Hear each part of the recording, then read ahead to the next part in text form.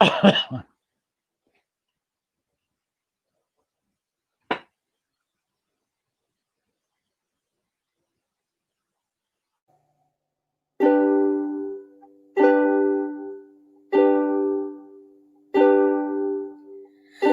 all have a story, we all have a tale.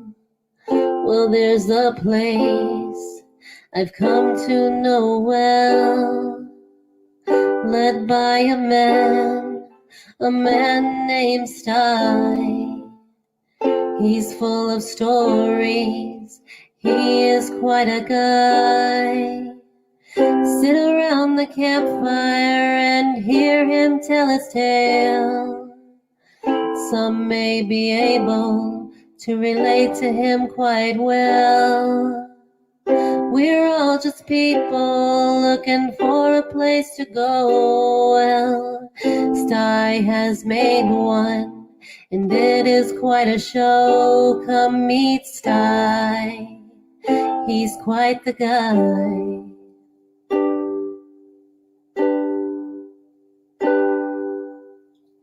If you're feeling lonely, come and make a friend. If you need a story, on Sty you can depend. His voice is soothing like a lullaby. Sometimes he brings a tear to my eye. Sit around the campfire and hear him tell his tale. Some may be able to relate to him quite well. We're all just people looking for a place to go. Well, Sty has made one, and it is quite a show. Come meet Sty, he's quite a guy.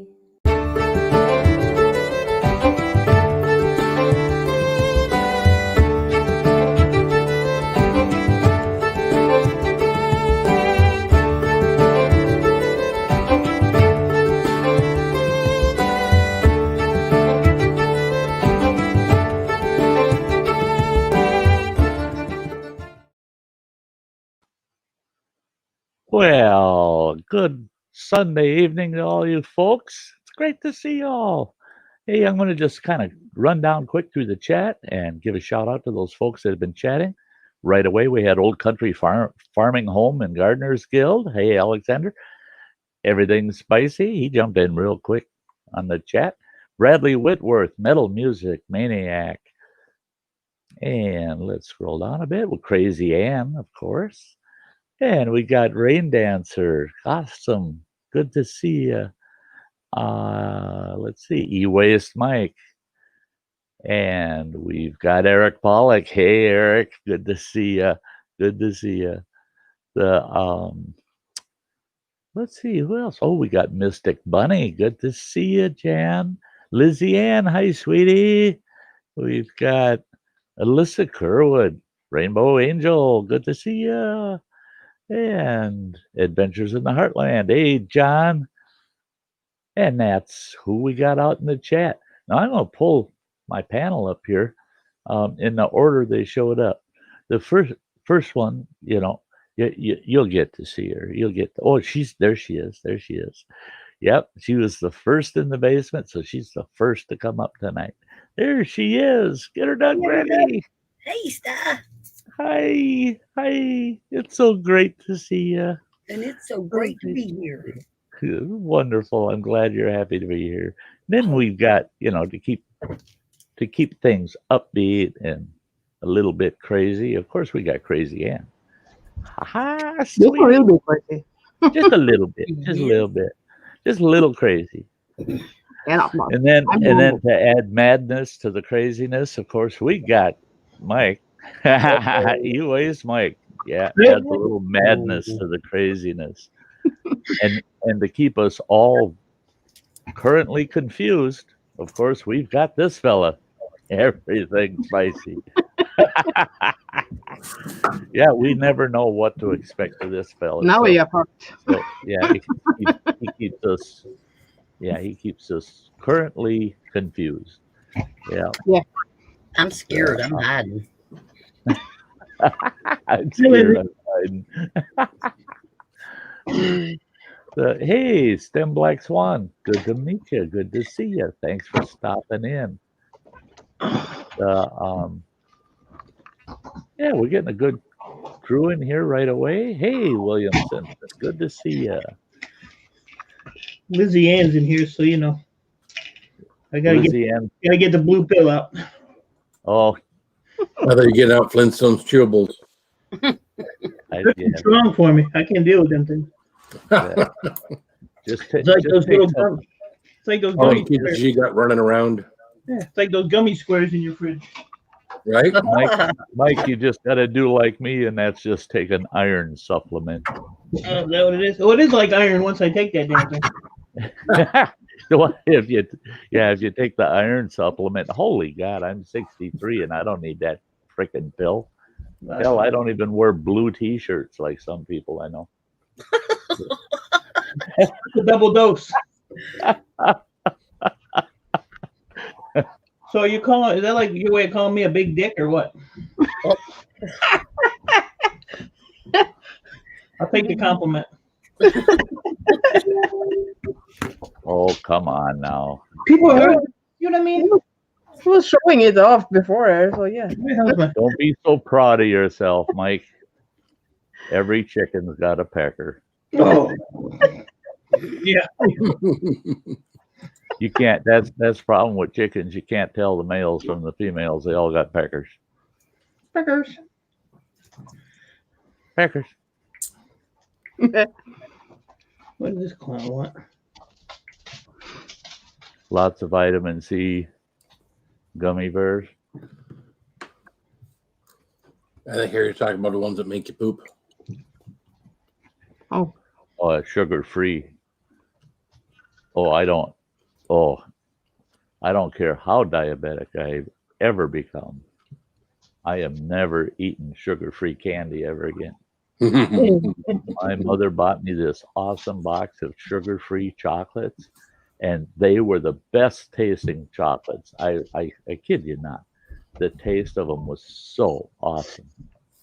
Oh yeah. If you want to spend hours and hours on the crapper, yeah, don't eat that sugar-free chocolate. I guarantee it. Hey, Hike with Mike. Good to see ya.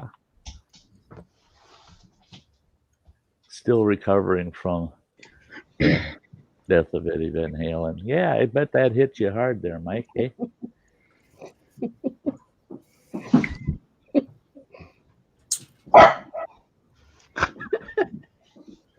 Yeah, Ann's feet are barking again.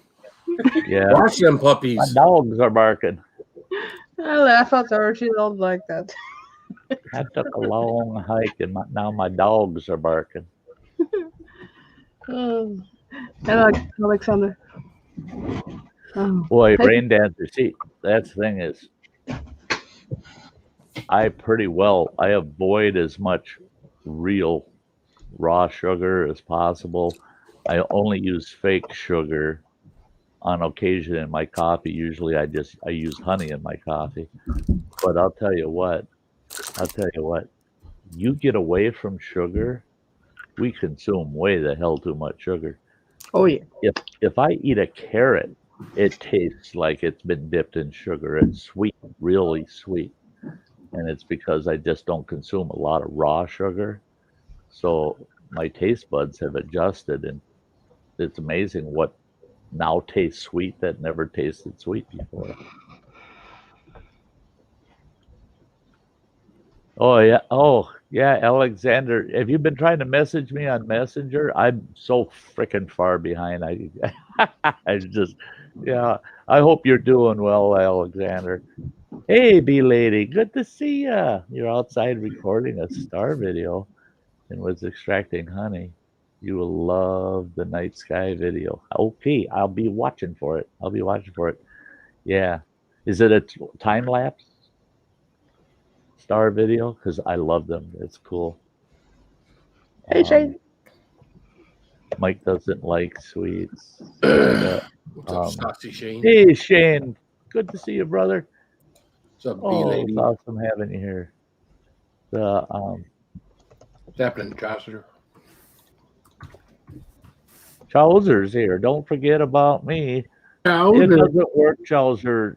Phil and I have been working on that, trying to forget about you, but neither one of us had any success yet. So don't worry about it. Doesn't seem like we can. Need to get it drunk again. Hey, ZX2 for me.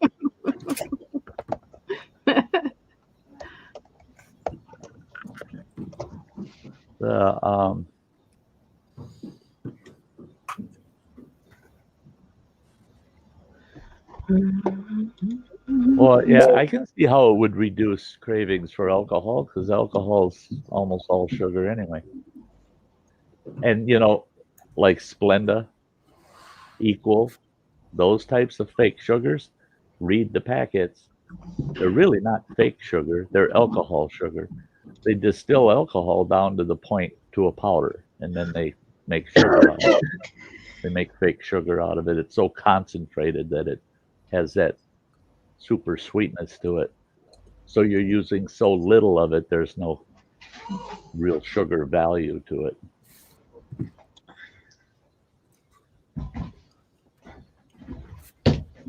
I don't think Earl chews bubble gum. I don't know if Earl could chew bubble gum and walk at the same time. He would trip up Mike. Yeah. You should have never told me about that, Mike. I know. Yeah. I know. Now, Earl didn't use my name at all, right? He didn't mention me at all after the fact. No. Good. I like your cat. I used to. Yeah, he doesn't squeal on people. I like him. Yeah. Hey, Humphrey. Great to see ya. Hey, Cindy.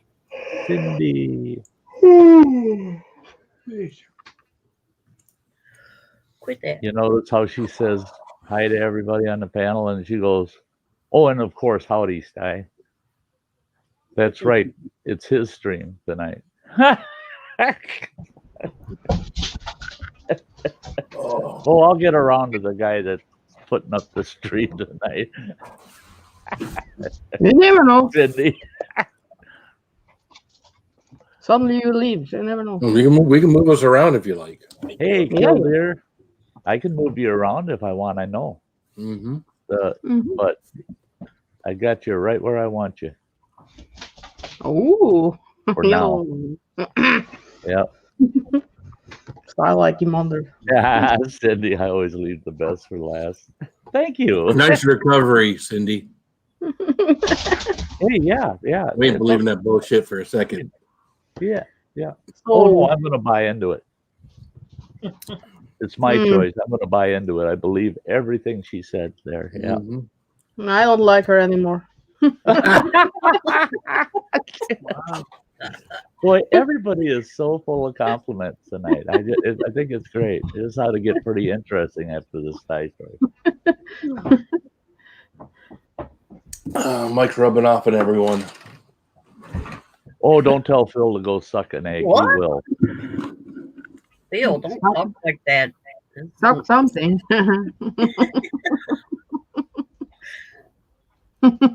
Right, Mike? Hey. Mike. Hey. Well, you took your blue pill, so yeah, I guess we're ready for Phil. Yeah.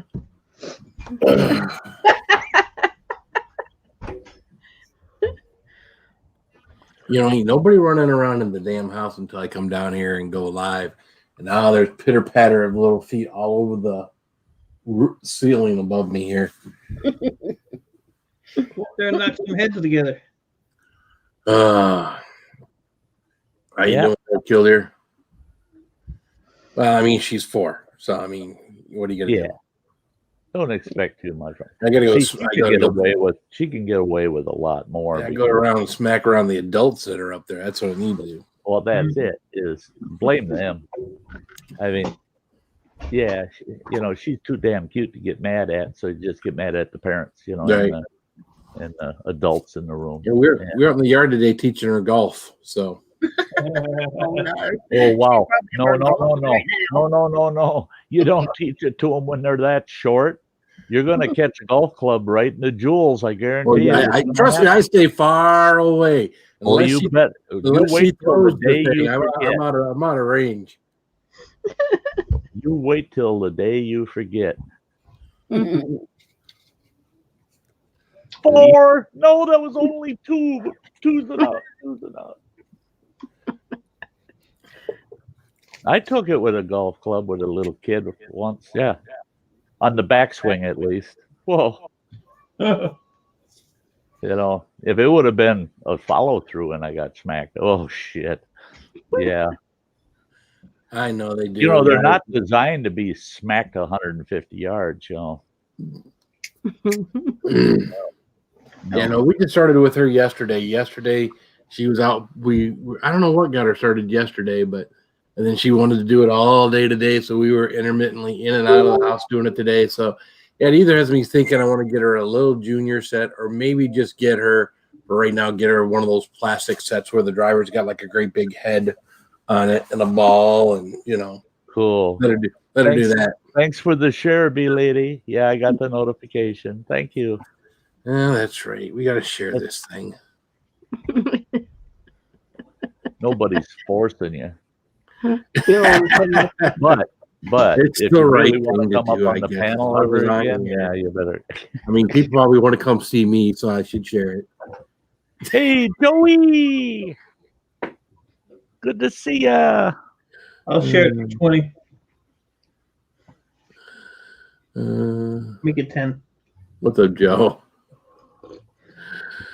Oh, thanks everybody for reminding folks to hit that thumbs up and share it out. I gotta hit the thumbs up too. It's a lot of work. I gotta hit the thumbs up too. Damn, that's bullshit. Some bitch. I want you to help me build something, and I'll be the guy swinging the hammer. I'll show you what happens to your thumb. You shouldn't have been holding that nail so close to your thumb. Yeah. And then your thumb will look like this for the rest of your life. Can I ask a question? Was it just his me, hand or will look like this the rest of his life? Was it me, or was there a lot of pots and pans clatter going on during the interview today? Yeah, busy. Mom was busy in the kitchen. Yeah, I couldn't believe that. I was watching it. Clank, clank, clank, clank, clank, clank, Yeah. clank.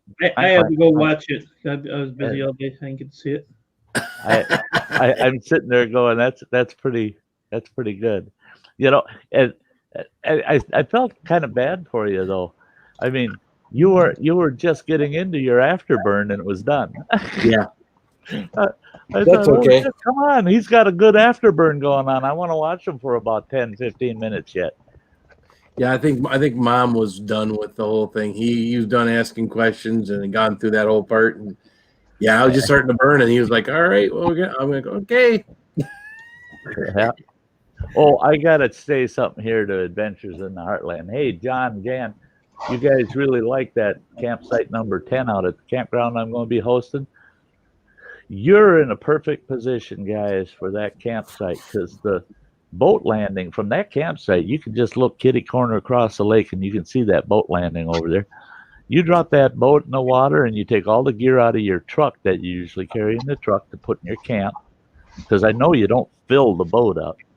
You just load all that stuff in the boat. John, you head right across to the campsite. Jan drives around, parks in front of the walk-in to that campsite, and you just load your gear right into the campsite from your boat. And when you leave, you just do it in reverse. And what's up, Bradley? It's slick as can be, John. And you got the most private campsite that a person could expect in one of our campgrounds up here. That's a beautiful campsite. Heck, you won't even need your pop-up privy out there.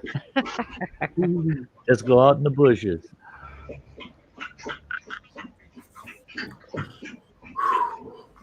the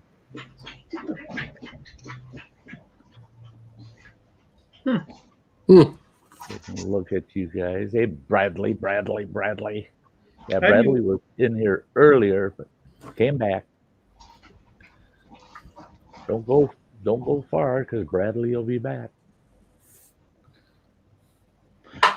Oh, number 4 is a super private campsite. I used to stay in that campsite at that campground. The ex-wife and I.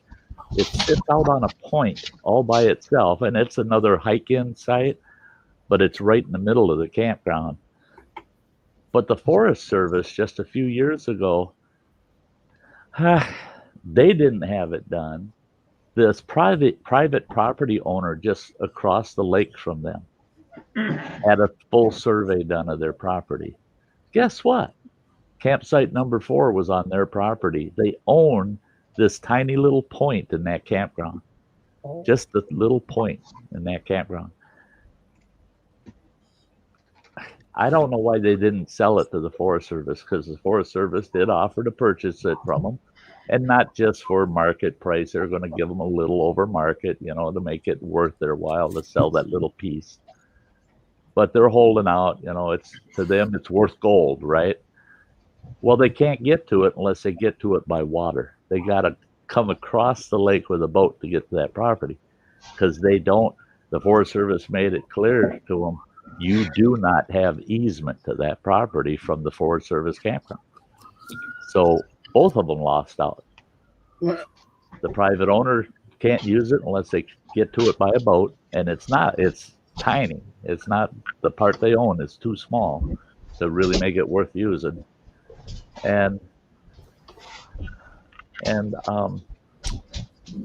feel bad, because the Forest Service, that was a beautiful campsite, and it was usually booked. I had a hard time getting it reserved, that campsite. But now nobody gets to use it.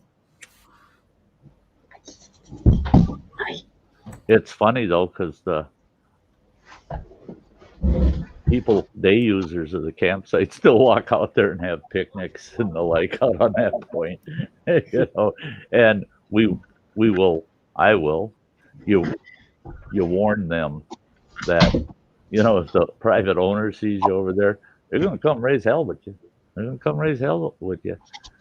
It's none of our business. We don't get involved, but they might raise hell with you. All right, let's see here. No, there never has been an easement, lady, and so the Forest Service is just retaining its right to not give an easement. There's no law that forces you to give anybody easement to a landlocked piece of property. At least not in the state of Wisconsin. There's nothing they can do about it. Here you go, Phil. Yeah, see, that's it too, is because it's a federal agency, they could have TIF'd that property. They could have made it, if they would have donated it to the Forest Service, or even just allow the Forest Service a 25-year use of it, and then it would fall off the tax rolls. They wouldn't have to pay taxes on it. They could retain ownership, but they allow the Forest Service to use it as a campsite. And 25 years later, whoever the land's passed on to, they still hold the rights to the land. Yeah, but they don't want to work with people. So get a 16-seat golf cart, you can get 25-cent tours.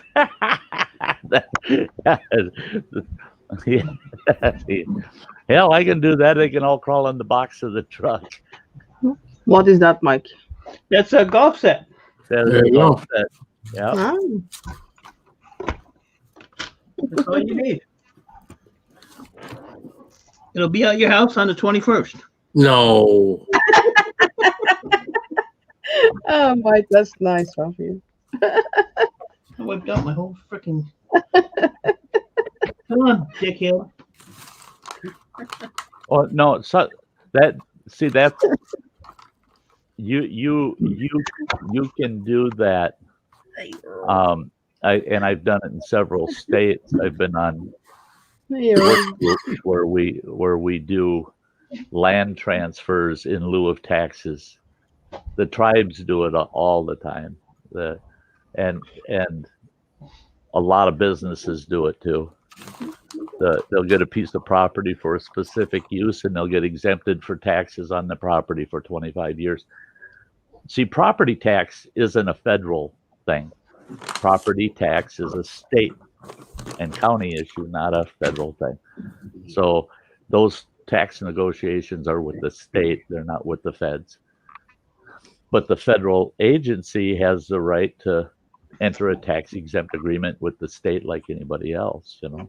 So, but you got to have the property owner willing to be party to it. Otherwise, it ain't going nowhere.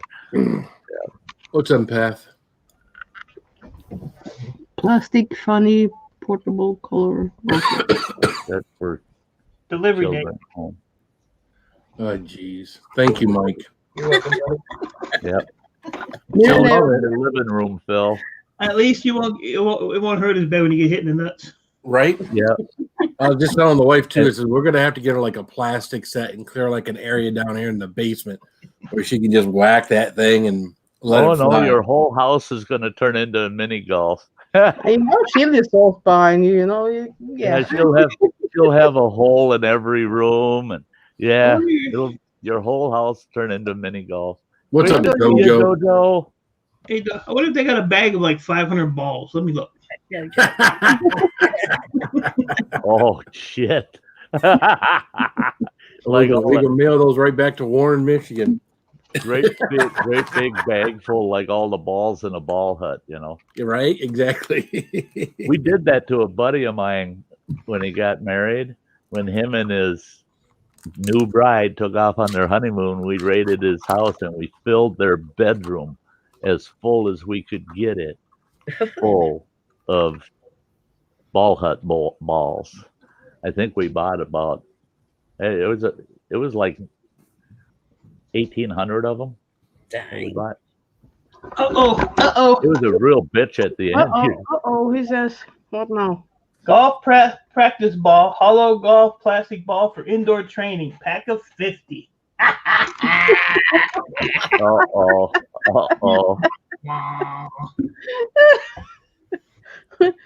You'll have to go and pick balls all the way. When I fall and break a hip, Hey, Mike, I'm Plano sending you the Chuck. medical bill. Good to see you, buddy.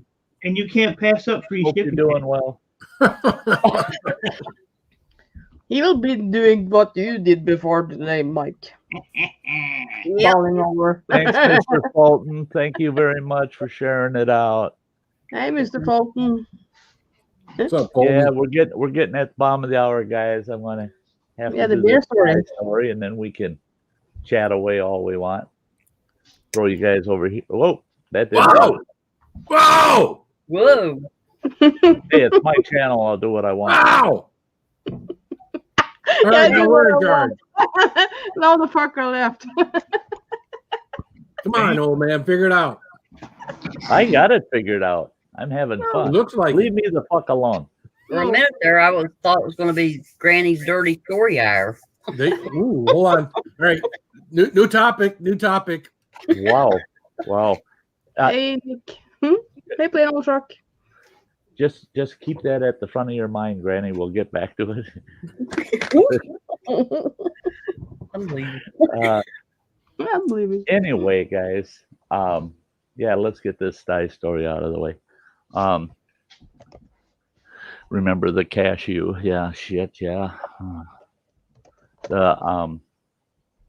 Tonight's Sty story: 5 men and a bear.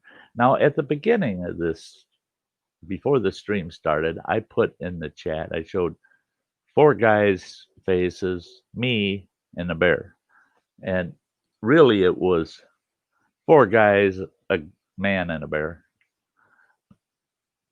and you'll see why. Okay, this is back when I was living in northwestern Montana. Now, just a little bit of backstory, just a little bit.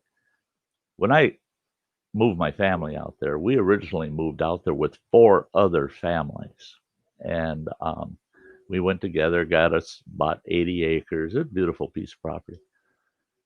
And we all hauled campers out there, and we literally circled them in this big meadow on that property and circled the wagons and decided we're going to build homes on this property and we're going to homestead the place. It didn't take long, and I said, nah, this ain't going to work. Especially when every woman in camp started having that time of the month at the same time. I said, yeah, I don't think I want to live here. No, and I don't want to visit on certain periods of the month. So, anyway, we had a fair amount of adult men in that camp. And these 4 fellas that were part of that group, they all thought they were Rambo, right? You know, yeah, you should be able to drop them off in the middle of the woods and they're going to come out as a mountain man, you know. Oh, yeah, they all knew everything. They were all tough as nails. And I didn't prejudge them. I just thought, well, they'll prove themselves one way or the other.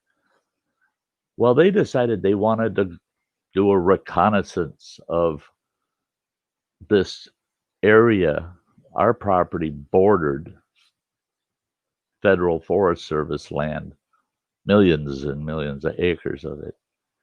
And they wanted to follow the creek as many miles as we could in a day just to see what's up the creek. And they asked me, you want to come along? I said, yeah, sure. Yeah. And they told me, they said, you can take point. I said, well, cool. You guys try to keep up. Now, mind you, I was in my mid-20s at the time. And in our group, it was me in my mid-20s. This other fella, he's a buddy of mine. We grew up together, actually. He's the same age as me. And then we had a 50-year-old. We had a 35-year-old. And we had a 72-year-old in this group. So I take point, and we're hiking. And I told him, I said, this is kind of odd because I said, this is a well-improved trail. I said, you don't find trails like this naturally in the woods, and it's not a game trail, for crying out loud. So people hike this and they go, no, I don't think so. You know, they didn't think so. Oh, no, that's just the way it is in Montana. Nice open paths to walk. And I said, I don't think so. Well, we hiked several miles. I bet you 5-6 miles down this trail. I should say up this trail because it's all going up into the high country where the beginning of this creek supposedly is, and we're going to go find it. Well, after hiking 5-6 miles, these guys, boy, the Rambo's coming out, and these guys, they're all ready to go, and we're outdoorsmen now, right? And I'm like, oh, Jesus. And all of a sudden, each one of them are wanting to take point, and they're switching off. And it got so, okay, fine. I'll take up the tail. I got no problem with that. So I'm walking probably as far as 50 yards, 150 feet behind these guys, just kind of looking up ahead, keeping an eye on them, following. We get up to the headwaters of this creek. And I had to sit there for about an hour and a half listening to these guys bragging about how great a hikers and outdoorsmen they were and blah, blah, blah. And they all start showing off their guns, right? Because everybody was well armed. I mean, we had a couple of AR-15s and this one guy, he had a 45-70 lever action that he had never fired. Big gun. And they all had sidearms.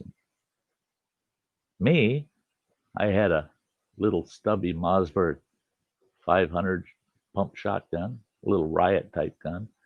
that I carried on a strap over my shoulder. I had a sidearm pistol on me, a 44 mag. And they're all bragging about their guns and how nice it is to be able to hike in that backcountry. We've got bad animals up here. We got grizzly bears. Oh, that was the big thing. We got grizzly bears up here. And we got mountain lions, things up here that'll kill you and eat you. But we're good. And they're looking at me and they're going, you don't need to worry about nothing, Sty, because we got all these firearms. We're not, with this much firepower, we don't have to worry about nothing. So, well, okay, good. I feel so protected. So we head home and we're hiking down this mountain. Now the trail, like I said, it was obvious. People have been hiking that trail for years. And we're hiking down this trail and there's a stretch where it's like you're walking through a little canyon. And it's steep, rocky cliffs on both sides. And it's probably only about 50 feet wide going through that pass. And right at the end of it, it's probably about the length of a football field long, where you got cliffs going up on both sides of your boxed in. You gotta get out one end or the other. Well, we get to the end. We're coming out of it. And all of a sudden I hear, oh shit. So I look up and I'm looking over these guys trying to figure out what the oh shit's about. There's a black bear standing in the path. Now, mind you, it's a black bear. It's not a grizzly bear. It's just a black bear. And he's a good sized one. He's a pretty good sized black bear. But he's just standing in the path and he's facing us. Now, I'm way at the back. And all of a sudden I hear these guys panicking. And one of them starts yelling, shoot it, shoot it. I listen to these four guys argue over who's going to shoot the bear while I walk up and walk through the group of them. And I said, can one of you tell me why you're going to shoot that bear? And I turned and I looked at the bear, and the bear's still standing there and he's looking at us like, what a goofy bunch that is. And they said, look at how close he is. Okay, now you folks, everybody knows how long a city block is. That bear was about a city block away from us. And I told him, I said, he's no threat. Look at him. He's just looking at us. He's just standing there looking. I said, he'll get off the trail. If we walk towards him, he's going to get the hell out of here. Those guys, I walked that 50 yards briskly, really fast, left my shotgun over my shoulder. Handguns available if I need it, but I didn't think I would. And I just kind of speed walked right towards that bear. And I could hear those guys behind me. Somebody shoot the bear, it's going to kill Sty. I walked right up on that bear, and I bet you he wasn't any more than 30 feet from me. And I yelled at him, get the hell off of my path. Boom, that bear turned and ran down the trail away from me. And they're going, that's no good. He's still on the trail. I said, he ain't staying on the trail. And sure as shit, he turned and off the trail, and he took off, crossed the creek, and he was heading up a hill on the other side. All I heard the rest of the way back to home was, Sty, you're the man. You're the man. You got a pair on you to run up to a bear like that, yell at him, and scare him off. You're the man. I told him, you're all a bunch of outdoor pussies. You got to carry all these big old guns with you because some little black bear might be on the trail and he's going to bite you. I said, I'm not going hiking with you guys anymore. I said, I don't hike with sissies. I said, learn something and then maybe we can go hiking together. I said, you morons, if I wasn't there, you would have shot that poor bear.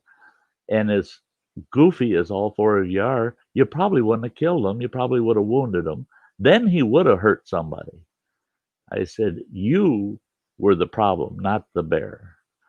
So those guys used to love telling the story, but they always said, yep, 5 well-armed men and a bear.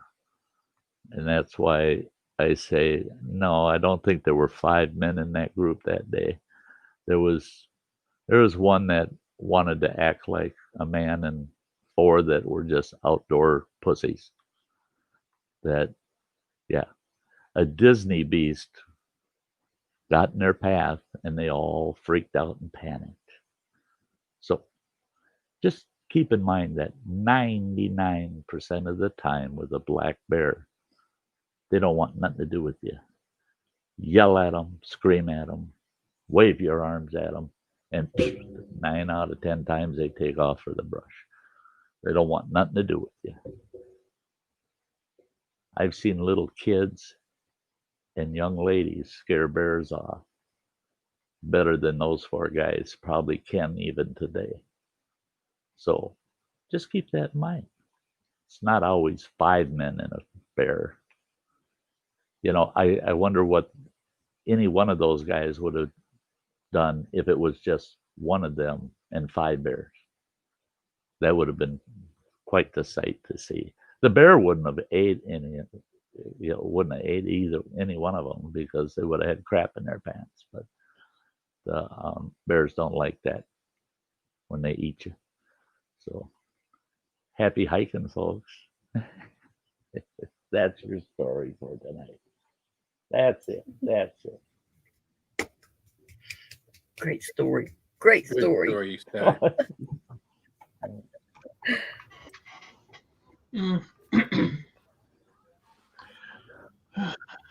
Unless it's a sow and a cub is close. Yes, well, you're used if to it's a a bear. sow bear and there's a cub close and it's a full city block away from you, that you're sow fine. bear, she ain't gonna attack you. She ain't gonna attack. You know, people, you can hear all these romantic bear attack stories, but statistically, a sow bear that's a full city block away from you and she's got cubs, she's gonna chase her cubs off into the woods away from you. That's just the fact. That's just the way it is. I've been there, been around sows with cubs. Don't ever get between a sow and her cubs. That's Right. I don't care how much of a man you think you are, she's going to teach you a lesson or two. Yeah. Oh, oh. Yeah, killed her. You're right. Yeah, that's it. I used to tell my clients at camp when we go hiking, they'd ask, "What if a bear comes upon us and attacks us?" I said, "You better turn and run.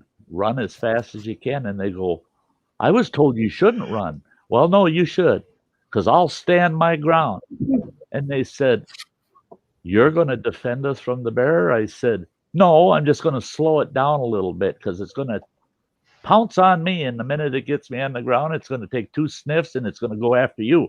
This will give you a little extra distance to get ahead of him." And they said, "Why would he do that? Why would he just give up on you?" "Because I'm going to be covered in piss and shit. He ain't going to want nothing to do with me. He's going to be after you for sure. That one smells a lot better. Let's get that fresh one." Yeah.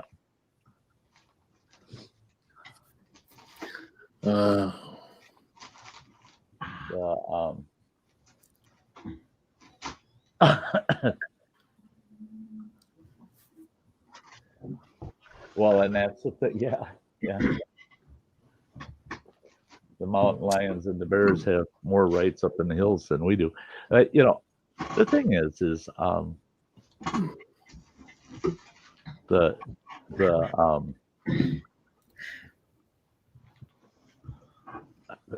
society thinks it's terrible if you have to defend yourself against a wild animal. But yet, if you're not willing to really learn the animal and what it will do or won't do,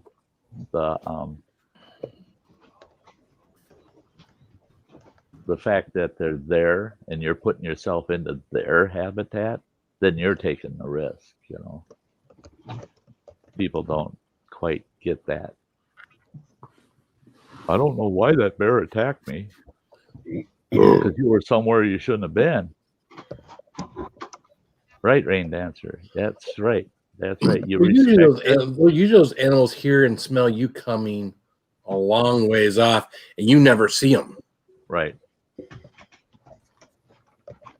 And that's the majority of attacks are caused by a startled bear. They've been startled. You came up on them. They didn't know you were there. You were downwind from them. They couldn't get your scent. You were quiet. You're just walking down a trail and it's quiet. You're not making any kind of noise, and you walk up on one. If you carry a bear bell on your hiking stick, that is enough to let a bear know you're there. And then people would be amazed at how many bears are sitting off in the woods watching you walk by. It's like, I ain't doing nothing till he's gone, you know. And just one thing you got to be careful of, though. If you're out in the woods and you're got your stick with your bear bell and you happen to run across bear poop and it's got bells in it, run. Yeah. Right. You know, well, and that's the old adage between the difference out in Montana. We used to always use it. The difference between black bears and grizzly bears, you can tell by their scat, by their crap.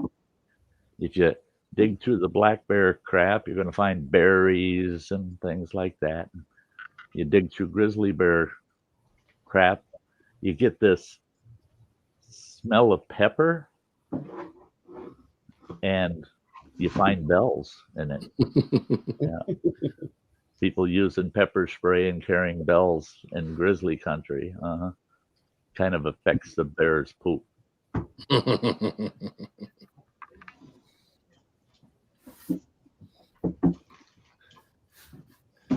That cat's gonna come get you, Mike. My cat already got me once today. You deserved it then. Took me out. Oh yeah, I mean Earl only had to go one round with Mike today, just one round, and he was down for the count. Mike lost. I did. So was it the fangs or the rear claws? I locked out the door and he went in between my feet, and I had one of those Creole cabinets with all the glass in the front. Oh, geez. So I was already on the way down. Well, then I picked up my foot and I stepped like right on his midsection. Oh. So I figured I didn't really want to put 240 pounds of pressure against his guts because he probably just come out both sides of him. I took one for the team and head first to the floor I went. And this is what he said. DJ. Oh, fucking son of a bitch! Cat. That was me today. Cat. That's what I said coming down. Son of a bitch. His tail got as big around as his coffee cup. Oh, yeah. Well, I scared a little crap out of him. So then he come over there looking at me, creeping up real slow, and then the other cat came over there like, you ain't supposed to be over here. You're in the way. He stayed away from me most of the day, but he jacked me up. And of course, that was this morning before I had to go pick up a load of shit, and so I'm all crippled up trying to load up my trailer and everything. But that's all right. I got it. Your ass is mine. You know, you care. Yeah, Earl. Yeah. Okay, whatever you think. He's always under my feet. Yeah, telling Earl his ass is yours, and he's thinking, yeah, you would think he'd take care of his property a little better. Yeah, I'm thinking the cat's not scared. My property was under my feet. Yeah, I've seen that look on Earl's face. I don't think he's scared. No concern whatsoever. Do it again, dickhead. I don't care. Here. You can be on the panel. I don't want to be on the panel no more. You and your freaking box. You're supposed to stay up there. Dick.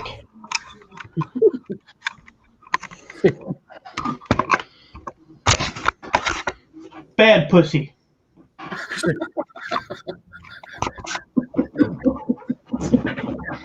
Was it smell funny? You I probably can't did. believe you said that, Mike. I didn't think you thought any of them were bad. That one's bad. That one's crazy. That one's dusty. No, Oh, it ain't. damn. Why she gotta be Oh dusty? my God! Go ahead, Granny. Slap the No. hell out of them. It ain't dusty. she wiped the dust away. Send Sty a picture of it and show him it ain't dusty. He'll appreciate it. Go ahead. I'll pay for the postage. Show people pictures. I'll The pay hell's for the wrong with postage. you, Mike? I'll pay for the postage. Go ahead, send it to him. Yeah, what kind of pie is that? Square. John, I don't understand your question. Do you get the overlays on the free version? Yeah. Yeah. Yeah, you can use overlays on the free version of StreamYard. That was the thing, is the free version allowed me to have overlays, and you get most of the bells and whistles, except you got their logos showing on your stream. You can't get rid of that. And that's in the logos. That's not in the overlays. That's a logo you can't. You don't get personalized logos, but I'm certain you can use. You used to be able to use the overlays. Have a good dinner, Dorito. Yes, have a good dinner. See you, Dorito. Get her done, Granny. Use it or lose it. That's what I was thinking too, for Mike and his little blue pill. Yeah. Good night, Killdeer. Yes. Oh yeah, have a good night, Killdeer. Early night for him. Yeah, you must got grounded. Yep. Yeah, John. Just go into your Streamlabs studio there, and off on the right, hit branding. Yeah, it just says brand. Hit brand, and then you should see where it says overlays, and I believe you can use them. Yeah, they'll say overlay. What's up, trickling water? Trickling water. Oh, running water. My bad. Drippy dick. Drippy dick water. Drippy dick. Oh, still we got a meeting. It's good that running water at least said something. I'm doing good tonight, Mr. Fulton. Doing real good. Yeah, if running water says something, then I know he's still alive out there somewhere. Unless somebody took his laptop or whatever he uses. Right. Yeah, somebody. I mean, if you're going to off the body, you'll probably keep all the electronics, the truck, The staff in the morgue are going, oh, check this shit out. In the middle of a thunderstorm. In the middle of a major thunderstorm. Wow. Is he down south by where the hurricanes are coming in? I know he ain't in this neck of the woods. Hey, Joseph, good to see ya.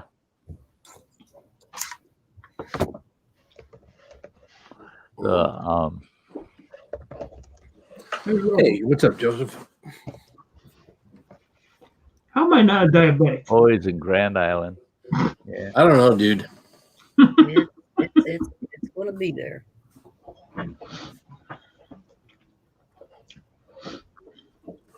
Oh, it got bigger. Oh, calm down. Get real big. Ooh.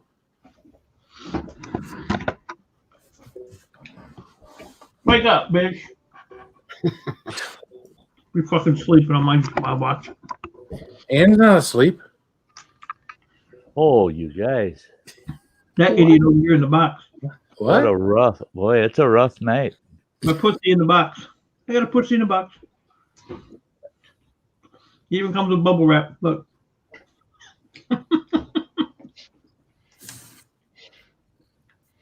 What are you gonna do? What are you doing, Sty? I'm wait. I would, this time of year is not too bad, but I'm waiting for next month. We get those storms that come on out of the north across Lake Superior, and this side of the lake gets beat to death. Mhm.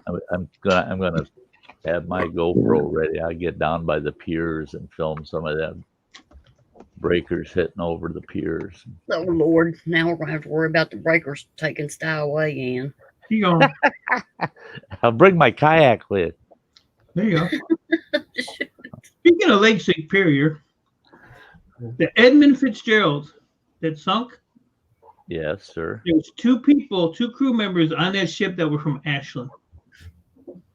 Yes, I know. I didn't know that until I saw they had a list of the names and where they were from and what they did.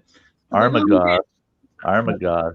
His sister was a dear friend of mine and my ex-wife's. Really? And I don't know how many times I went to Armagast's family gatherings and he was there because it was during off season after the harbor would freeze up in Duluth, then they shut them down for the season. Usually it's only about 3 months, 2 to 3 months. And knew him fairly well. And when the Fitzgerald went down, his sister called my ex-wife and I and let us know that she lost her brother and he was on the Fitz. And he had sailed on the Fitz a few times. Wow. He was a third mate. Yeah. Happened to see the names and I was looking. I was like, I'll be damned. Yeah, 29 men went down with the Fitz. And like that in the song they do the Maritime Cathedral.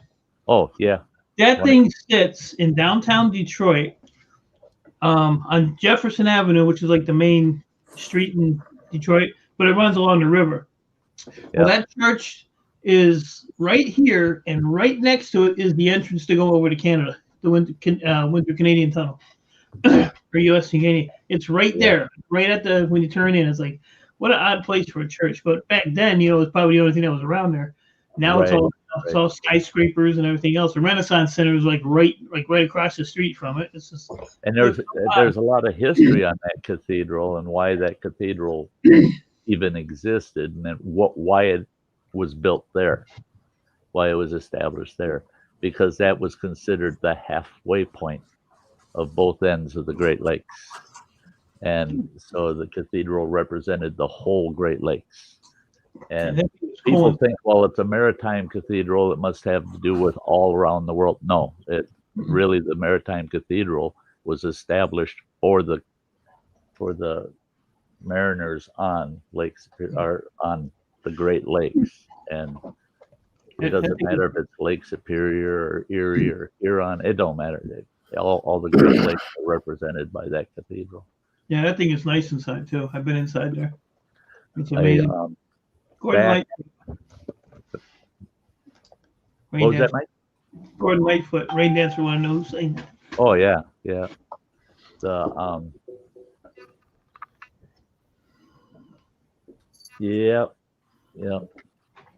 I was, before, when I contracted diabetes, I quit getting any ink, any tattoo work done. And my tattoo artist still has it. And it's a picture of the Edmund Fitzgerald in the storm. Oh, wow. Going through about a 30 to 40 foot breaker, busted through it. Wow. And I was going to have that tattooed all the way down my left thigh.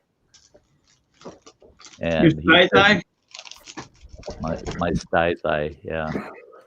I was going to put that on my Sty thigh.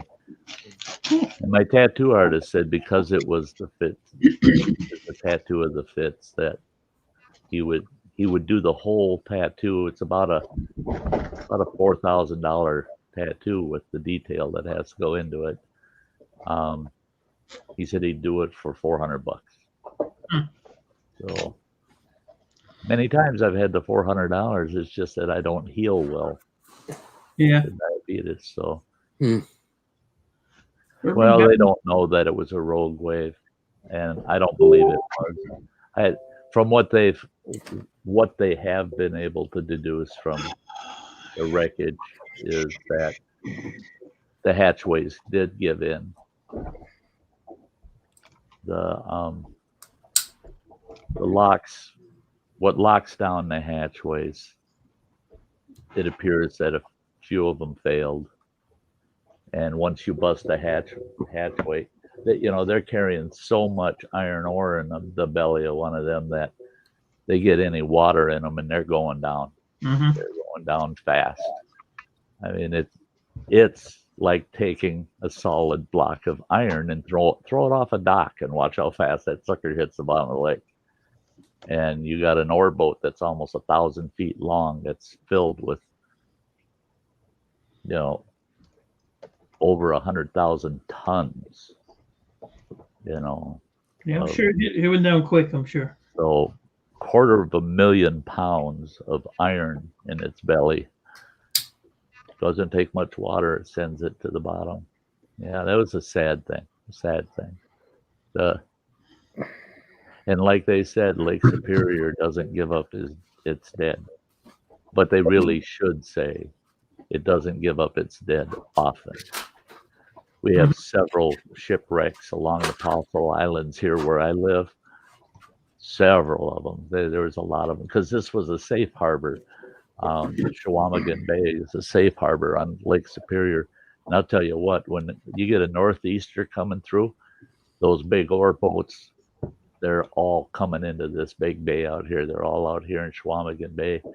And the bottoms of those boats are hitting the bottom of the bay because the bay is not that damn deep. But the wakes are so big that the bottoms of those big boats are hitting the bottom. But it doesn't hurt them because it's all silt. There's about 15 feet of soft silt at the bottom of this bay. So it's safe for those big ships to come in. And I hate calling them ships because, as all the mariners know, they don't sail ships on the Great Lakes. They pilot boats. Yeah. Hi, Nicole. Hi, Nicole. Hey, Nicole. Hey, Nicole. We're all doing pretty good tonight, Nicole. Hope you're doing well. Olihi.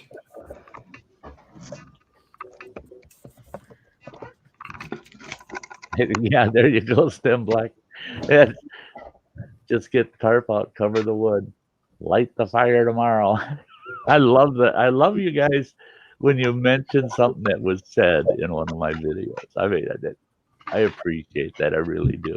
Son of a bitch. Oh. Son of a bitch. See, he repeats things that were said in videos too. Son of a bitch. I just ran over my charger.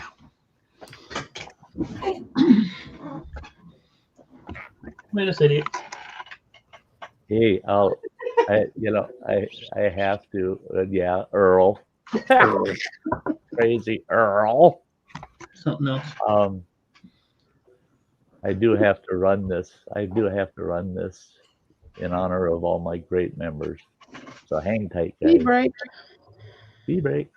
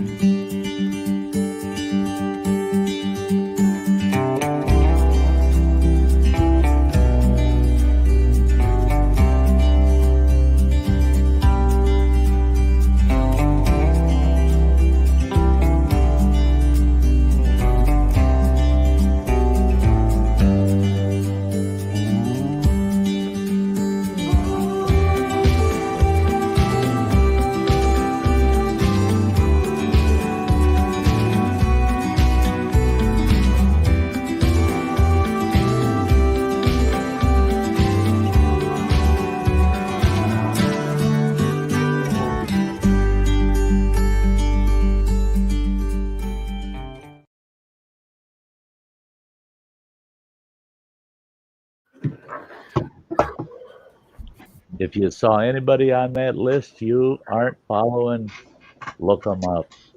Look them up. Check them out. Give them a follow.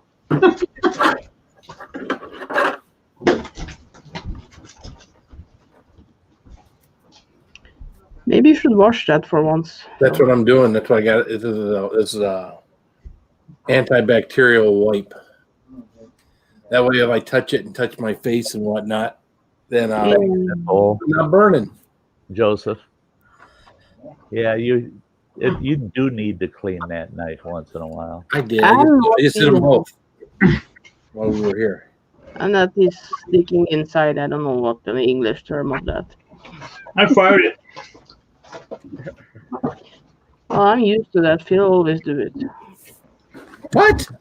I do not. Liar. Fart and burp. Nope. They're pepper burps. I mean, come on, give me a break. Pepper. One thing I don't do is lie about that.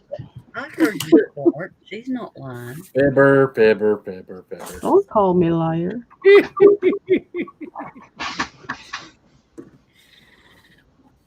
Get a man. Now the fight is on. There, that's how I was hoping. So, sucker and punch him while you can. I need to train again, so if I go down to Michigan, I will kick his ass. Fucking moron. I'll be hiding. You can try. Well, I will find you.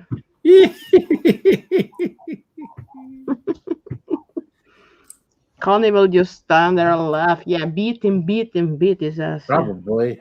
She will share me up. And Cindy says that's not fully washing, maybe a little soap and water.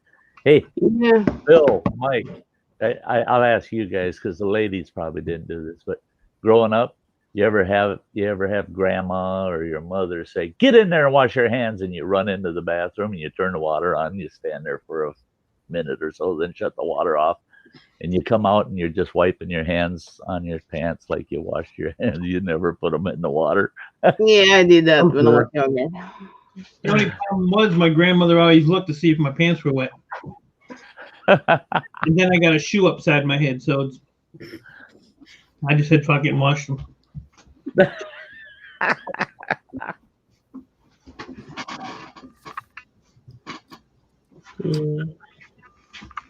don't know what the fuck he's doing. I still do that now, though. So hey, I believe it. Yeah, I believe that. See, B-lady, your neck of the woods up there, upstate New York, especially the Buffalo region, that area. But all of our bad weather comes from the west, and it kind of stalls over the Great Lakes, and it picks up a bunch of moisture out of the Great Lakes, and it works its way over to upstate New York, and because of the Atlantic Ocean, it stops there, and it dumps all of that moisture. The winter snows. I always, man, we go through a big snowstorm here. We get 2-3 feet of snow. I go, oh shit! If I was in New York, hell, yeah, time to go buy a bigger snowblower. Yeah, Buffalo gets railed. Yeah. Oh yeah. I had a buddy years ago. Yeah, he's born and raised in Buffalo, and he moved to New Mexico. He says he said he'll never own a shovel again unless it's made to shovel dirt. He says snow shovel, he'll never own one ever again. yeah, we bought a snowblower about 4 or 5 years ago. I haven't used it hardly at all since we bought one. We needed it when I bought it, and as soon as I bought that son of a bitch, it seems like we don't hardly ever need it. Oh, once you got a snowblower? Yeah. See, I was hoping that's the way it would work when I finally bought a snowblower. Oh, hell no. Snowed like a son of a bitch. But I had to live on a city block that was full of old people. You fit right in there. No, this is back when I was young. Oh. The minute they saw me out there snow blowing, my sidewalks from the house, front and back, were nice. The sidewalk, because I lived on a corner of the street, my sidewalks are all clear and nice. And every one of them old farts managed to get through that deep ass snow with their walker to knock on my door and go, "Would you snow blow my sidewalk?" Jesus Christ, it got so that if it snowed and you needed a snow blower, I had an 8-hour day of blowing snow. Every single snowstorm. And you know, only one old gal on that block, she was nice. She always had a big plate full of cookies or sweet breads that she had made or something for me. All them other old farts would just look at you and they go, "I can still see some icy snow on my sidewalk."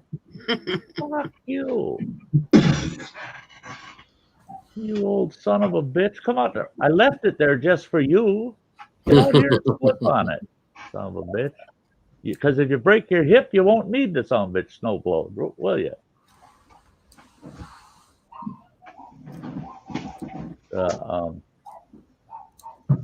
Yeah, be a lady. Yeah. Yeah, problem is with our driveway, it was kind of long. When we get snow, it blow right across it the way the wind blows up here, right across it. It would drift right. Yeah. So, and of course the township comes through and they plow the end of the driveway in. So that shit's heavy and packed and a mess. So you gotta, you go down there with a shovel, you damn near break the handle on the shovel trying to lift some of that shit. So yeah. What they do here, the trick is when you hear the snowplow coming here, you go outside and get a shovel in your hand, like you're out there shoveling, and when he gets to your driveway, he'll straighten out the blade. Yeah. They do every year. Yeah, they won't push it over on your because they see, because you're out there, so they figure this poor bastard's already shoveled the snow 100 times. Well, if you're out there, they'll straighten the blade out and push it past, and then they'll angle back in. But they do 40 miles an hour down the city block. So the snow hits your front porch anyway, so it don't really freaking matter. Well, that's out here. Everybody's got some people got pallets out by their mailbox from the one direction, right in front of on the side of their mailbox. So if the snowplow comes by at 40 miles an hour and the snow is just going off the side, it doesn't hit your mailbox and take your mailbox out. Yeah. See, we lived in this town right on the edge of this town, and that frickin' town, they come through with the plow, and they took out 2 mailboxes in about the same number of months, and I was so pissed off. And I'm chewing the guy out, you hit my frickin' mailbox, and he goes, "Hey, not my problem. If I can't see your mailbox, I'll probably run it over." Say, "Oh, I'll fix your ass." So I went, and this guy made it for me. This farmer, he built this big swing arm with my mailbox on it, because he had one out at his farm, because the road grader plows out there and it would hit his mailbox. Well, his mailbox just swings about 30 feet around and then comes back to where it's supposed to be. So he built me one and we put it in. I had to freaking laugh. That sucker from town, he comes through with the town's smaller road grader. And he's flying through, and the snow's, 25, 30 feet in the air, shooting into our front yard and into my driveway. And sure as shit, he hit that mailbox, and then some bit swung, and it swings uphill, but it swung all the way uphill and around and came around, and it swatted that road grader right in the ass, and it knocked that rear grill out and smashed the shit out of the radiator on that road grader. And the damn town was trying to sue me for it, telling me I got to pay for the repairs of the road grader because my mailbox knocked out their radiator.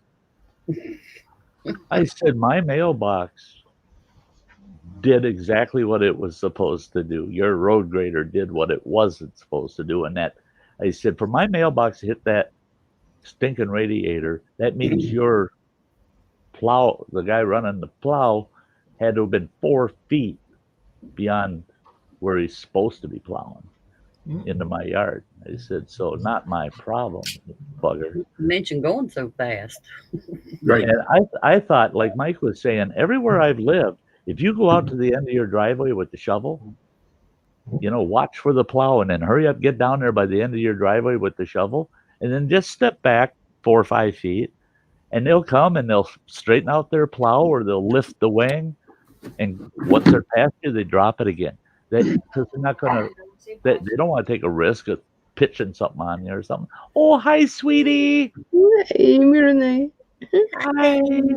Hey. Did you see my text message? She sure does make her grandpa look good. Yeah. You're not? All right, Conky, come on, we gotta get going. I'll get you going. Hey. Bye-bye. Bye. I'm going home. Going home. So dang cute. Come on. So cute.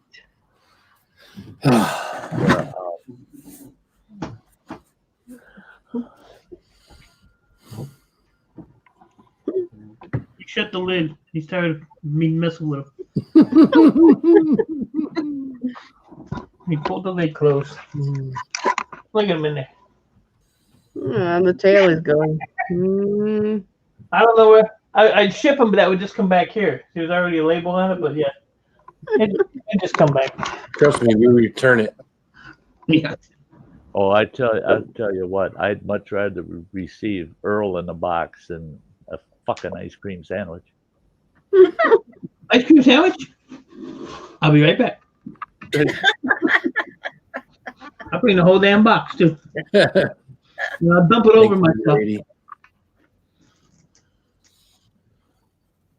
Crazy. Uh, I can't eat that shit fast enough to make room in my freezer. I might have to just throw it away. Get good some more stuff. yeah, B lady. Yeah. Bill's fortunate. She is a sweet kid. I mean, just adorable. I got a soft spot for all 15 of my grandkids. I got another great grandkid on its way, just a month or so away from that one. Hey, that's why I knew that death certificate on Facebook was all effed up. Said I had like 4 grandkids, and I, like, when you want to, boy, you're turning the clock back now. Yeah, but you see who's going to hell, right? Yeah. Uh-huh. Yeah. Everybody's going to heaven. I'm going straight to hell. And I did tell you I'd come and visit once in a Well, while. he told me didn't just let her stay there. Yeah, I saw his comment right away. Just leave her there. Just leave her. Just let her be there. Thanks, Mike.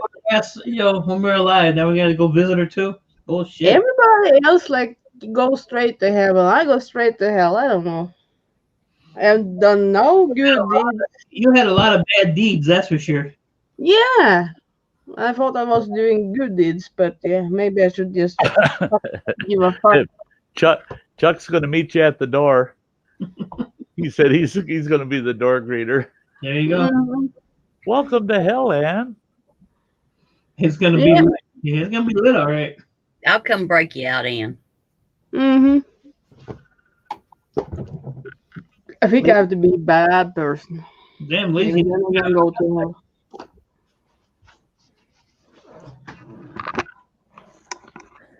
Lazy Nate, that's cool. He says, and the bus I'm driving there will have good treats and air conditioning. Yep. Straight to hell. Look at Earl. You see what he's doing? He's kneading. Well, I'll tell you what, and everybody will go, "Oh, Sty, that's terrible of you." But is that one of your kids? Nope. Oh, okay. Hi, Samantha. Sty, that's terrible. But I'm not saying nothing. No, I'm glad there was a pause there, and I can rethink some things I just shouldn't say. Yeah.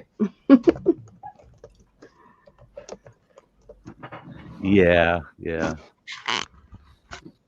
Earl's too sexy for his owner.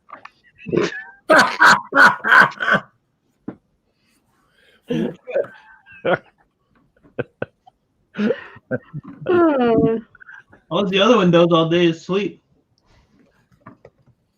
Hey, we don't ever see your other cat. No, you don't see her too often. I've only seen him a couple of times. Just yeah. She stays out there. She don't come in here. That cat had a stroke about four or 5 months ago. One day she was going through the kitchen. She was just dragging her back feet. Couldn't walk. But she went down the steps dragging them, came up the steps dragging them. Now she's, fine. But she ain't right. There's something wrong with her. So she might be going bye-bye here shortly. Who knows? Yeah.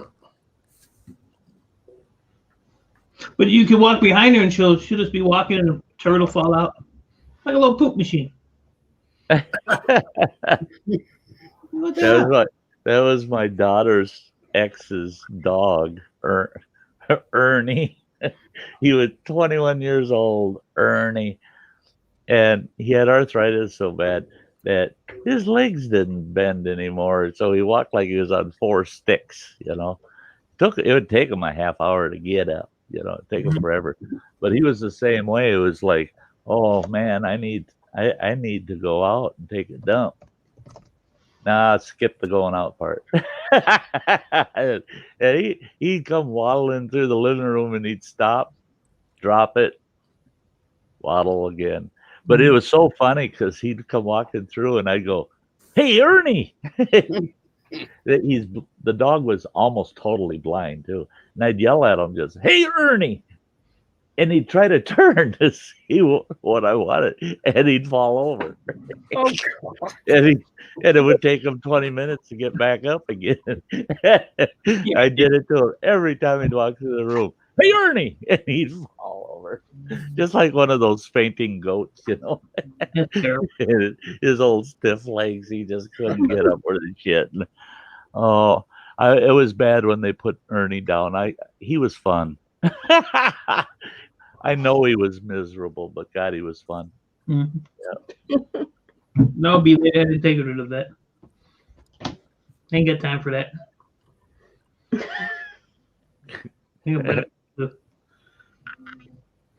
Shit, you go like this. You go to the vet and you open the door and it's $300 before you even step in the building. Oh no, shit!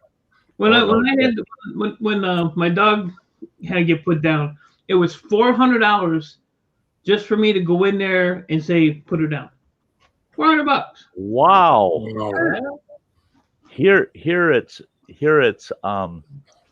for a cat it's $60. It's $80 for a dog.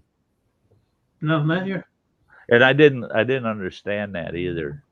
I mean that's discrimination of some kind because a friend of mine had a little Chihuahua that was half the size of a cat, and it cost him $80 because it was a dog. And he asked him, "Well, now if I would have brought a great big fat cat in here, it would have only been $60." They said, "Yeah." Well, now what the hell? That just don't seem right. No. I think it would be a lot fairer if they said, "Well, we go by the pound," Yeah. It's just that, kind of weird. Here, let us weigh your suffering pet so we know how much to charge you so we won't suffer. Yeah, it was $400 and it was $300 to have her cremated. Oh, and wow. The only reason I had her cremated is because she was a YouTube star, so I had it pretty much. She's in a box though. I paid my youngest boy. $1,000 for the same thing. Yeah. Wow. My For the son had urn? his cat. For Put the urn, down for cremation, and for put down. Yeah. My youngest son had his cat put down and cremated, and the total bill came to $186. Total bill, $186. And then he bought this. He had this gal that makes pet urns, and she hand makes them out of ceramics, and that's the cat. When I saw that urn, I'm going, "Holy God, that's your cat, Ulysses." And he goes, "Yeah." You go, "Oh shit." Yeah. That's you can tell that's the sleeper. He's the chubby one. Man, this thing is like 26 pounds. Uh-huh. Look at the belly on that. She got claws too. Look at that. It's like, what are you doing? Yeah. Yeah. Look at that. Look at that. It's like a chipmunk. Oh. You're muted. Turn up the storm though. Yeah, see? See your buddy in the He's box? looking in the other room like, that's my Yeah, I was sleeping in there. you're sitting on the back of the couch looking out the window. Oh. Oh, You can tell that kitty don't go in there much. no. Yeah. All right. You done? Here we go. Don't poop. Was that Oreo? Oh, Walk what's away it and called? drop one on the way out. Yeah. Luckily, by the time I step on them, I don't get to step on the real soft ones too often. Freaking cat. Look at Earl. Earl said fuck him.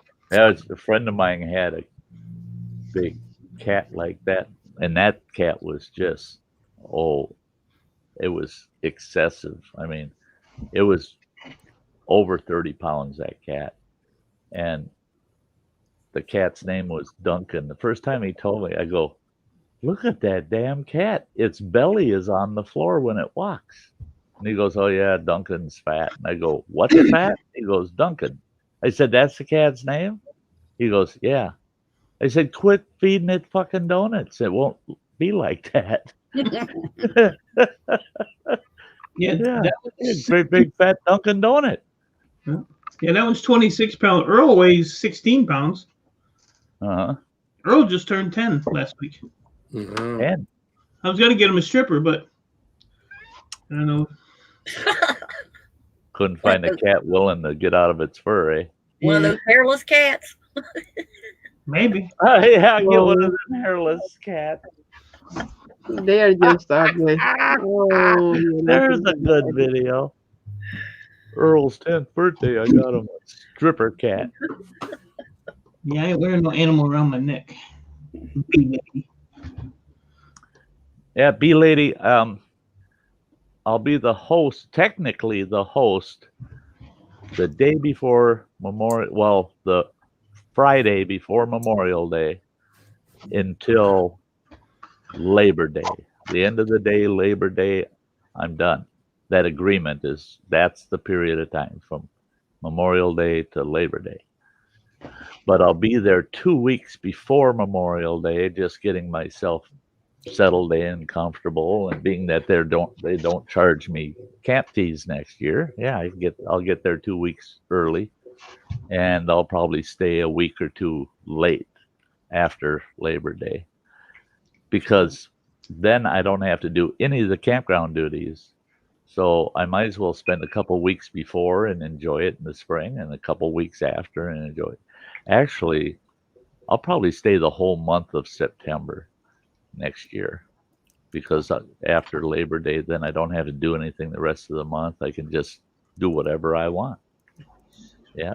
And being that I can still manage my YouTube channel without a problem being out there, you betcha.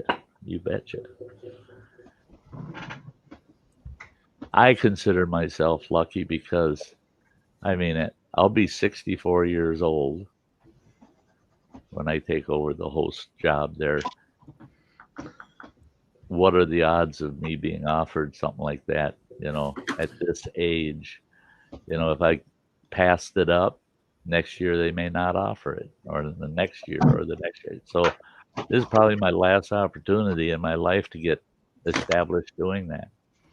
Now, though, they're talking, well, we'll see how the season goes. If you really like it, you can do it as many years as you want. I told them, shit, if I'm going to do it for multiple years, the least you could do is let me build a nice log cabin on that site. There you go. There you go. Yeah. And the worst thing is if for some reason you don't continue to do it, they got a nice log cabin to rent out and they can charge more. Well, yeah. Yeah. Semi-primitive rental, yeah. I used to, every year we used to go to the same campground, well, the same resort, and it was all primitive cottages. There's no bathrooms in them. They had cold running artesian water that ran into each cabin. Hey, Tim. Through a pipe. Hey, Tim. And they had propane for the cook stove, and they did have electricity, so you had lights and a refrigerator, but otherwise they were just pure rustic cabins, and they are in such demand. I can't believe how many people want to stay in them damn cabins. Yeah, I ate in there. That's it too. Is I had to grab it. I felt Ann knows probably best because I went and cried on her shoulder that I had to cancel my trip to Montana with Nicholas Green next year to do this. That was very difficult. That was a very difficult choice to make. The thing is Nick's young enough that with or without me, he can always go to Montana. And I've been there. I've done it. You know, I lived there, but I've never hosted a campground. So this is my chance to do another thing. And that's why I got so many damn Sty stories, is because every time an opportunity pops up, if I got nothing else in the works, by golly, I'll grab it. I'll do it. You know, I want to get as much out of life as I can. It might be like that cabin you told us about, the other live stream. You took your whole family to the wilderness in the winter. You stayed in the cabin there, remember? Yeah. Actually, if somebody offered me a cabin like that one that was in Montana that I took my family to, I would love to live there. But at this stage of the game, I'd want a generator and HughesNet so I could be on the internet with you guys. Otherwise, yeah, I'd take that cabin in a flash. The only thing is I'd make sure I'd had plenty of firewood put up for the winter, and because we moved into that cabin, and I managed to put up about a month's worth of firewood before winter hit us. So I was cutting wood all winter as we used it. Snowshoe up into the woods, cut a larch tree down, a dead larch, harness it up, drag it off the mountain as close to the cabin as I could, and used a hand buck saw and cut all of our firewood with a hand buck saw and split it with an axe. Yeah. You can do that shit when you're in your mid to late 20s and you're healthy. Yeah. Look at that guy. I mean, you got like Santa Claus glasses on. Yeah, you look like a Santa. You know who he looks like? What the hell? The Beast. The Beast. Off of Beauty and the Beast? X-Men. No, off of X-Men. If you turned his face blue, he would be the Beast off of X-Men. Anybody out there watch the X-Men? You know what I'm talking about. That's the Beast. I don't remember all of it. The blue guys, and he was a senator. No, he wasn't a senator. He was some kind of politician.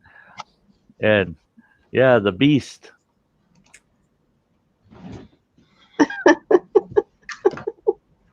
Jesus. God almighty.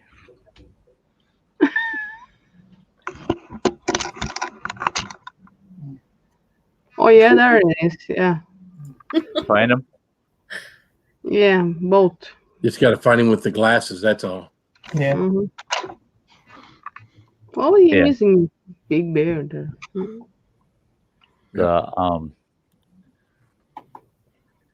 Yeah, you got to find a picture of him because he wears glasses. It's been a while, but I know who you are talking. Yeah, there's a cartoon one, but I don't have the fangs. Oh, this fucking suit with his glasses on. Where the hell are you? Yeah, I don't see too many of them with glasses on, but that one did. Mm-hmm. That was one of the first ones. Do I look like the Funko Pop?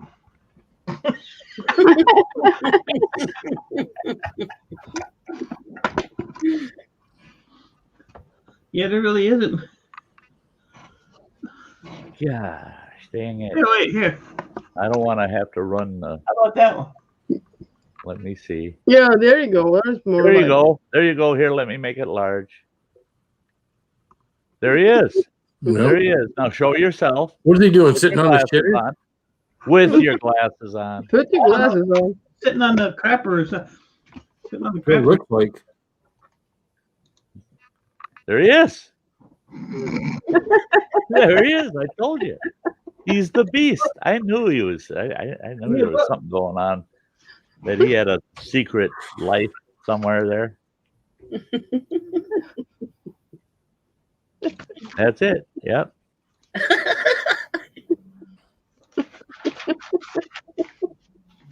Yep. That's Mike's Halloween costume. Yeah, all he has to do is spray paint his face blue and he's got it. I'll be down with And just be Mike. himself. I mean, yeah. The beast. All the beast. All the kids out there are gonna go, the beast, there's the beast. I Arr.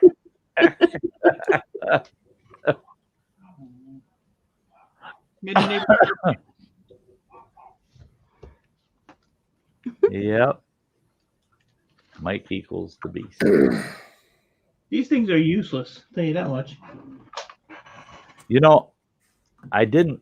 Last time I got a new prescription, I didn't get bifocals because I can't stand the damn thing. And I thought, well, I'll just get reading glasses. Yeah, see, I had to get the transition ones. And these don't even go all the way across. They're like right in the corner, like Right. It's just got like Yeah.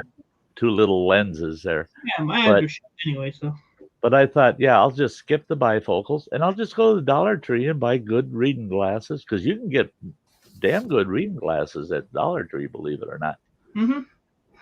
The only problem was is I'd buy a pair of them and then I'd misplace them. So I'd just swing in there, buy another pair, and then misplace them. Buy another pair, misplace them. Well, after doing that for a couple of years, all of a sudden I started finding reading glasses everywhere. 4 or 5 pairs in my truck, 15, 20 pairs in the house. I mean, they're all over the frickin' place. I got reading glasses all over. Finally, I gathered them all up and I stuck them in this wicker basket that I had. And I stuck them in that wicker basket. Tons of them.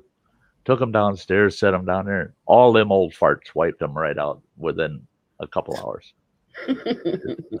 Gone.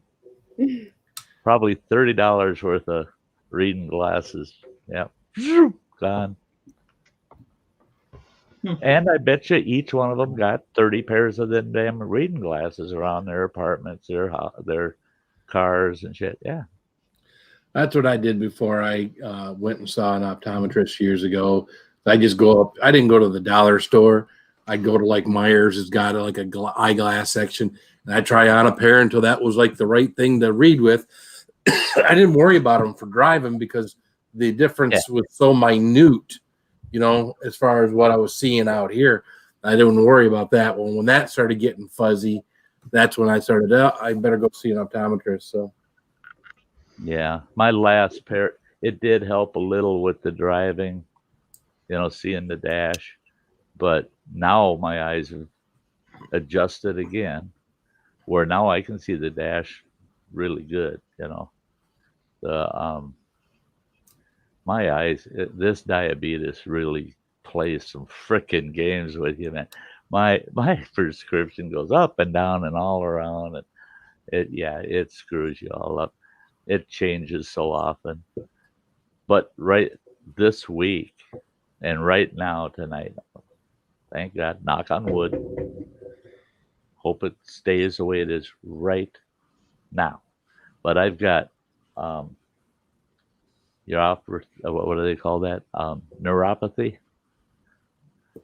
Real bad in both my legs and my arms. And the last 3 days, it feels like I'm covered. I mean, covered with bugs. like there's bugs with sharp little feet walking all over me. And I'm going like this all the time. I'm just like, son of a bitch. What the hell? Yeah, I hate that neuropathy because there's times it feels like you got a damn snake crawling up your leg. And it's like, holy Jesus, something's crawling up my leg. Yeah. Yeah. Nope, it's just neuropathy. Get off of there. Yeah. Go lay down. What causes that is poor circulation caused by the diabetes. And what it does is it causes nerve damage. Is what happens. It causes nerve damage. It comes and goes, but it'll never go away. I have issues with neuropathy every single day. Some days you just don't pay attention to it. You're used to it. You just don't pay attention. Other days it's like the last 3 days. It drives you nuts. I sit on the couch watching TV and I sit here in a pair of shorts and I'm constantly rubbing my legs like fucking bugs. My arms, the tops of my hands, especially the tops of my hands and out my fingers. It'll feel like there's some critter crawling across your hand. And it drives you nuts. Lay on your back and put your you can have neuropathy from anything that causes nerve damage in your limbs. Yeah. Lay on your back and put your feet up against the wall for 20 minutes. It improves circulation and all that fun stuff. I got no place in my place where I can get to the wall. Well, move something. No, this is all important shit. Yeah, and circulation's not. Okay, I gotcha. Yeah, I know. This is all important shit too, but I'll find a pit. Hey, there's a spot right there. Oh, never mind. Yeah, sitting on the shitter doesn't help your circulation in your legs. I'll tell you. Yeah, you don't want to spend too much time there. Yeah, your legs go numb. Yeah, well, heck, your hiney's gonna have neuropathy if you sit on. Even my family went numb twice. Yeah, 3 times when sitting in the toilet. Fuck's sake. Yeah. Now, Sty, can't never could. You know that. What? Can't never could. You could do anything you set your mind to. What? True. Yeah. That never cook. Actually, I could reach the wall, but I'd have to put 2 feet, 1 foot on top of the other, and go in between the 2 televisions here. Where's your bed? My bed? It's in the other room. Oh, there! I could lay on the bed and put my feet up on the wall. No, lay on the floor. Thank you. Well, nowhere else in that room is there any wall that I could use, but yeah, at the head of the bed. He could lay a board on the bed, couldn't he? On the toilet, in the bathtub. What you're supposed to do is lay on your back, put your feet against the wall, and with your arms out to your side. Oh, I could do that in bed. Oh, here, I'll take her advice over yours any day. Howdy. Hi, sweetie. So we start talking about positions in bed, and Sam pops up. See? Bullshit. You were talking about positions in bed, not me. I was too. Granny was trying to teach me positions in bed, and you started interrupting. You're like 300 years old between the two, and you're still trying to learn positions in bed. What the fuck? 300 years old. You're never too old to have fun, dude. Yeah, we know, Dusty. Look who's talking. Took my green pill. She must be related to whatever Jim you say, you blue pill taking beast. Right. Right. Did you catch that, Samantha? He's Beast, off of X-Men. Mike. So she's related to Jim Bob. We just call her Dusty Cooter. Dusty Cooter. Oh. There you go. They're probably cousins. They might be brother and sister. They're probably cousins. Hi, Sam. Welcome. Hey.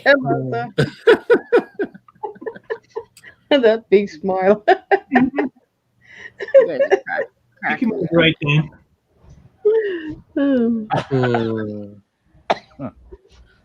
Jeez. Oh yeah, chemo causes it too. Yeah, untreated. My brother suffered really bad from neuropathy due to the chemo he was going through. And Benadryl, none of those anti-itch things work. Nope. Because it's the nerves that are reacting to something that's not even there. So, you know, and nothing settles those nerves down much. I mean, you know, you can get them to calm down, but you can't get it to go away. That, you know, the problem I have now is I'm going to have to pull out my wool socks to do that. Lay in my bed, put my feet up against the wall like that. That's a concrete wall. Colder than shit. Excuses. Then my feet are gonna ache. My ankle, my old busted ankle, is just gonna be miserable. So see, it's the trade-off. I don't think it's worth it. Yeah, plus I you're just gonna put have up with a buggy feeling. you're probably gonna have to reposition your catheter and all that shit. Yeah, you're probably better off just suffering. My what? It's not a catheter, it's a colostomy bag. Well, that too. Yeah. I wish that. I'll tell you what. Watch this. Have you ever seen someone empty their colostomy bag? I knew that was coming. I got rid of that shit. What now? Mike dropped off. Yeah. That's He what it does. shit. He's not even in the basement. You shit. See, he's a shit. What's up, Squirrel? Get him out of the colostomy bag, and yep, he's got the runs. He runs. Yeah. Get back here, Mike. Funny. Oh, hey, Chuck. Yeah, they don't. I tried that. You get back up here. Help! He says. I'm going down. You go down in the crapper I got in my apartment. You'll know it, boy. That's like a jet engine, that thing. Hey, B Fowler, good to see ya.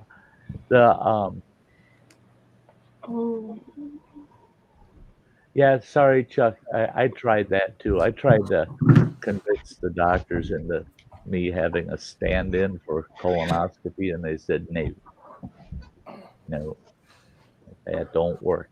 It stinks like red now.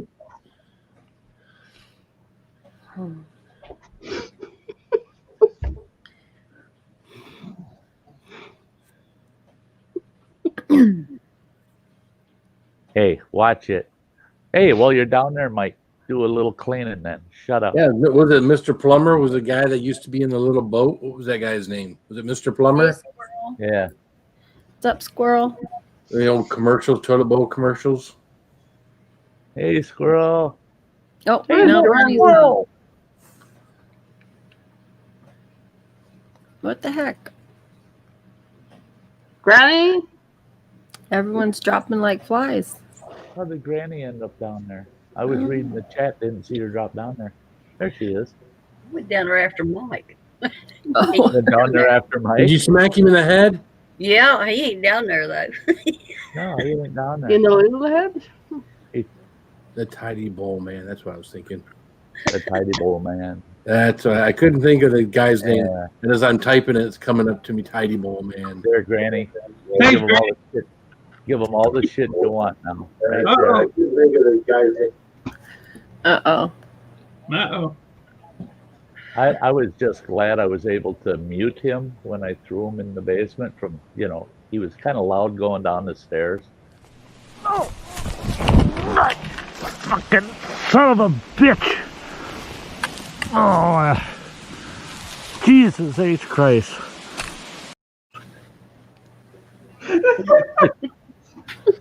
Yeah. You clumsy old fucker. You clumsy old fucker. Listen to you. I'll laugh at that. Oh my god. But I did it today, so I know how you feel. Yeah, you just got to start wearing a GoPro, man. This guy's start wearing pads. There's the tidy bowl, man. There you go. That's it.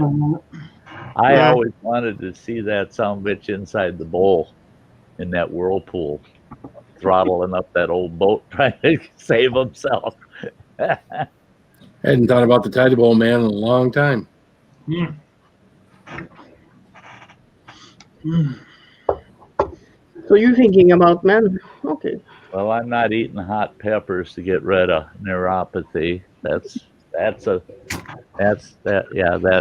game. Yeah, Want me to send you that's a something? game breaker right there. It ain't happening.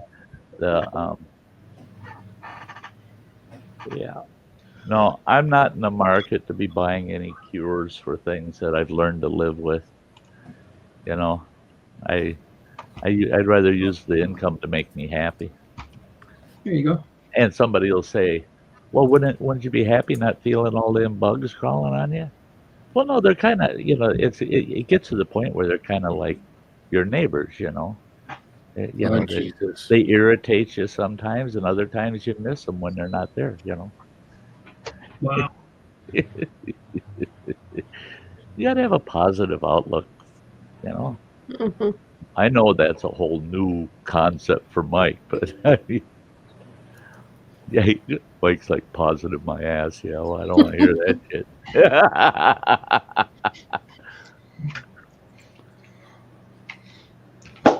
The rating's going down, son. What? I said Sty's rating with me is going down. I used to look, he used to be up here. Now he's coming down a little bit. What the hell ratings are you talking about? I am the beast. You are the beast. Fucking I around. swear to God, all we gotta do is get your face blue, and yeah, you're a stand-in for him for sure. Yeah, Mr. Fulton, I was over there. Yeah, I watched. Yep. I wish you would have gone just a little bit longer, Mr. Fulton, so that we could have watched his afterburn a little more. Yeah. Yeah, if you stuck around even longer, you'd see me lay down over here and take a 3-hour nap today. You did? Oh, That's jeez, what I got done animals- with that. I get done with that, and I can hear my granddaughter upstairs with my wife, and I'm like, let me just lay over here and get a quick nap, and then I'll go up and play with her. And it was almost 4 o'clock when I woke up. I was like, holy shit. Holy shit, eh? But and that's the thing is a person really doesn't realize it, but my mother always said it. Well, you wouldn't have crashed like that if your body didn't need it. Yeah. So you needed that nap. Yeah, because usually if I lay down, I might doze off for half an hour or so, and then just kind of lay there. So usually I feel like if my body does that, it must have. I don't know. Yeah. Well, I'm tired now. I'm ready to hit the hay, but I figure I'll Hey, wait you have till a the good lights night, get John on. and Jan. Night, guys. Good night, John and Jan.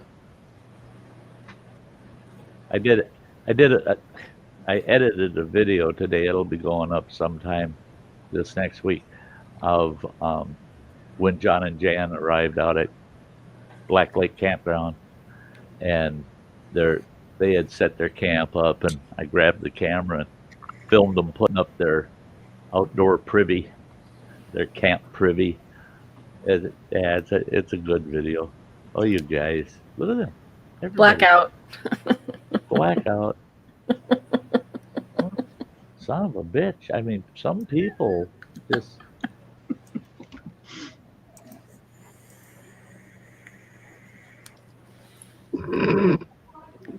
I just disappear. See what you started, Ann? Yeah, I did it because Phil was like taking that knife and scrubbing his face with it. I don't like to see Good night, James. fucking moron. Right. Good night, Freeman James. We gone. We go.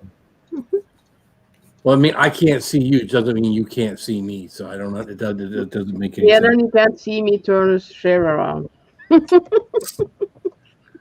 I gotta apologize, Samantha and Aunt Sam. She messaged me, you know, if I wanted to have a chat, and then I didn't see the message till way after the fact, and then Days Ann, later. yeah, and then Ann and Sam, the two of them sent me a message. Hey, we're on StreamYard chat, and you want to come up? And I didn't see that till the next fucking morning. I mean, I've had a rough last week when it comes to. Yeah, she wanted to talk, and I was taking my pills and was going to bed. But yeah, I was like, okay, fuck it. And I was, Don't feel bad. Yeah, Stuff. how often have we done that? Where Mike it's couldn't like, make it either. Yeah, I had to send Sam an apology too. You guys are bailing plagiarizer. on us. I was Couldn't already. say it on your own, could you? You had to steal it from me. I did it first because I checked my messenger. I answer right away. I don't wait days. he never does. He's I a don't pain wait in the days ass. like some people. I didn't wait. Especially if it says Samantha Lee. Woo, wait a minute. Hey. Well, yeah, if I had seen it, you bet your ass. She knows I would have been there. I Yeah. wouldn't have even. A lot of times I don't have to reply because I show up. Right. And you know how many times we sent you a message and said, hey, we're chatting. I'm busy. Let me tell you something. Some people have to frickin' work. You know, they can't sit in their little apartment and scratch their bugs and whatever the hell else you do. Step on frickin' gallon water bottles. They'll hear the gunshot. And yeah, I have to actually go and physically work every frickin' day. Okay. I can't sit home like you or that one over there, way over there. Yeah, that one. I'm not I throwing did you. that shit for 62 years. I'm not. Quit your whining. You got a ways to go, bud. Shut up. I wish I did. I'm gonna work till I'm dead. So Well, there ain't no retirement for me. that's right. That's right. You're going to work right up until the day before I'm your either gonna- retirement croak. I'm either gonna have a stroke, a massive heart attack, or I'm gonna get crushed at the scrapyard.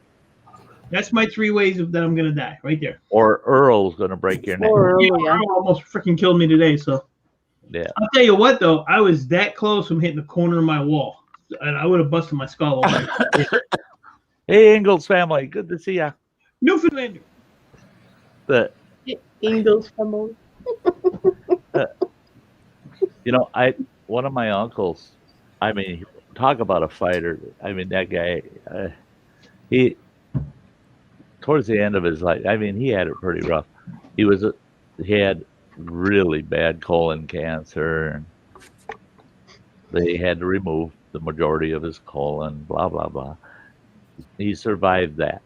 He built a house, and I mean, I don't think there was a nail in that house that he didn't touch. He built his own beautiful 3-bedroom home down in Texas on a beautiful piece of property.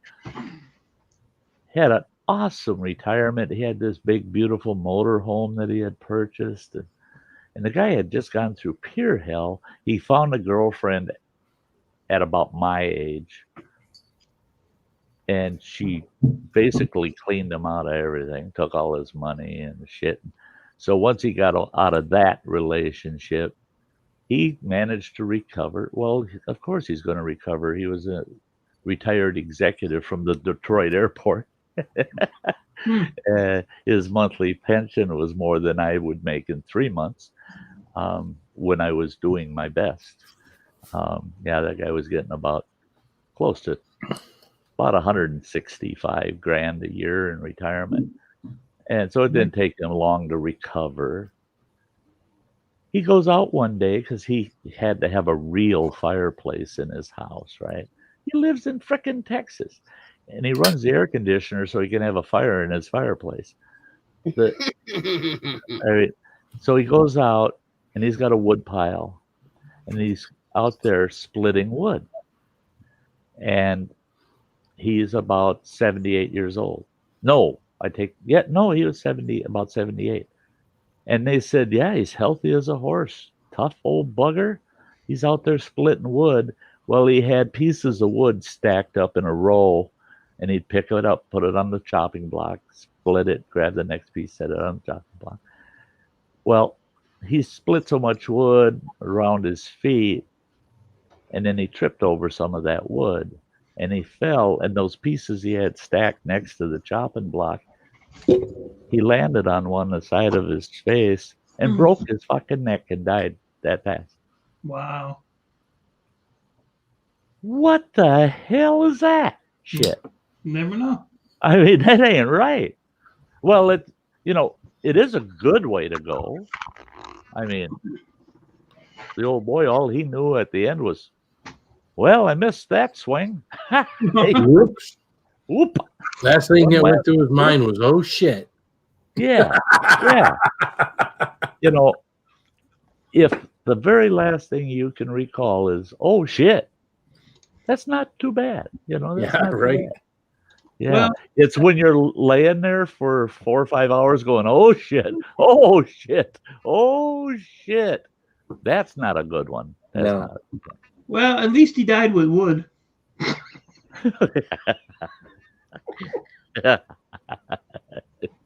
Oh shit. That was wrong. That was wrong. I'm laughing, aren't I? I know. You would have laughed too at that one, yeah. Yeah, if he's watching now, he's laughing. Yeah. That's terrible. Because that's the type of humor he would have had too. Yeah. Some do. At least I went out with wood. What do you want?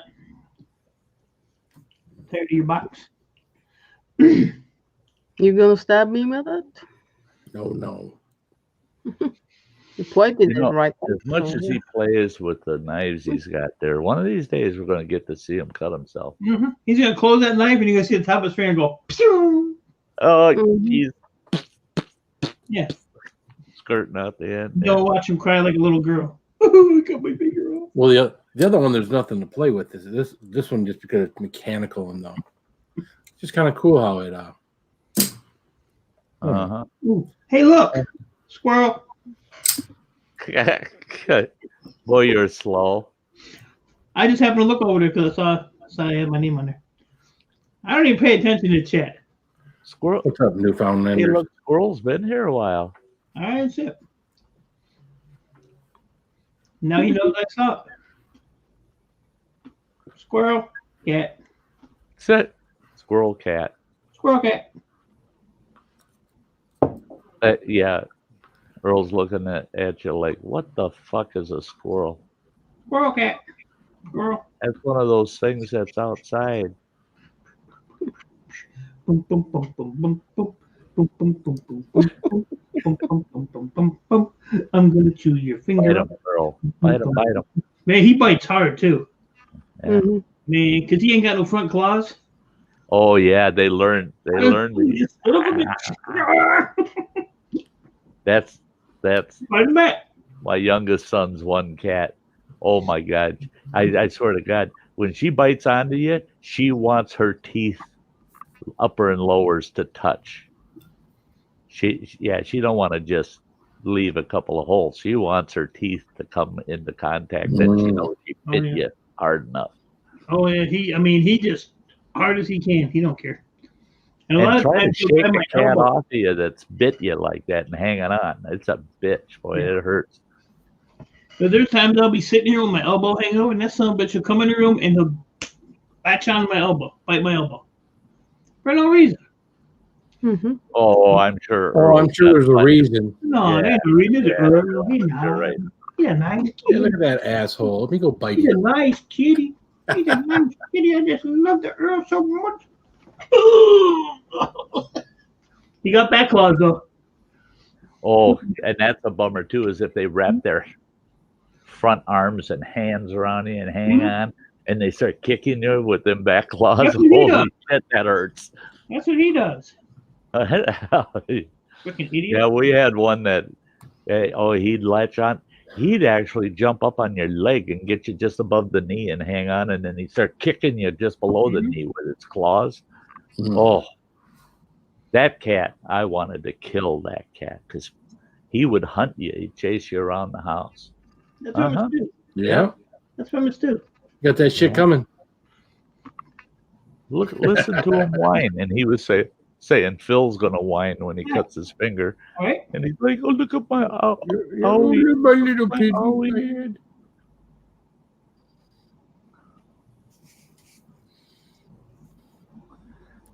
Yeah, showing off your little boo-boos. Phil and I are both sitting here thinking, yeah, there's a title to this stream. 2 men and a boy with a boo-boo. Hey, boo boo. Hey, boo-boo. Well, I'm calling hurt tomorrow. I don't have to go to work tomorrow. I'm hurt. There you go. That's it. Yeah, but I heard your boss is an asshole, so you might want to. I'm going That's tomorrow. I got a big thing coming tomorrow, so I gotta go. The Gaylord box is full of stuff. I don't know where I'm gonna put it, but That's what I didn't like. When I was self-employed, Jesus Christ, every time I call in, I get chewed out, forced to come in anyway, you know.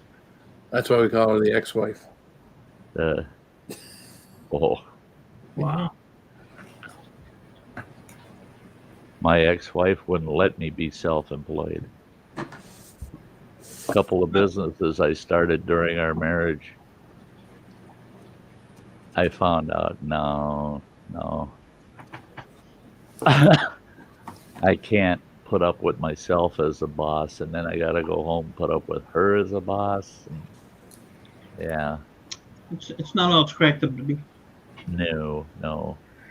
Having your own line of work, your own business, if you're single, works pretty good. You can get a lot done. You can make some good money. Yeah. But yeah, if you're hitched, yeah, it's like having two jobs. Like you're working doubles all the time. Samantha, oh shit, she's writing a song.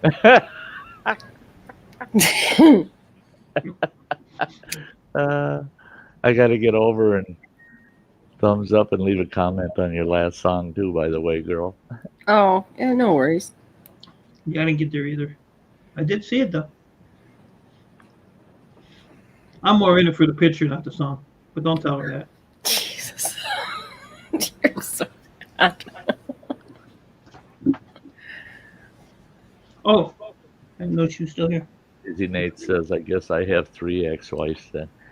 You know, I'll never forget the look on my ex-wife's face. When we got divorced, I told her, she says, no, you're going to behave yourself during the hearing. You're not going to be an ass or nothing. And I said, no. It'll all go smooth. It'll all go good. And it did. It went pretty good. The judge almost got me in trouble, but it went okay. I said, if I behave myself through the whole thing, I said, are you going to buy me lunch after the hearing? She goes, oh, yeah, I'll take you out for lunch. So we went to this really nice Chinese joint. And boy, I racked up a tab there. And when we got done with dinner, she said, well, that's something you probably wouldn't want to go through again. And I said, well, sure I would. I said, it's the best day I've had in years. That's not a thing to say to your ex-wife on the day of your divorce. Just to tell her, oh, yeah, I'd go through this again. That was awesome. And the judge said, yep. Boom, it's over. That was so. And then the lunch was good. I mean, shit, yeah. I'll do Get it. a free meal. I'd get divorced once a month if she was willing to do it. Yeah. Hell, I even got her to pay for the filing, you know. Damn. When she came to me and asked for the divorce, and I said, okay. That quick. I mean, just she asked, and I go, okay. Yeah, okay. And she goes, what, you're not going to fight it at all? I said, no. After 38 years, you come to me and say, I want a divorce. I'm going to say, no, I'm going to fight that. Oh, hell no. I stuck around about 18 years too many. So, no, I'm ready. Yeah, sure. Okay, where do I sign? And she goes, the only problem is how do we do this? I said, we can do it with a mutual petition, you know. so that we don't have to hire attorneys. And she goes, really? And I said, yeah. And then all you got to do is pay for the filing. And she goes, well, how much is that? And I said, well, it's $284. She goes, oh. And I go, and of course you're paying for it. She goes, what? I said, no, you want a divorce, and I'm willing to say yes, but not if I got to pay for it. No, you pay for it and I'll sign. Yeah, no problem. So yeah, she paid the $284 and she bought me about a $65 dinner afterwards. Yeah. I'd do it again on those same terms. Yeah. Once a month. Yeah. Fourth Friday of every month. That sounds good to me. Mhm. Yeah. Yep. And we don't have to get together to talk about the terms of it or nothing, or just keep it just the way it was originally. Just repeat it once a month. Yeah. I'd have one day a month to look forward to. Just like, ooh, I'd be calling that Chinese restaurant and asking them what's really hot on the menus next Friday. Yeah.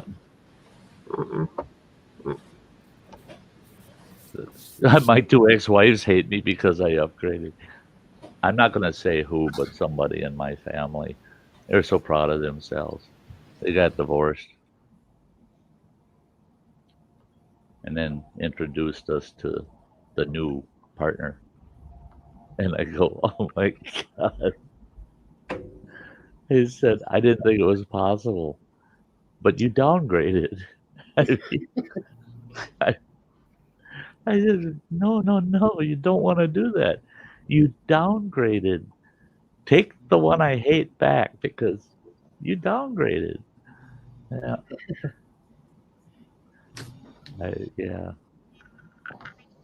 You see so many guys that just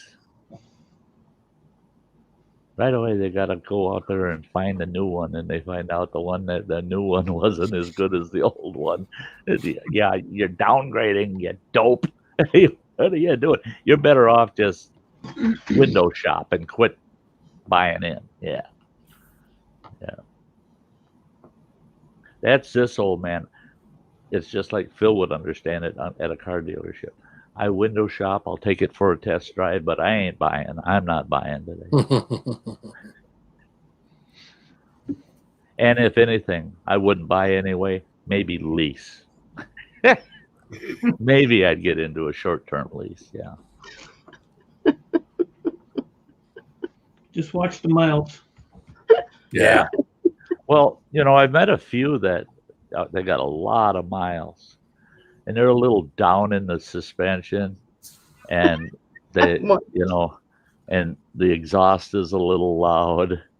I mean, it's sagging in the front end a little bit, but hell, they're still a good ride. Exhaust a little loud. No, not really. Yeah, they're still a good ride though. I don't remember. Too long ago.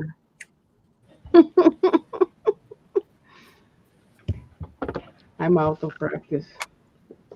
See you, Shane. See you, Saucy. Hey, buddy. Good night there, Shane. Love you. That's one thing when you're out there shopping for a lover. That's really tough. Is if you're thinking like Phil as a car salesman, trying to make a decision whether you want one that's just automatic or if you'd rather have 4 on the floor. Yeah.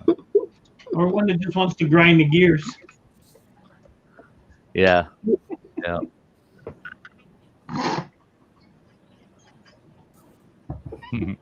Throw the old Betty Whites up there. What are you pointing at, old? You better be careful, Tucker. I got a vehicle I can get up there in now. Sure, she can come get you now. I didn't know you had a vehicle. About damn time. Get him. You got a vehicle, Granny? I can get up there real fast. Well, bring your ass up here. Then he'll be screaming, "Oh shit, she showed up on my porch."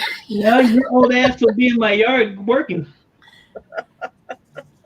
you're lucky, I'll give you a bottle of water a day. Yeah, he wouldn't. Damn. He wouldn't be running to Ohio for a load of scrap. He'd be moving to Ohio if you showed up in the neighborhood. Man, I'd love to move to Ohio. I'd be a kabillionaire. Kabillion. Kabillion, huh?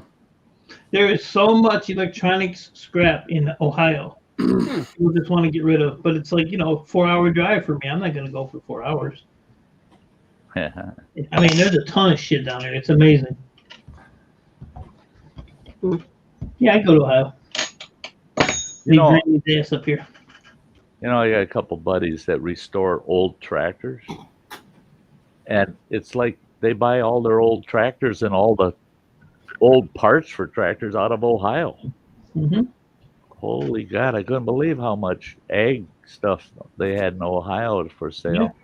The old stuff, I go on a government auction site, and all the good stuff is in Ohio.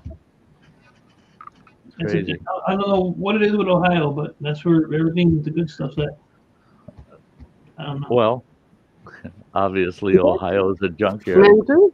I guess. I don't know if I want to Shit be. flows downhill. I don't know if I want to be a Wolverine or a Buckeye. You want to be a hairless nut? But isn't Wolverine kind of close to the Beast? Yeah. I like I like Wolverine. Wolverine. Yeah. No. The Beast doesn't even come close to standing up to Wolverine. No. No. Yeah. A little hairy Wolverine. But you're just the Beast. Sorry, Mike. You're the Beast. You're Yep, just yep. the I don't Beast. want to be the Beast. I don't want You're to. the Beast. I do. Fuck 'em. You're the Beast. Hey, listen, guys, I'm going to get to bed. So, I want to be a clam. Bye, bitch. I'm That'd getting be there. So, I'm listening. good to see you, Samantha, and Mike, Granny, everyone in the chat. Have a good night. Love you, Keep Phil. it Say spicy. goodbye to me or nothing. It's spicy. I said You love Sty you first. all, and fuck you, Sty. I love it. I said Sty first. I didn't Yeah. hear it. I heard my name first. Yeah, so did I. You And I might, can you might replay have it. thought And if you didn't say mine first, oh yeah, you I can't wait to be on your stream and say good night, everybody. I'll point each person out, and then at the end I'll say, and everybody in the chat. Oh, and by the way, that character up in the corner can go fuck That guy that's running the shit Here, show. here. Here's the tissue. Well, wipe it while you're out down That's there. the only tissue he's got that's not sticky. Yeah. All Yeah, right, where the hell you get a clean one, right? Hey, Phil, you take care of yourself, buddy. man. Yeah, Thank take it you. easy at work. Good night, man. Love you, Phil. Keep it spicy. Metal music, you're a sick fucker. Who's a sick fucker? Metal music. Mike, you will be a Want me to be a tampon. Oh, good. Oh, jeez. Oh, yeah. Is there something? I threw those glasses. I couldn't find them.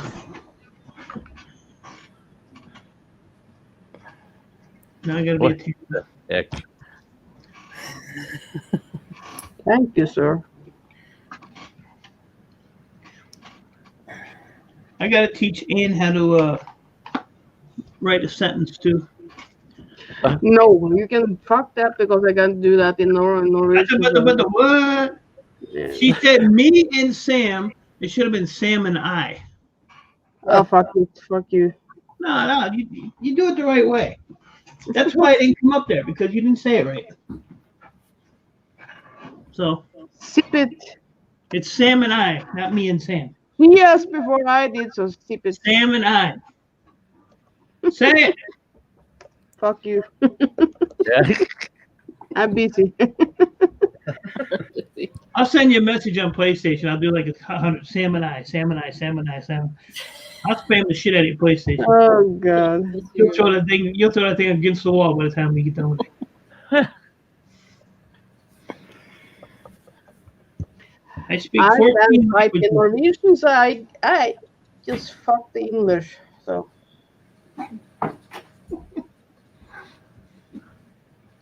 That's terrible. Arcade's asking how many languages Eway speaks. 14. I Not kiss my ass.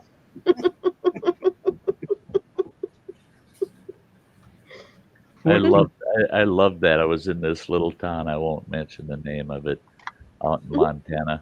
I went there with a couple of fellas. We were actually going to buy the town.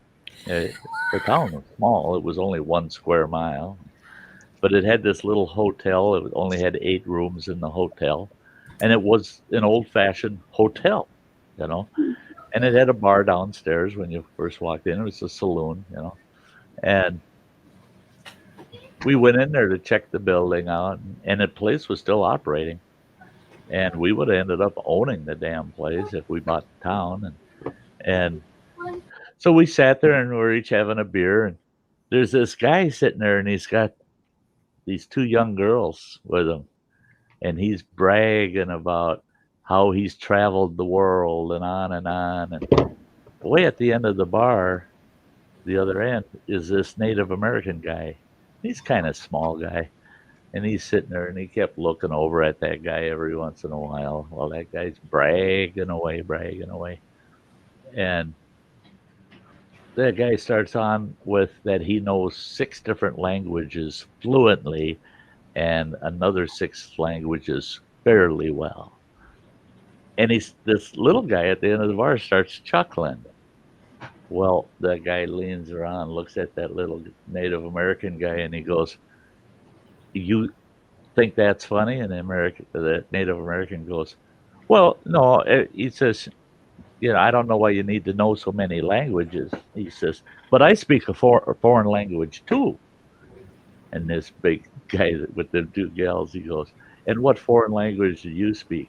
He goes, "English, dumb fucking white man." Wow. I spit my beer out. I was laughing so freaking hard. I mean, yeah. Wow. That fella stuck a buck in that guy's purse. I mean, that guy was going to go pound the hell out of the little Indian guy, and the bartender and me and my buddy, we told him, "Now you had better sit back down with all your languages." I said, "You'll understand this one. Shut the fuck up." Leave him alone. Yeah, I thought that's pretty good. I thought, yeah. And then the weird thing was, 4 years later, I'm in a bar on the Red Cliff Indian Reservation up here, north of where I live. And I wasn't working for the tribe yet.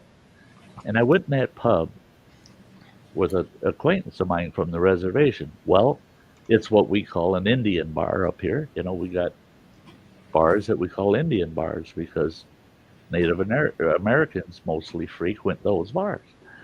And they usually don't care who comes in there, but it's mostly Native Americans. So I'm in there with my buddy, and we're having a few beers. And all of a sudden, this little guy walks in, and he yells at the top of his lungs. He goes, "What are you doing in Wisconsin?" I turn around and look. It's him. It's the guy that I ran into in Montana. What are the frickin' odds? And I go, "You're the guy that speaks English." And he starts laughing. And he says, "Yeah, I live here. I'm from Red Cliff." I said, "You gotta be kidding me." He goes, "Oh, no, I'm from Red Cliff." I said, "What the hell were you doing out there?" He says, "Oh, there's a lot of Chippewa that live on the Crow Reservation." He said, I said, "Jesus." It was pretty funny. Well, the best part is this guy ended up traveling with me and my buddy down to Minneapolis. We were down there to pick up this, I won't explain it, this big board thing made out of, it's like sheet metal with a special glaze over it. We needed it for a project we were doing. We drove down there to get that. Well, they said we couldn't get it till the next day, so we had to spend the night down there. So we went down Hennepin Avenue bar hopping. Well, we went in. We must have hit 4 bars, and that little Indian guy got thrown out of every one of them. And we went down to this last bar we went to for the night, and I told him, I said, you're going to get thrown out of there. He goes, they better do it right this time. And I thought, oh shit, they threw you out pretty good at the other 4. We get in there, and he starts smarting off, just getting in trouble. Sure as hell, their bouncer grabs him and pitches his ass out the front door. And me and my buddy are sitting there saying, do we go out for him or do we just keep drinking? And my buddy says, just keep drinking. He can find his way back to the hotel himself. All of a sudden, here he comes storming in the front door. And I thought, oh, shit, this is a first. Usually they throw him out, he stays out. He comes storming in. He's just pissed. He storms in there. A big bartender and the bouncer go, get out. You were thrown out. You stay out. And he goes, let's get one thing straight. He says, I'm an Indian. You can't throw me out the front door. You got to throw me out the fucking back door. That whole freaking bar was busting a gut laughing. And everybody's buying them drinks. So you ain't kicking him out. He's too funny. Yeah. Yeah. So, yeah, he is a great, great character. Yeah. Feel bad, though. Guy got killed in a car wreck. Not too many, a couple of years after that. Yeah. Not that he wasn't drunk driving or nothing. He was actually, they got killed at the T here in Ashland. We call it the T. Now it's got a roundabout, but it was a T crossing a major state highway with the speed limit was 55 there and heavy traffic. And you had to try to get across that damn 4-lane highway to head to Ashland. And the guy driving, the little guy was sitting in the back seat behind the driver. The guy driving shot out in front of the wrong truck, and they got T-boned, and it killed him. The other 3 in the car survived, but he didn't. Wow. Yeah. Oh, thanks. Hey, look, squirrel. I'm glad that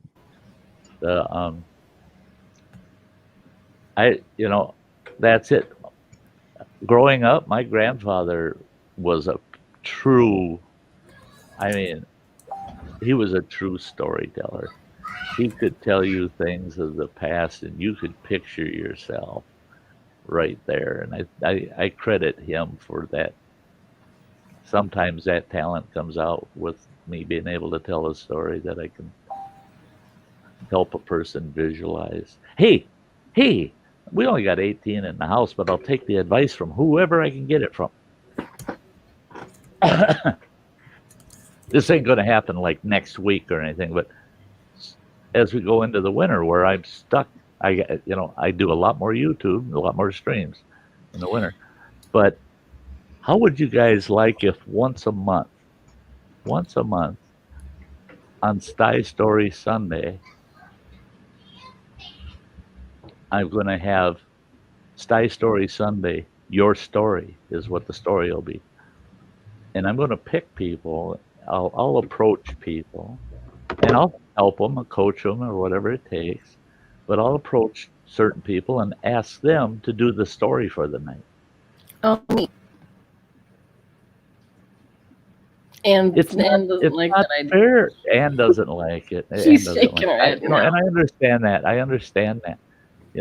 I understand if a person doesn't, if they feel that stage Probably right 'cause kind she of loves thing, the I just story. really don't want to. She's got beautiful stories. We have private I chats and that. clumsy and I can't talk and no and way. she doesn't feel she can present it well, No. and Even in I- Norwegian, I can't tell stories. So I can't do it in English. For fuck's sake, no. well, No. what I would need to do is convince her that we're in a private stream and have it going Well, that live. must be a sex story or It's a- something. I don't know. But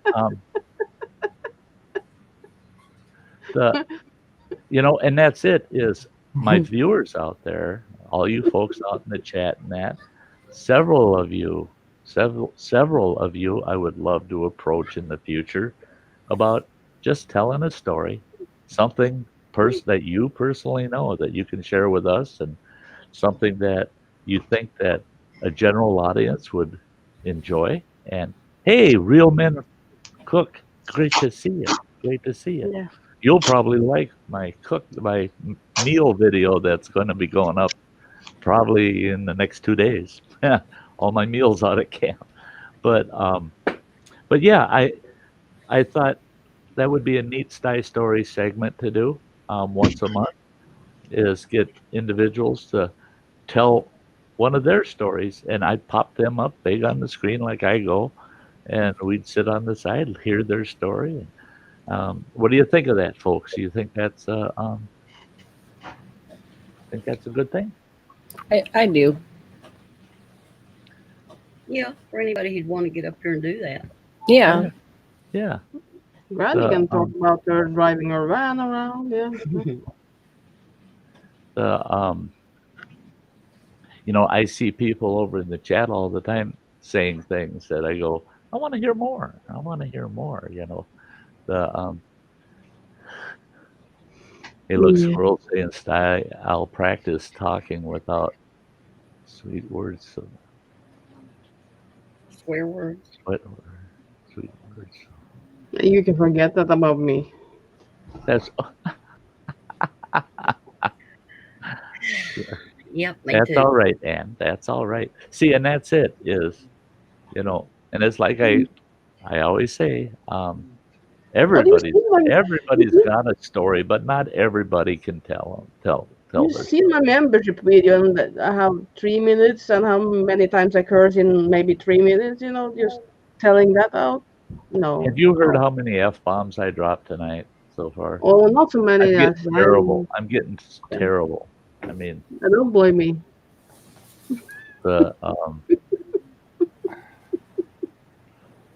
I think it goes back to the Right, you could tell to the Anne original stories, fucking right. days, Yeah. B lady, I ain't saying shit.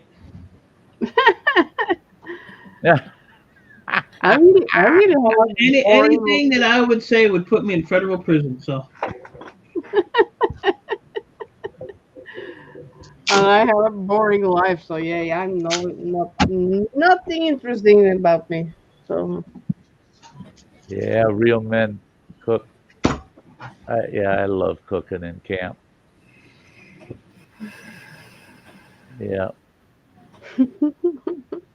when I start to like type for a year ago or something like that, and I was write cooking, I spell it with C. there was a lady in the red hat. I did that a lot. Somebody told me, yeah, you better change that. And I was like, what is wrong with that? Yep. Mm. Yep. Yep. I'm not good in Norwegian. I'm definitely not good in English. So. I gotta go make dinner before Jay heads to the grow. So Yeah. I love you guys. Love you Love too, you, girl. Martha. Love you too. Thanks See for you. I'll coming get a up. story out of this girl. You watch down the road. Now you can run. All right. Love you. See you again soon. Yeah, B lady. Yeah, I'd bring you up on a panel to tell a story. You bet. Well, this is something that's coming up down the road, so don't be surprised if I contact some of you folks and say, hey, if you got a story we can share, and it'd be fun. I did have a viewer that I did tell his story. I'd have to pull it up, make sure I still have it on file. But he sent it to me written because he didn't feel comfortable telling it. It's like with Ann. He just, no, I don't, no way am I going to sit up on your panel and tell this story. And so he wrote his story down and he mailed it to me. I read it and I'm going, oh my God, he's got to get up there and tell the story. And he emailed me and he says, I'll tell you what. Why don't you tell it for me? Why don't you read my story for me? So I did, and it went over really well because it was a wonderful story. It was a great story. It was about some shenanigans he was involved in as a kid, and yeah, it was great because I learned more about him, and it was a good story. I mean, yeah.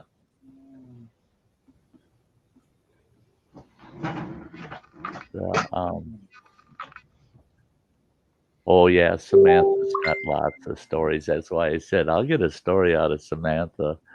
Yeah, Samantha has many nice ones. she's got all kinds of stories. Yep. She's got happy stories. She's got sad stories. She's got success stories. She's got tragedy stories. She's another one. And that's why she's such a good songwriter. Yeah, she can say it in music. That's what's really cool. Well, I wish I could even do that.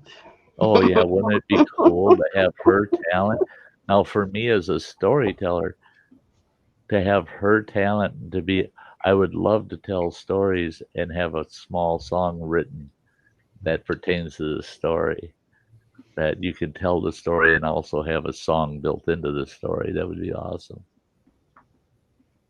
You don't know what a narwhal is? Is it a whale? Narwhals with the horn. Oh, fuck it. Cheers. Yep, it's a whale with a horn in his head. It's a sea unicorn. Yep. Mm. Yeah. Through history, they've called them unicorns of the sea. Yeah. Okay. Yeah, I don't know. Mm. Get her done. Granny can't do stories.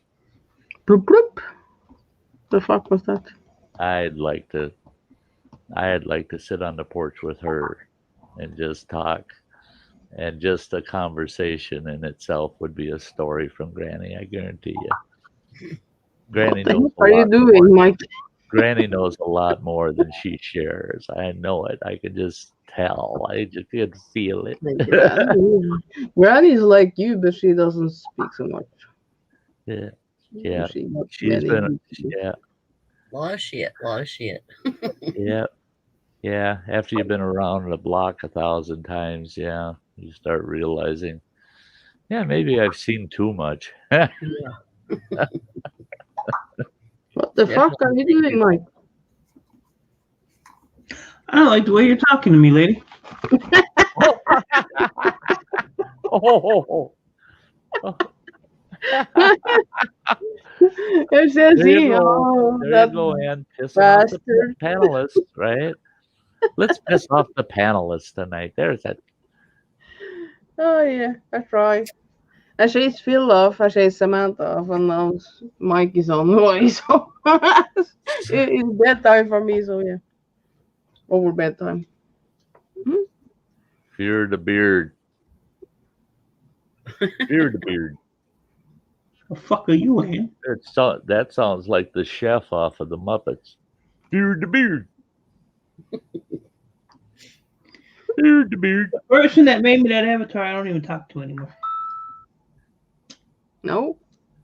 Nope. There, now you shouldn't have any zits on your nose. Now Right. your right eye might get fixed. Yeah. Now he's gonna pull his eyebrow off. That'd be good if it came off like waxing, you know. That fucking hurt. All of a sudden he's got one eye all naked and the other eye's furry. That'd be pretty funny. Yeah.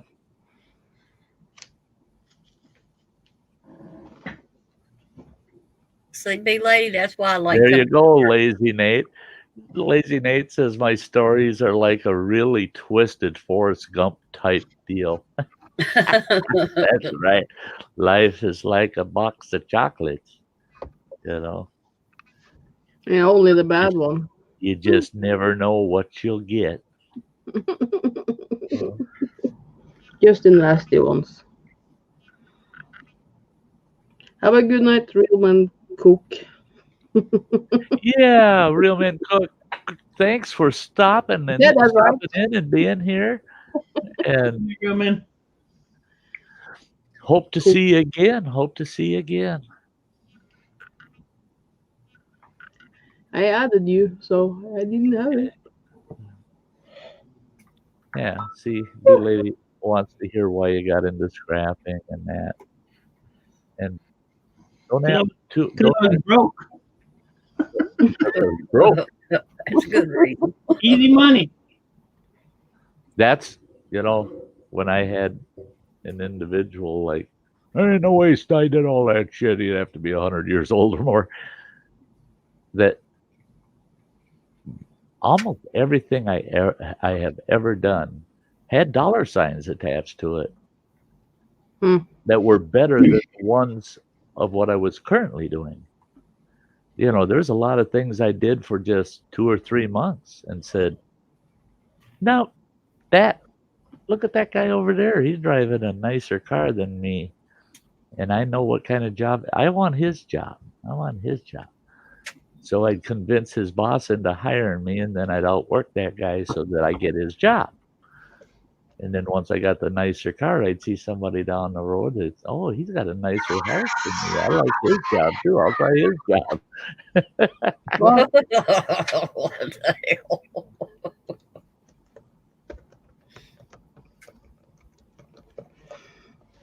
Yeah, Mike, I think you're going to get a kick out of my camp meal video. There's a little something within that video that I'll know who had some watch time on that video. People will be responding to it. Yeah. I gotta And I go. think you'll agree. You just want me to go watch it. That's all. Well, I know that you if you're busy, you'll get it started, then you'll go off and do something and let it run. I'm actually behind on a few people's shit. Yeah, you Because are. because I don't really care. I worked all freaking summer. When I get ready, I know. I actually have a big pickup tomorrow, and I have my Kentucky Fried Chicken thing. I got to go do that too this week. I forgot about. So that's 3 big pickups in 3 days. Oh God. We'll be busy. There's a story behind it. I just told you the answer, B lady. Why is she always picking on me, Sty? Why is she always asking me questions? Why is she always know everything? Hey, if B lady is going to be asking me questions, you get to be asked questions also. Here's your answer. Ah. Get your ass back up here, You beast. kicked me out. I didn't leave. You did that. I did not. You did. I didn't do it, guys. I didn't do it. He did it. I was gonna do it, but he beat me to it. Like when he flushed me in the basement earlier? Oh, that's That's okay. It, That's okay. when I only throw you in the basement for one reason, and that's to hear you. Oh! Fucking son of a bitch!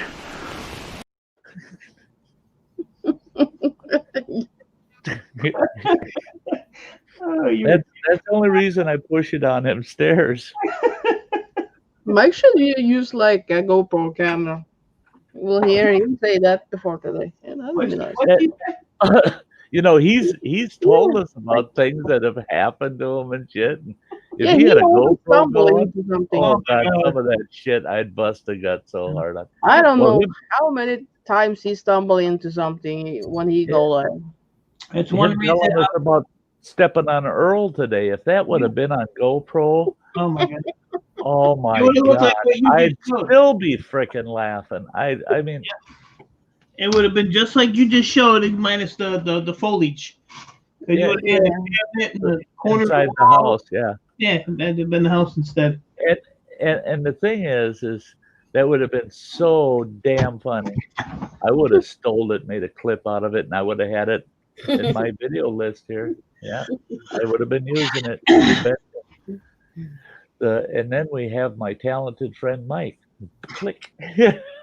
You can put up some Well, camera son of a everywhere. bitch, That's fucking why cat. that's why I won't buy a GoPro, because that son of a bitch should be on all the time. No. You should see I just walk through the yard and I'm banging into shit and falling and stuff. So yeah, I'm not. I Well, just, you know, I there's just make GoPro from falling. So that's the thing with my last blooper video, me falling down that hillside at the waterfall. I couldn't believe how well I maintained my language Mhm. on that one. And when I fell on my ass, well, I was in the middle of doing a video, and that's probably why. When I fell on my ass with the shaga tree when it collapsed, you know, Hey, that Texas one hotspot. should have been a son of a bitch. but I was making the video and I didn't want to have to do a recut. Hey, Texas hotspot. hey, I Texas, saw they had a new. Is it a new GoPro that called Max? Is that after 9 or 8 or whatever? Yeah, I saw Well, something. now they came out with the 9. Yeah, but this one calls Max. GoPro Max. Yeah, you I got to don't know. watch some of them because GoPro, they got these offshoot GoPros that they're made by GoPro, but they're a different model, and a lot of those have features that you don't have in a standard GoPro. Yeah, this is all new. Like, Yeah, I think- I use a GoPro 7 too, B lady, and I am so glad. I saved close to $100 by buying a brand new GoPro 7 versus an 8, and all the reviews out there, almost all of them said, if you own a 7, don't buy an 8. Wait until the 9 comes out or the 10, because there's buggy issues with the 8 that they have to work out, and that the 9 or the 10 will be better than the 8 was. But a lot of people were saying, well, I don't want to wait. I don't want to Yeah. wait for that. Well, the 9 came out. For crying out loud, the GoPro 8s just went on sale this last, was it January? And Phil got one because they were on sale, And he got 2. yeah, he ended up with 2. He didn't intend on having 2, but he ended up with 2. And that's what I want a second one myself, because I want it for my kayak. I want one to mount in the bow facing back towards me, and then I want one on my hat so I can get 2 different angles all the time. So you can see between your legs again. Listen to this. I mean,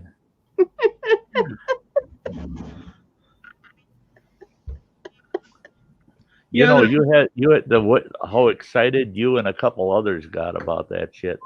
I had to go back, watch my own stuff again to see if I had to pull it and edit it. what was your price on your GoPro, if you want to say? You bought it with Okay. some extra stuff God. on it. I don't remember exactly what the price was. It was $80 cheaper than the sale price of the GoPro 8. Okay. Yeah, it's $80 cheaper. It seems to me like it was the GoPro 8 was $349 on sale or something like that, and I got mine for $260 something. Yeah, I'm looking on. They have the, but I think it's just a camera. Those like nothing with it. $269. $269 for a 7. Hero 7, yeah, 4K, waterproof. Yep. $269. Yeah, Yeah. So the price has gone up about $20. Yeah. Because they were on sale at the time. Yep. List price was $329. Right. Yeah. Try to search up that GoPro Max. And the thing is okay, who's selling that? What's the price from GoPro because a lot of times right from GoPro is cheaper than what you see listed on the internet at all the different Amazon, eBay, blah blah blah. Yeah. And not in Norway. Right, direct from GoPro, it's cheaper. That's where Phil got his, 49 from right GoPro. from GoPro. And then, but if GoPro has a fixed price and it's a sale price, Mhm. run your ass off to Walmart and see if your local Walmart has one, because Walmart's under a 5-year contract with GoPro that they are not allowed to sell a single GoPro product that exceeds GoPro's price. Oh wow. Yeah. That's why I got my camera at the price I did, was because the Walmart was stuck selling it for what GoPro was selling theirs for, and they were less than what I could get on Amazon. Well, they got one here. It's $299, brand new GoPro Hero 7 Black with 64 gigabyte micro SD card, 50-piece accessory kit. Well, no, that's not a bad deal for everything that goes with it. Yeah, that's not a bad deal. Those accessory kits, you only use about a third of that shit. Yeah, that's what I figured. But I mean, I might buy one, but if I do, I'll pick your and Phil's brain. Sure. Yeah, I got something in my shopping cart. What do I got in here? See, there's pros and cons to both of them. That's, you know, if I wasn't cheap, I would have had an 8. I would have probably gone with the 8. But Phil he bought 8, wasn't it? Yeah, Phil's are an 8. And there's just a couple features with the 8 that I didn't need. I just there's you know, kind of loud. I'm not a professional photographer, and the 4K end of things. Here's a good example. GoPro 7 has stabilization, right? You can set the stabilization on it so that it takes that shakiness out of it. Yeah, we saw that.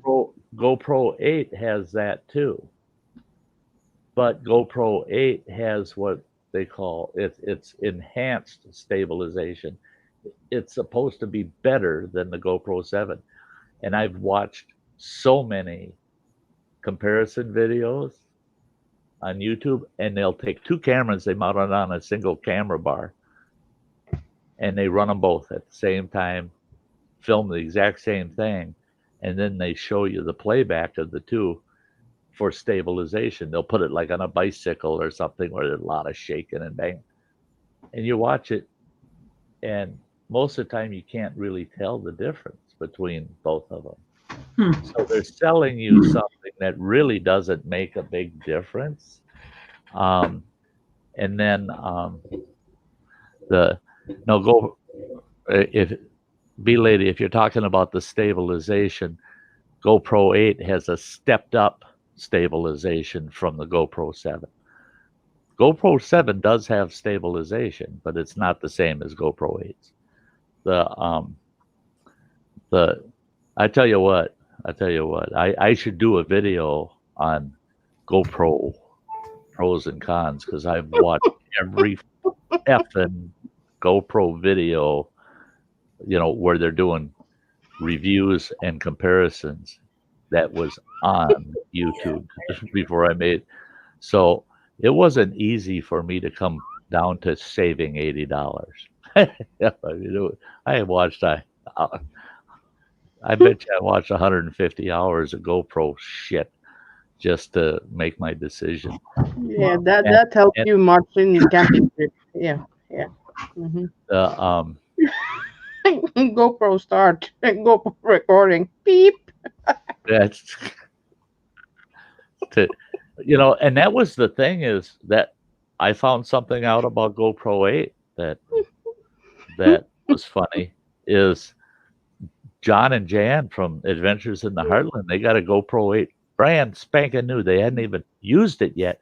They show up at camp with it, and we're talking about how you set it up and stuff. And John gets it all set up, and he gets it set up for voice commands. GoPro, turn on, beep beep, turns on. He goes, GoPro, start recording. Beep. Starts recording. It's doing everything he's telling it to do, right? Well, all of a sudden it decided it liked me more than him. I could be all the way across the campsite and tell my GoPro, start recording. And his would go beep, beep, and start recording. And mine would just sit there. But I'd say a little louder, GoPro, start recording, and mine would start. And his would shut off. His was listening to me all the time, but not to him. He would stand there and yell at it. GoPro, turn off! It wouldn't do nothing. And I would quietly say, GoPro, turn off. And it would go beep, beep, beep. He was ready to pitch that bitch in the woods. But then now mine, somebody has re-educated mine, because out at camp, I embarrassed the hell out of myself in front of a couple of people that I didn't realize were standing at the end of my campsite watching me. And I got my GoPro on its tripod. And I would tell it, give it a command. It wouldn't listen. And then I was going, turn the fuck on, GoPro. And it would. And so I'm cussing at it. I'm just yelling at it. Finally, I get it running. And whatever I was saying, it picked up at, it's recording. And I'm talking. And all of a sudden it goes, beep, beep, beep. Stop recording and shut itself off. I never told it to do a goddamn thing. It decided it on its own. I go over and I go, GoPro, turn on. And it turns itself on. And I look. No, the battery's at 98%. So it wasn't because of a weak battery. So I get in front of it. I go, GoPro, start recording. It goes, beep, beep, beep. Shuts itself off. Bullshit. What part of start recording sounds like GoPro turn off? None of it sounds the same. What in the hell is that GoPro doing? And it kept doing that shit to me, taking what I say and doing the opposite or something else. So I got in a fight with my GoPro out there, and I told it, I said, I'm gonna rip your ass off that tripod. I'm taking you down to the fucking dumpster. I'm gonna throw your ass in the dumpster. I'll fuck you up. You son of a bitch. You do what I fucking tell you, or it's the dumpster for your ass. And then out of the corner of my eye, I realized there's two people standing about 35 feet from me, looking at me, and they're both. And I just looked at them and I go, You're fucking next. GoPro, turn on. I would have told him. I said, you're fucking next. Yeah. You don't want to be there when I head to the dumpster with this son of a bitch. Yeah, because you're going to be in the way. Well, the story was a little bit longer because you said you're gonna get your old camera instead of that GoPro shit, and yeah. Mm-hmm. Yeah, I told the GoPro, I'll throw your ass away. I'll grab my old camera. I said, I'll drive all the way fucking home and get that old Kodak I got. That son of a bitch records in 360p. It's piss, but I'll use it before you ever again, you son of a bitch. But I have to say, it behaves itself now. I think it got nervous. I think I got it nervous. No, what you didn't know is that chipmunk was standing back there whispering to it, and you didn't know it was there. That could be. Frankenmonk was probably. Yeah. I should have looked at the tripod. He was probably sitting right underneath it on the cross part. Yeah, he probably back GoPro, GoPro, fuck him. Do this instead. Yeah. Some bitch hasn't given me no pretzels today. Turn off.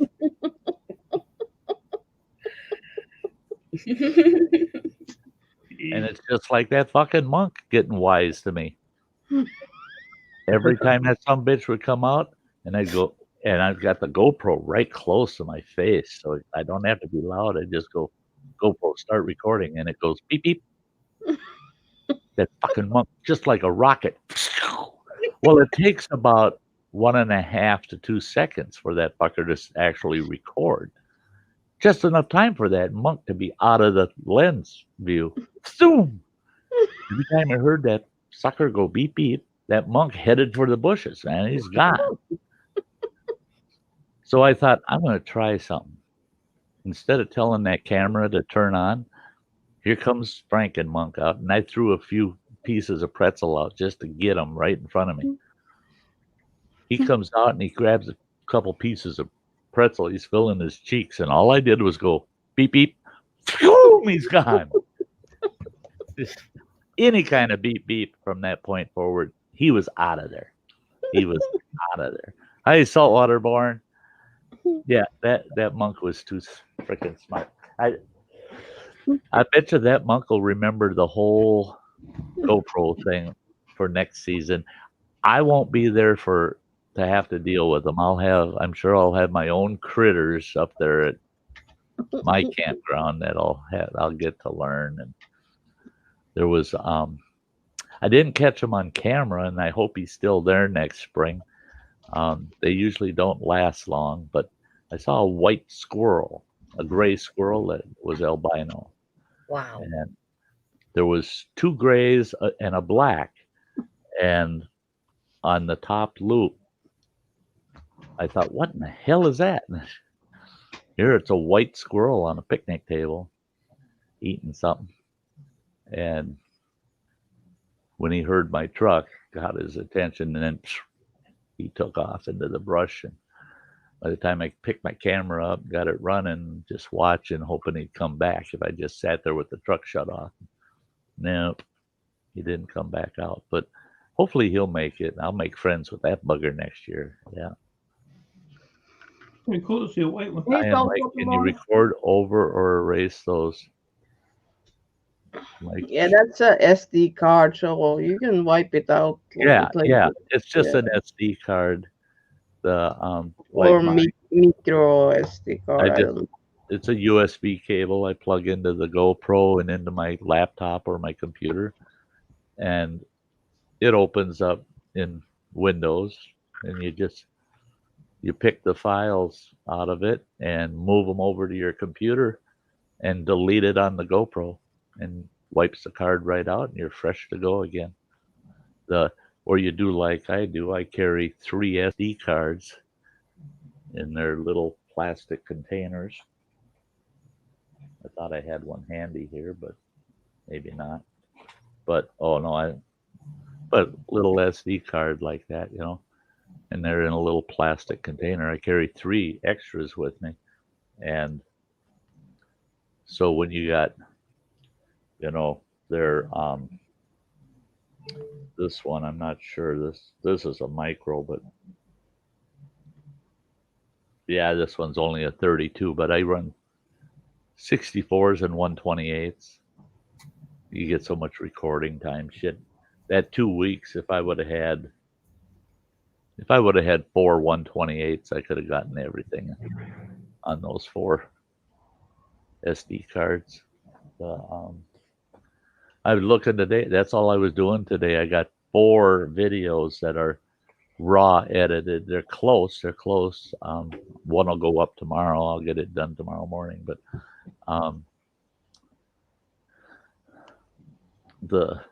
SD cards. Actually, you get on Amazon, you can find some pretty good deals for those SD cards, and for the amount of data you can get off of one of those SD cards, the price really isn't that terribly bad. Not compared to what it was about 4 or 5 years ago. Oh my God, if you bought a 64 4 or 5 years ago, you're going to pay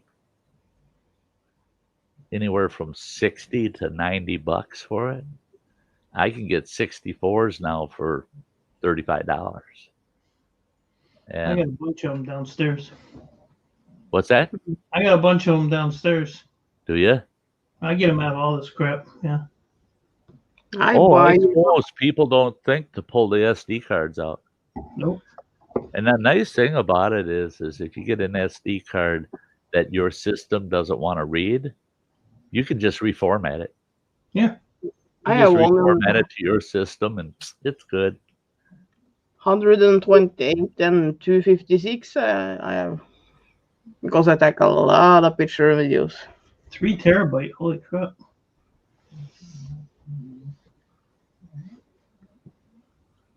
Yeah, I get a bunch of those, and I throw them in a container downstairs. Oh wow. Yeah.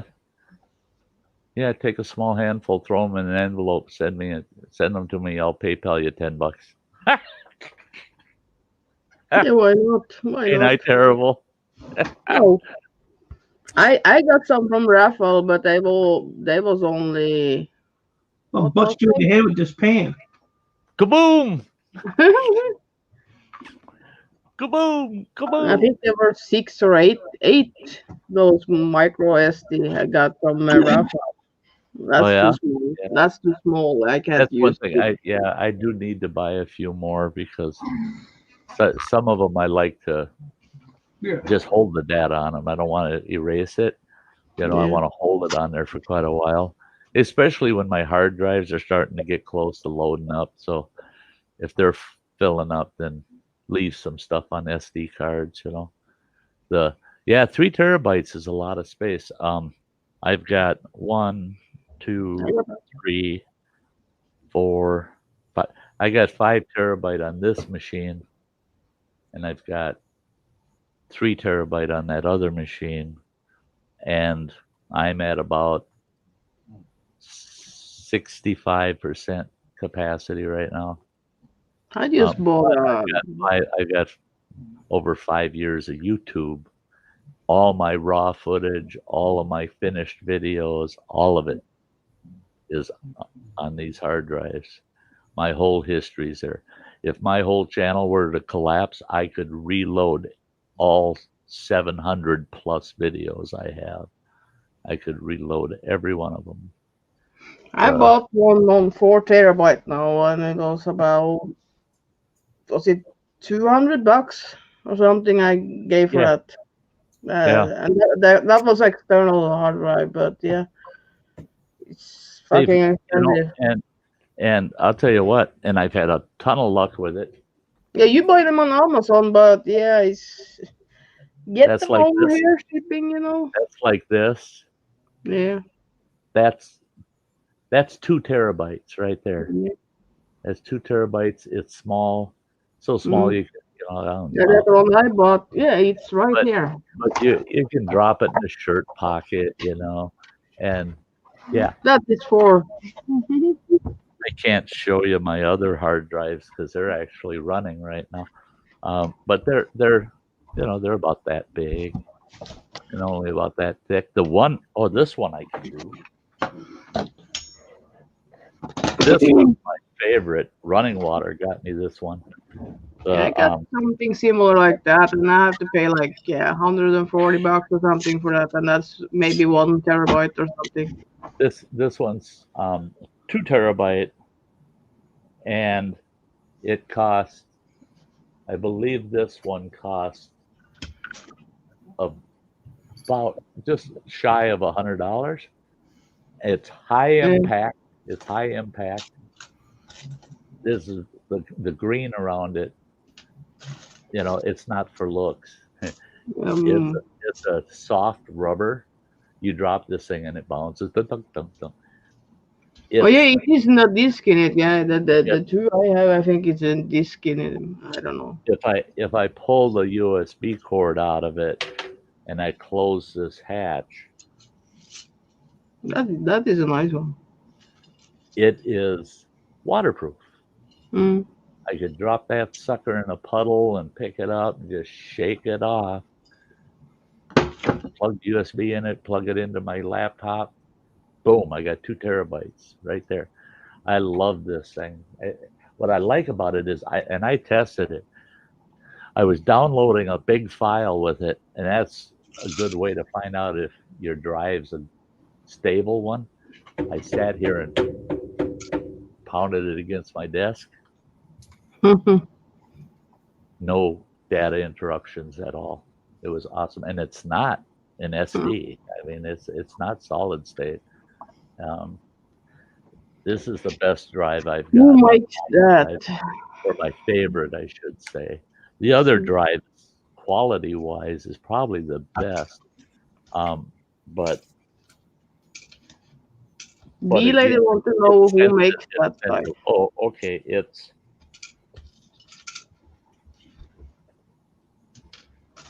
SP. It says SP silicon power armor. That's the armor version. Let's see if you. I don't know if this will work. We'll try. Come on, blue screen. There. SP silicon power, and it's the armor version. It's the armor version. That's why it's tough. That's why but it's a good one. And I was amazed. Running water got me that. He goes, "Oh, Dad, could you use another 2 terabytes?" I go, "Hey, I can use all the terabytes you can send me." And he goes, "Well, I just sent you some. So okie dokie." Yeah.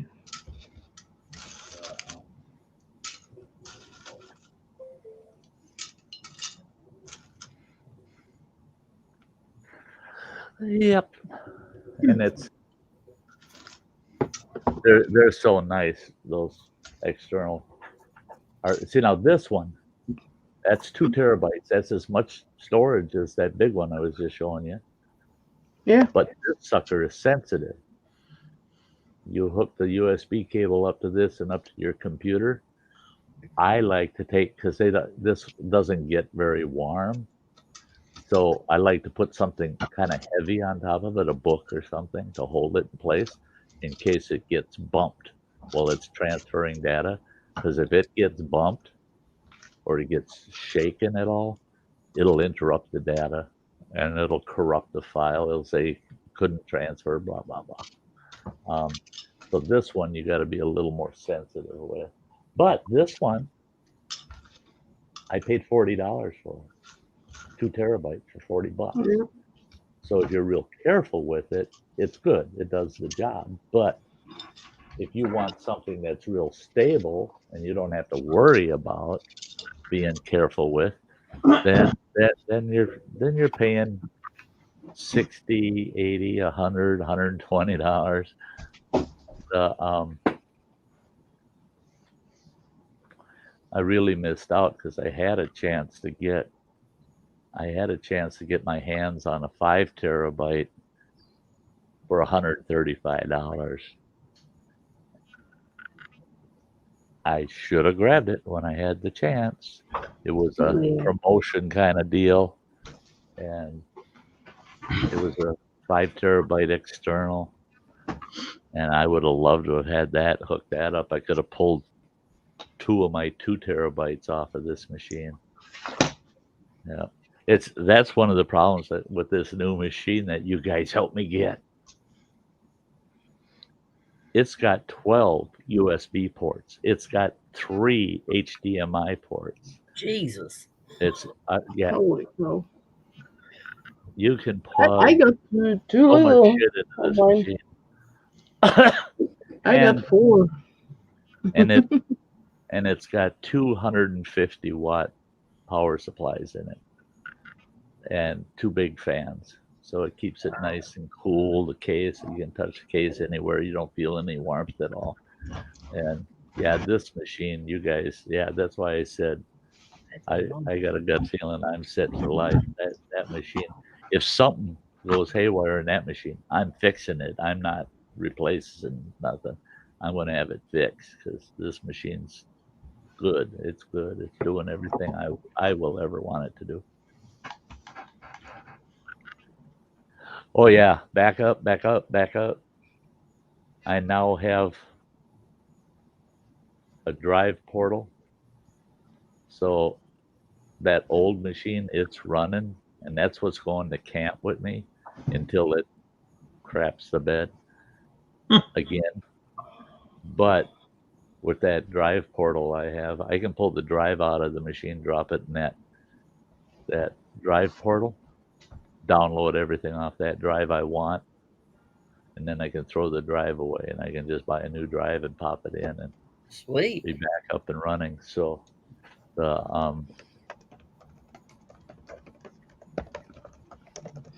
Have a good hey, night. you have a good night, Texas hotspot. we'll do that. We'll do that. Check out his cooking spicy video. Yeah. Like cooking. I like cooking. My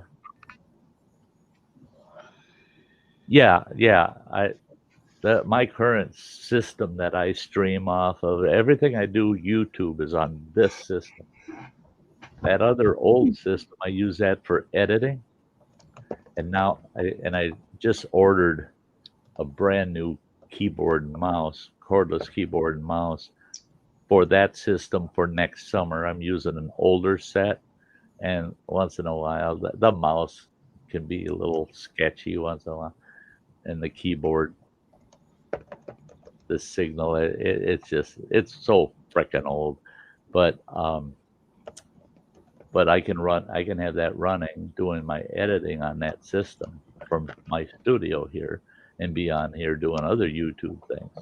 When the editing is done, then I transfer all of that editing then gets burnt to a removable hard drive that gets pulled off of there, brought over, plugged into this machine, and then I upload it to YouTube.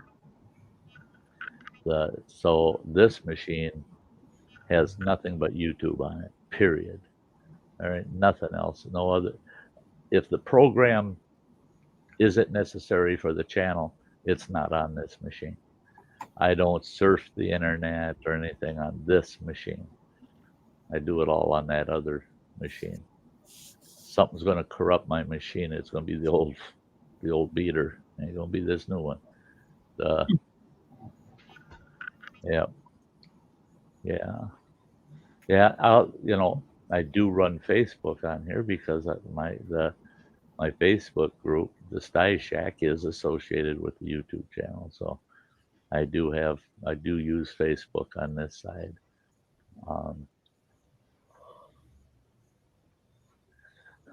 I remember when I got my laptop, and that was that would have been 3 years ago. I got that puppy brand new, and I thought the world of it. That thing is sweet. It's sweet. It didn't take long for me to realize, yeah, it's lipstick on a pig. Because it wasn't worth a damn.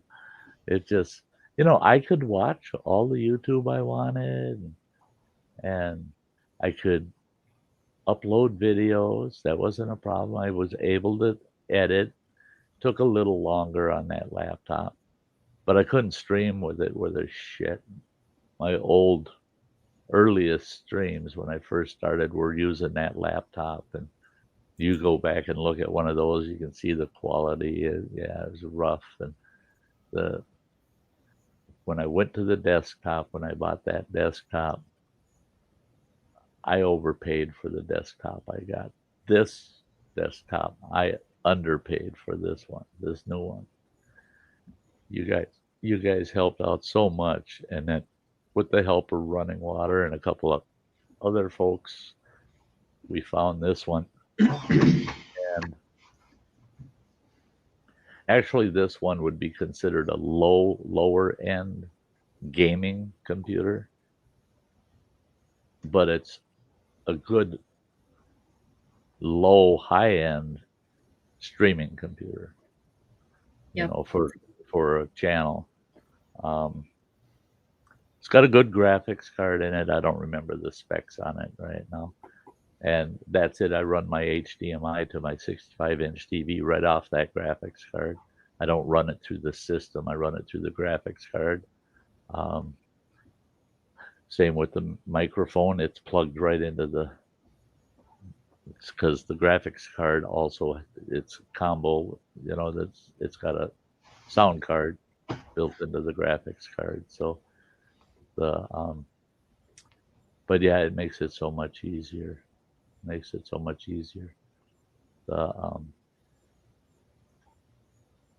But that's because I figure I'm going to keep doing this YouTube shit until I'm dust, so until I'm dusty.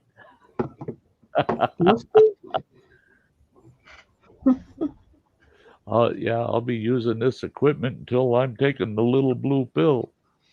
I think I'm more dusty than she is.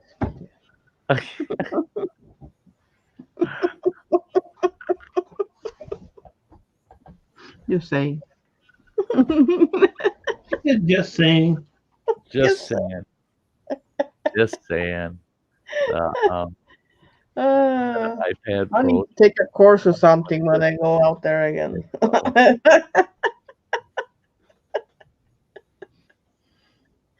Like to ride the bicycle, and you never forget.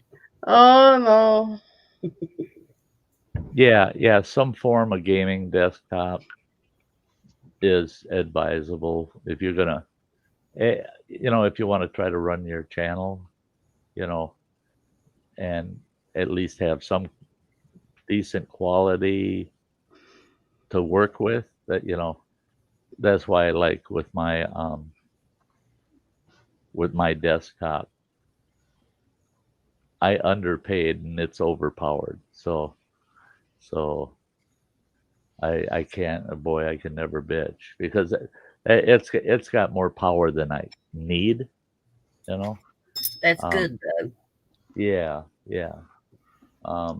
So I'm figuring a year or two down the road, the nice thing with this is it's very expandable too. The case is large enough. I can really expand this machine. It's got a lot of expansion slots. Um, it could be a lot more than it is, but that takes investment. You gotta. So if I don't need it, then why? If I saw that just perfect deal on a upgrade that I can plug into this machine, yeah, I grab it. But I wonder this, how expandable an slot is. Maybe one day you can find out. expandable and slotted, or is it just an expandable slot? Good answer, Ann. Never know. Are you talking about an expandable slot? Yeah. I would hope it is. At least a little bit. Just Yeah. you got to have a little. Yeah. Little I bit, don't know. Hey, you still room got for to hit. expansion. Yeah, you want to hit the walls at least. Well, that's the thing is you want things very well held in place, but you don't want things falling out. Right. Yeah. Wow. I think you shrink a little bit.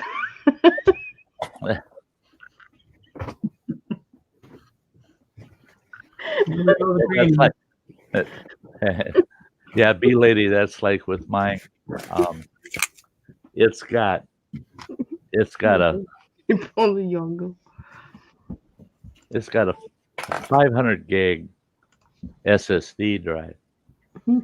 That's what my programs sit on. The problem is a lot of programs nowadays. I mean, they're 200-300 gig, some of them.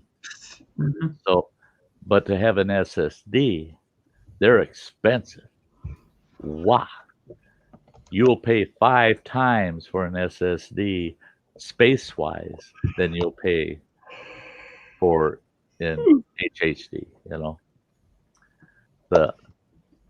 So I've got that one 500 gig SSD, and I've got Filmora on it, and Canva, and a couple other programs, and my operating system, and it's damn near full.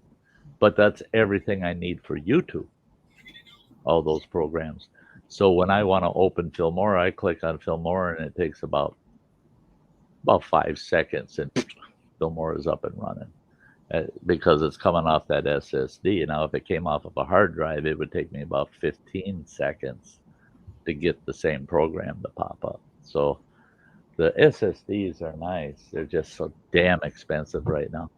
So I got a machine that'll get me through until SSDs are like SD cards. They drop in price and I can afford some, Yeah. It's amazing the prices on some of this stuff. Yeah, it is. Yeah. It's not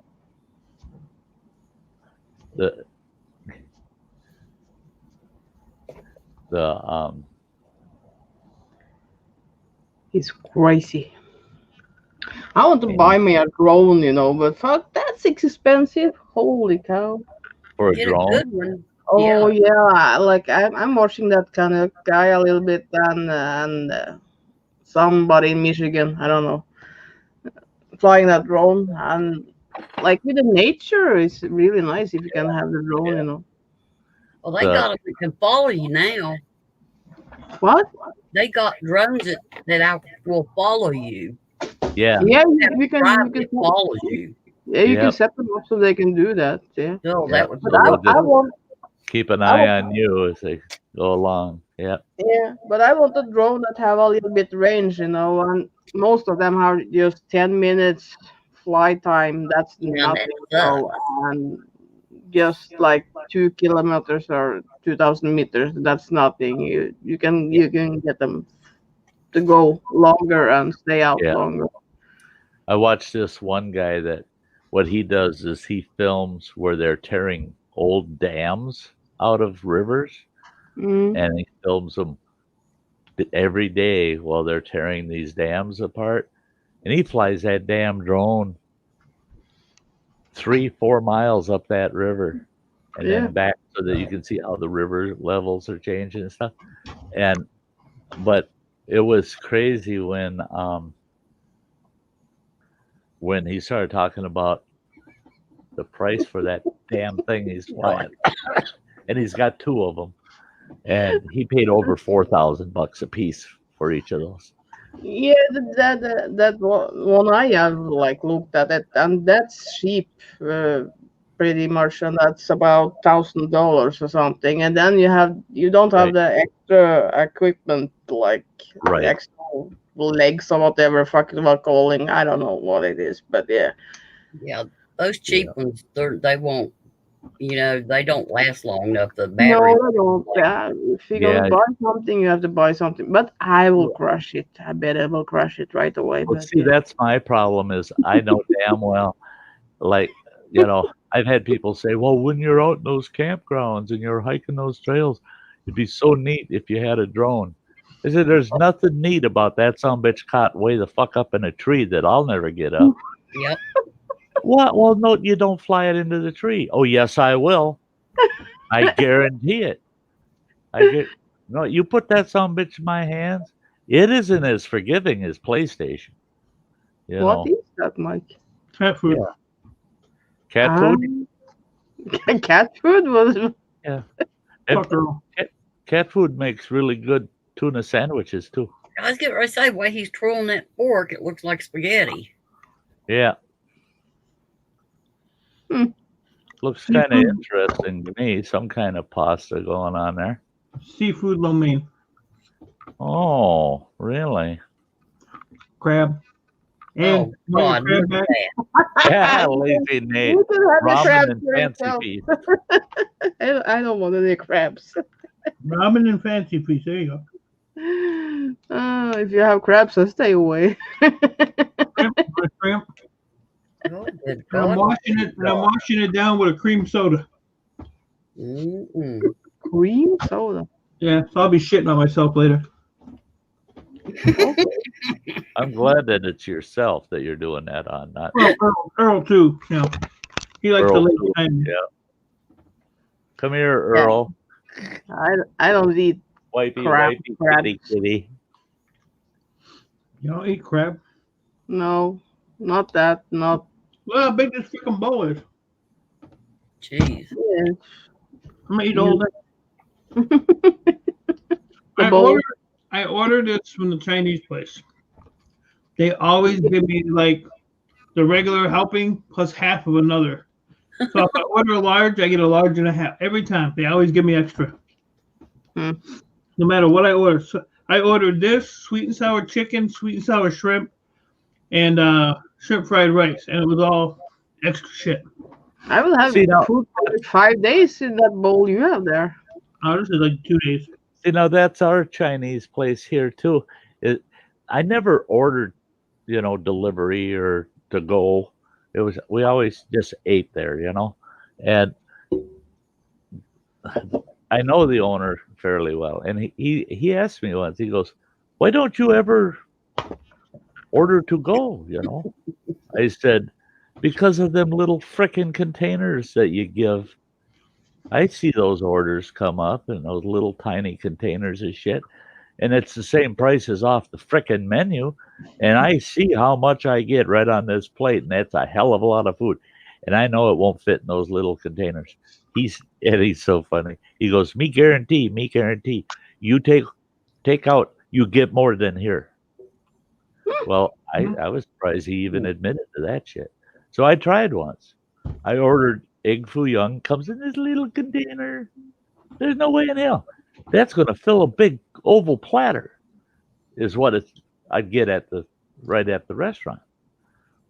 Oh yeah. So I figure I might as well get 3 things. So I got some beef, Suck it. some beef chow mein and fried rice and egg foo young. And I picked that bag up, and I thought the shit was going to tear through the bottom of the bag.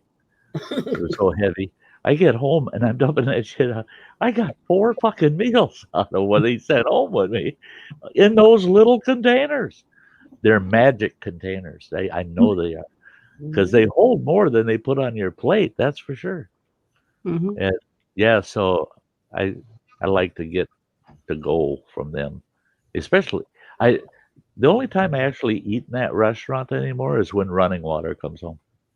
So we had one nice place, but they changed the owner, and now it doesn't taste as good, really, not at all. They changed the meat quality and everything. It's like chewing rubber. Bummer. Maybe it's Japanese instead of Chinese now. No, there was Chinese, and they learned from the other guy, but they have to done something, changed the. I don't know, but it's not the same, not at all. And that's one place like I can go to that around here, like 20 minutes from here. Yeah. I also spent it's like $60 too. So we had a Chinese buffet here. It was called, well, it went through like 3-4 names, but I think it was the Golden Panda when I went in there. And my ex-wife and my oldest daughter, they insisted, we got to go to the Golden Panda. I said, I don't like Chinese buffets. I don't care for them. They said, oh, you'll like this one. We've been there before. I said, shit. So I went there, half the damn family with. It's going to cost me an arm and a leg, We get there, and I get up, walk up to their big steam tables, and I'm going, look at the frickin' assortment this place has got. This is an awesome buffet, man. They had anything and everything you could dream of. So I filled 2 great big dinner plates, and I come back to the table, and I'm going, oh, this is going to be great. All these different flavors. Fuck no. It all looked different. It all tasted the same. You can't trick us with cat. It tastes the same no matter what you put on it. We got one panda that's close there, but yeah, they put the meat, up, not in the fridge. They put the meat like up there, and they just put the hands down there and throw it on the grill, and it's up there. It's slippery and it's nasty. Yeah, getting slimy because it's room temperature. Yeah, ooh, in a hot kitchen. I've been sitting on the toilet for a day and the day after, I can't eat that shit. That's what I like about our Chinese restaurant is this Chinese fella. He's very Americanized when it comes to how his kitchen is run. I mean, what a spotless freaking kitchen he's got.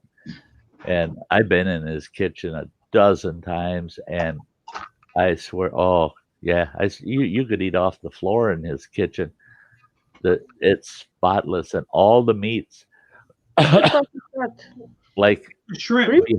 behind his woks, he's got double door, 2 double door coolers that have all the meat in them. It's all cold, kept cold. He opens them buggers, and because of those big woks sitting below him, he opens those doors, and it just rolls out that cold air, that smoky cold air coming out of them. And I told him, I said, you're one of those Chinese restaurants where I don't have to worry about what it is it's made out of, and everything tastes according to the name of it. It doesn't taste the same. And I said, and at least I know it's frickin' clean. I mean, Yeah. but I'll tell you what, the best egg rolls I ever had was in Chicago off of Michigan Avenue. Is that Michigan Avenue or Street? I can't remember which it is. But it's down below. It's right where the bridge crosses the river. And it's right down on the river's edge. And it's in a basement. It's a Chinese restaurant. We went in there, and I told him, I said, I just want a couple of egg rolls.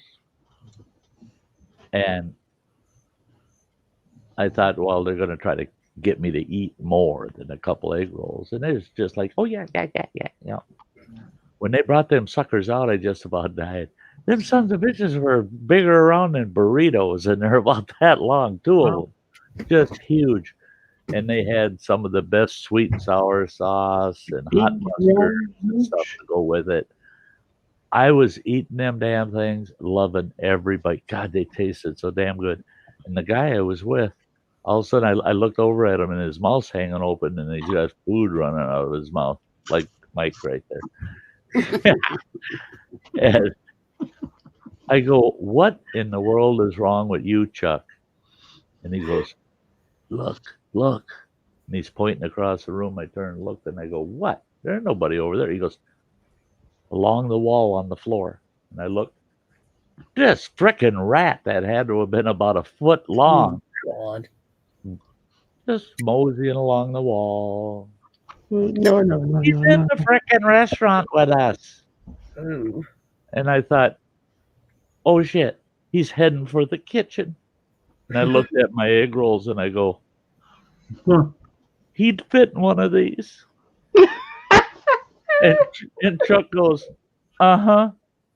He says, I was really shocked because I saw 2 go in there earlier, and I thought I didn't want to disappoint you and say anything. I said, oh, fuck yourself.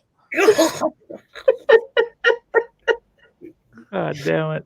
I was really enjoying those until I seen a frickin' rat in the restaurant just moseying along the wall like that. I mean, they got their damn meat running around the place. Mm-hmm. I couldn't believe it. Keep Well, your meat in the damn kitchen. You know it's fresh. You need your meat fresh, you know. Yeah, fresh meat. Yeah. Mexican to place, go. yeah.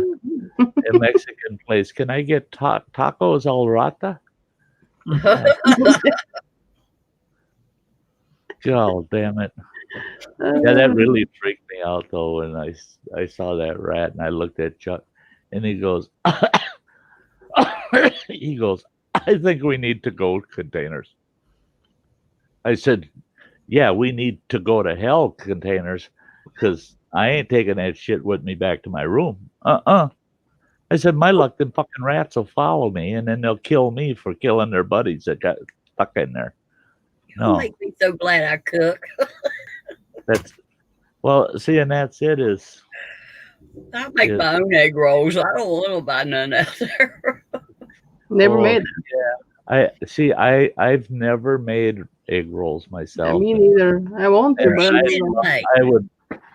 Actually, it's probably a good thing. It's probably a good thing I don't know how to make them, because I'd be fixing them all the time. I love egg rolls. They're easy. But They're easy. You just have to start with it. That's the hard part. Fuck. And you can put whatever you want in them. See, I want so bad. I tell you what. Don't have the energy. My apartment is a get by kind of apartment. I can barely use the kitchen enough to cook some of the things I like. Mm-hmm. But if I had a choice, they could cut my bedroom at least in half. They could cut this living room in half, and all that extra space they would gain, make it into my kitchen. Then I'd be I could have a house where say half the house would be everything except the kitchen, and the other half the kitchen, and I'd be perfectly happy. If my kitchen exceeded any other room in the house, I'd be happy with that shit. Then I could make lefse when I want. Yeah, you have your left sticks now, so. Yeah, I'll be making lefse this probably towards the end of November and throughout December, because I like my lefse over the holidays. So, but it's going to be so fucking easy. Butter and sugar and. I already figured out a board that I've got for running waters that'll go over the top of my stove, because that's where my lefse griddle will sit, is on top of that board, because I don't need the stove or oven for it. So then I've got I got 2 small counters I'll be able to use. One for rolling. Jesus, Mike. Yeah.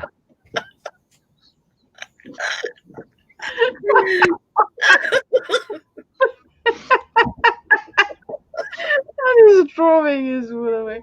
Oh fuck, you're insane. You look like a demented owl. Put my glasses on. You put your glasses on, yeah.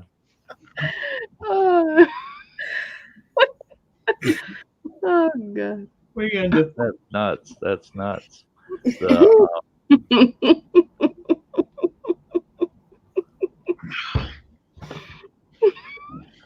Chicken head donuts. Oh. Maybe. Well, I can see it's a Sunday night. Our viewers are down. If your viewer count's down, some people got to work, like Mike says. Yeah, I gotta get up at 5 o'clock, and I'm sitting here. Oh, we don't give a shit about Acting you. like We're a just fool. using you as an example. Yeah. Sit there eating in front of me. God damn it. But not the ice cream that is not Swan. See, Look at now. I got no sweets in the house, but I did buy myself a small bag of barbecue potato chips out of a vending machine downstairs early today. I'll snack on those later. God, Yeah. what is all that? Bitch. Oh, bitch. Is that the ding dong to Look at all that. My doctor, she come right out and told me one time, she said, I am so thankful. She says, I'm never happy about any of my patients being ill in any sense. But she said, I am so thankful that you're diabetic. I said, why? She said, you would be so fucking fat if you weren't diabetic. She said, you would never quit eating. And I said, really? And she goes, really? People that don't have to worry about their blood sugars, they just eat like pigs and eat and eat. And now Mike made what she said true. Yeah. So now I trust my doctor that much more. I can't wait to see her next month and tell her, yeah, I got a friend on YouTube. He's not diabetic, and you should see that sucker eat. And eat and eat and eat and eat. I'm surprised I'm not a diabetic. Well, see, and that's it, is consuming sugar does not make you diabetic. And don't anybody over in that chat start trying to sell the goods that, oh, yeah, if you eat sugar your whole fucking life, you're going to get diabetes. That's bullshit. Yeah, That's bullshit. That there's nowhere in the world that there's legitimate statistics that eating sugar gives you diabetes. What There's a eating sugar will do is make you Shut up. obese. Yeah, fuck your foot. There's a Stick your noodle. foot up your ass. There's a noodle on my foot. Oh, He got noodles on his feet. Spaghetti or what the fuck you call it. Yeah, his brains are falling out and landing on his foot. oh no. Now he's going to hurt himself. See, I want to see him do that. I tried, and I couldn't do it. Well, I got a cramp. I got a cramp. That's not hard. yeah, now he's going to have Charlie horses all night in that lake. Hell, leave it on me to get my feet up there. He should be able Yeah, to. put my feet up on my head. So yeah. Bad part is the cramps on my side. It ain't even on my foot or my leg. I got motion But fat. no, you know, I wanted to make the point. What my doctor and my dietitians have said is that eating a lot of sugar, what it does is it triggers you to feel hungry, that you're always hungry by eating a lot of sugar. And what happens for a lot of people, now Mike's active, he works his butt off all day. That's different. But for a lot of people, all they do is sit, and they consume a lot of sugar, but then they consume a lot of fatty foods along with it, and they end up overweight, and then they develop diabetes because of their weight. Whoa. It's a bug. Yeah, so what? You know, Look, we're it's about a bug. 15 minutes and we're wrapping it up. No, look, right there. It's a bug. Oh, there's a bug. He's got bugs. You're trying to See, get my goddamn food.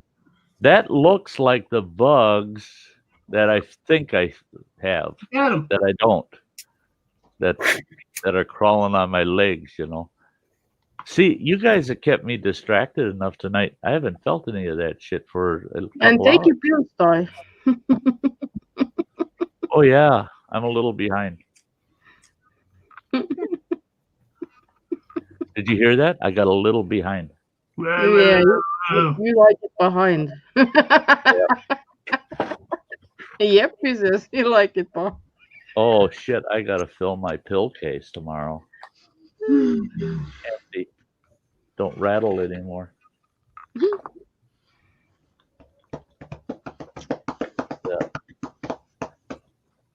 I wonder if Yeah, it works in making opposite. grilled cheese with 5 slices. Oh, you betcha. You know what? Over here in the U.S., they have what they call commodities, and a lot of food shelves and certain food programs will give out these commodities to people. But Native American tribes, they get a lot of USDA commodity foods, and they get some you can't get anywhere else. Cheese. They've got this American cheese. It used to come in square boxes, Yeah. and it's just huge slices, nice big full bread slices. But it's one block, and you got to slice it. Oh, that's the best for up here. When the Native Americans get their commodities, the ones that qualify for it, and they get their commodities, and I'm totally against. If the government's going to give you something for nothing, then use it, right? And I'm totally against people wasting it and or people selling that stuff. That's not there for you to sell, that's there for you to eat. I only make one exception. Out of everything, I only make one exception. That fucking cheese. But I can't afford it anymore because it's selling right now here in Ashland. If you can get a box of that commodity cheese from one of the Native Americans, it's $30. $30 for that box of cheese. And It's good though. oh shit, you can. I modified a slicer so that I could slice these big, almost a little over half-inch thick slices of that cheese. My kids grew up on that shit. And if I said, "Yeah, we're having tomato soup and grilled cheese tonight," my kids, it was like you were telling them, "Oh yeah, we're having filet mignon and lobster." Oh man, they wanted them grilled cheese made out of that cheese. They would kill for it. And no, Velveeta doesn't even come close to it. No. I love Velveeta. I'm a Velveeta person, but it doesn't come close to that Kamat cheese. I No. remember when they used to give that out, and that stuff was really good. We used to call it welfare cheese. Yep. Yeah. When we were out in Montana, that's what we called it too, because they gave it out under certain programs. You know, it wasn't just for Native Americans, but now these other programs like WIC and those kind of things, they don't give it anymore. And What you but the doing Native now? Americans still get it. That's pretty good. Oh yeah, it makes the best mac and cheese. Oh, homemade mac and cheese with tomato cheese. Oh, Well, heck, I thought they just didn't have it anymore. Why don't they give it out to other people? because you're privileged. I ain't fucking privileged. I ain't never been fucking privileged. You want to hear a story? Now, I can tell you stories. I have never in my life been fucking privileged. I love this. I love Motherfucker. this. Oh, Mike's scared. He's got so scared he ran out of the room. Fucking I privileged. love it. I knew I could get a story out of Granny. That's his first. Don't you just love that? Don't you just love that privileged shit? Privileged shit. I ain't never been fucking privileged. You I tell can me remember- you know that for 20 fucking years back in the goddamn woods without any damn water or had to burn coal heat and everything to be able to survive. What the fuck?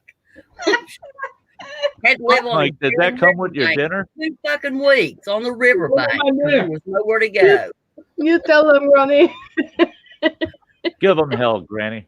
Give them hell. Never. I love it. I love it because And I hate to hear when that. I was growing up, in our household, It's okay, Mike. we always felt overprivileged. We felt we were overprivileged. And our parents never discouraged that. Mhm. When my pop passed away and all of a sudden we're down to just my mother's measly income, we didn't quit feeling privileged. But boy, the groceries sure changed. We sure ate a lot different. We sure didn't have much anymore. And then we looked around and we thought, shit, when we thought we were so terribly privileged, we were lower middle class with 2 parents working full time. We were lower middle class. And we thought we owned the frickin' world. We thought we had everything. We felt bad for other people that had less than us. And we didn't even realize that really we didn't have that much more. So, bitch, get back out there and pick some rice. You're not supposed to be. What the hell? Who let you on break? No. Get back out in the rice paddy. What the hell's the matter with you? You tell me one person you know. I went 2 days without no food. 2 freaking days. I was young. I was probably about 18. And my old man went out to try to make some money. We was just trying to make it. And I was so damn hungry. There was 2 groundhogs down at the damn barn. And I saw them and I shot one of them fuckers and I took it and I skinned it and fixed it. And I had some flour, so I was able to make biscuits and stuff. I don't do that. I've never done that. I've never done it since. But I was so damn hungry. I had no choice. I had to do something. You know? You do what you have to do. So And- big. Tell you, there's and nobody the I thing know is on that- YouTube who's had to do that because they were so damn hungry. Yep. The thing That's is, privileged. Granny, That is privileged. yep. Now, my family, well, my kids, they were too young to really know it or feel the impact at the time. But I remember my wife and I, right to the point where, you know, it didn't matter. If I had to, I was going to walk just a half mile from my place and shoot one of the neighbors' fucking milk cows. It was at that point. You know, I'll go to prison, but boy, my family's going to have a lot of beef to eat while I'm in there. But the thing is people, when they get put in that place, they get stuck. you know, and they just got to do what they got to do to get by. You never hear them bitch about it at the time. The only time you ever hear those people bitch is when somebody says to them, "Well, you're so privileged to have." Oh fuck! And it's like you, like you're going out there, Granny. That's when you get pissed off. Is Yeah. don't call me fucking privileged. You have not lived my life. You haven't been there. You don't know That's what right. the fuck you're talking about. And that's Yeah, it was good because I was freaking hungry. that's right. That's right. Wait, Yep, Mike. hey, we spent a whole week eating muskrat and dumplings because I was running a trap line and we were just down and out on cash. There's no getting around it. And I had a freezer full of muskrats that I needed to thaw out and skin. So I thawed them out, dressed out the muskrats, and yep. I tell you what, I could go for a big platter of those muskrats with dumplings again. It tasted like food, Z. It tasted like food. That's all. Yeah, yeah. Well, and that's when I learned that I learned I went squirrel hunting all the time. I learned muskrats taste good if not better than squirrel. And you know, if they're fried up just right, and then you slow bake them with some gravy and some dumplings, it's a damn good meal. But if you told somebody, "Yeah, I'm eating muskrats," they're just like, "Hey, shit, no! Why the hell would you do that?" I had people raise holy hell with us because they come to me and they said, "Well, you know, you could get food stamps." I said, "They taste like shit." I said, "I'd rather go out and shoot something." And they said, "Well, what do you mean?" "No, you go buy groceries with those." I said, "I don't." I said, "I'm not going to use them if I can get the food some other way, you know." Now, I think I would feel differently if there was absolutely no way, and if I had children in the home, especially, you know, then yeah, you know, it you got to swallow a lot of pride at times to protect your own, you know, but no, it's got to be a there's no other choice situation, and then when people try to call you privileged, you just like, don't go there, don't even fucking go there. Annie, what are you doing? Go I'm out and rubbing my hands. Oh no, you weren't. pick poke Oh no, you weren't. greens. Go out and pick poke greens to have something, you know. I just want to give a helping hand, you know. Yeah. Yeah. Appreciate it. Of course. Yeah, bee lady. Yeah. There again. You do whatever you gotta do. You do whatever you canning when I was growing Yeah, I up. need a fake yeah. like. If we couldn't eat it right now, guess what? Ma was canning it. Yeah. Oh, you got that? You're a dumbbell, all right. That thing Making is up little terrible. crazy things. That, That's what those exactly what that exercises is. are for. I mean, Stop off of this thing. that thing. I got a new toy. Obviously. That's it. Oh, Bad boy. That's rough. That's rough. Mike, what the earth happened to you? I'm tired and I need to get out of here and go to bed. Well, he's among good friends now, so he's getting worse and worse, and I like it. I love it. Yeah, bee lady, when I was growing up, it wasn't until I was an adult that they even came out with the food stamp program at all. Yeah. Don't suck so hard. You drove that noodle. Be gentle. Well, with that machine, you don't want to have a limp noodle. No, I don't need that beat lady, that's for sure. Boy, you combine that machine with those little blue pills, and we're all leaving the room. shit.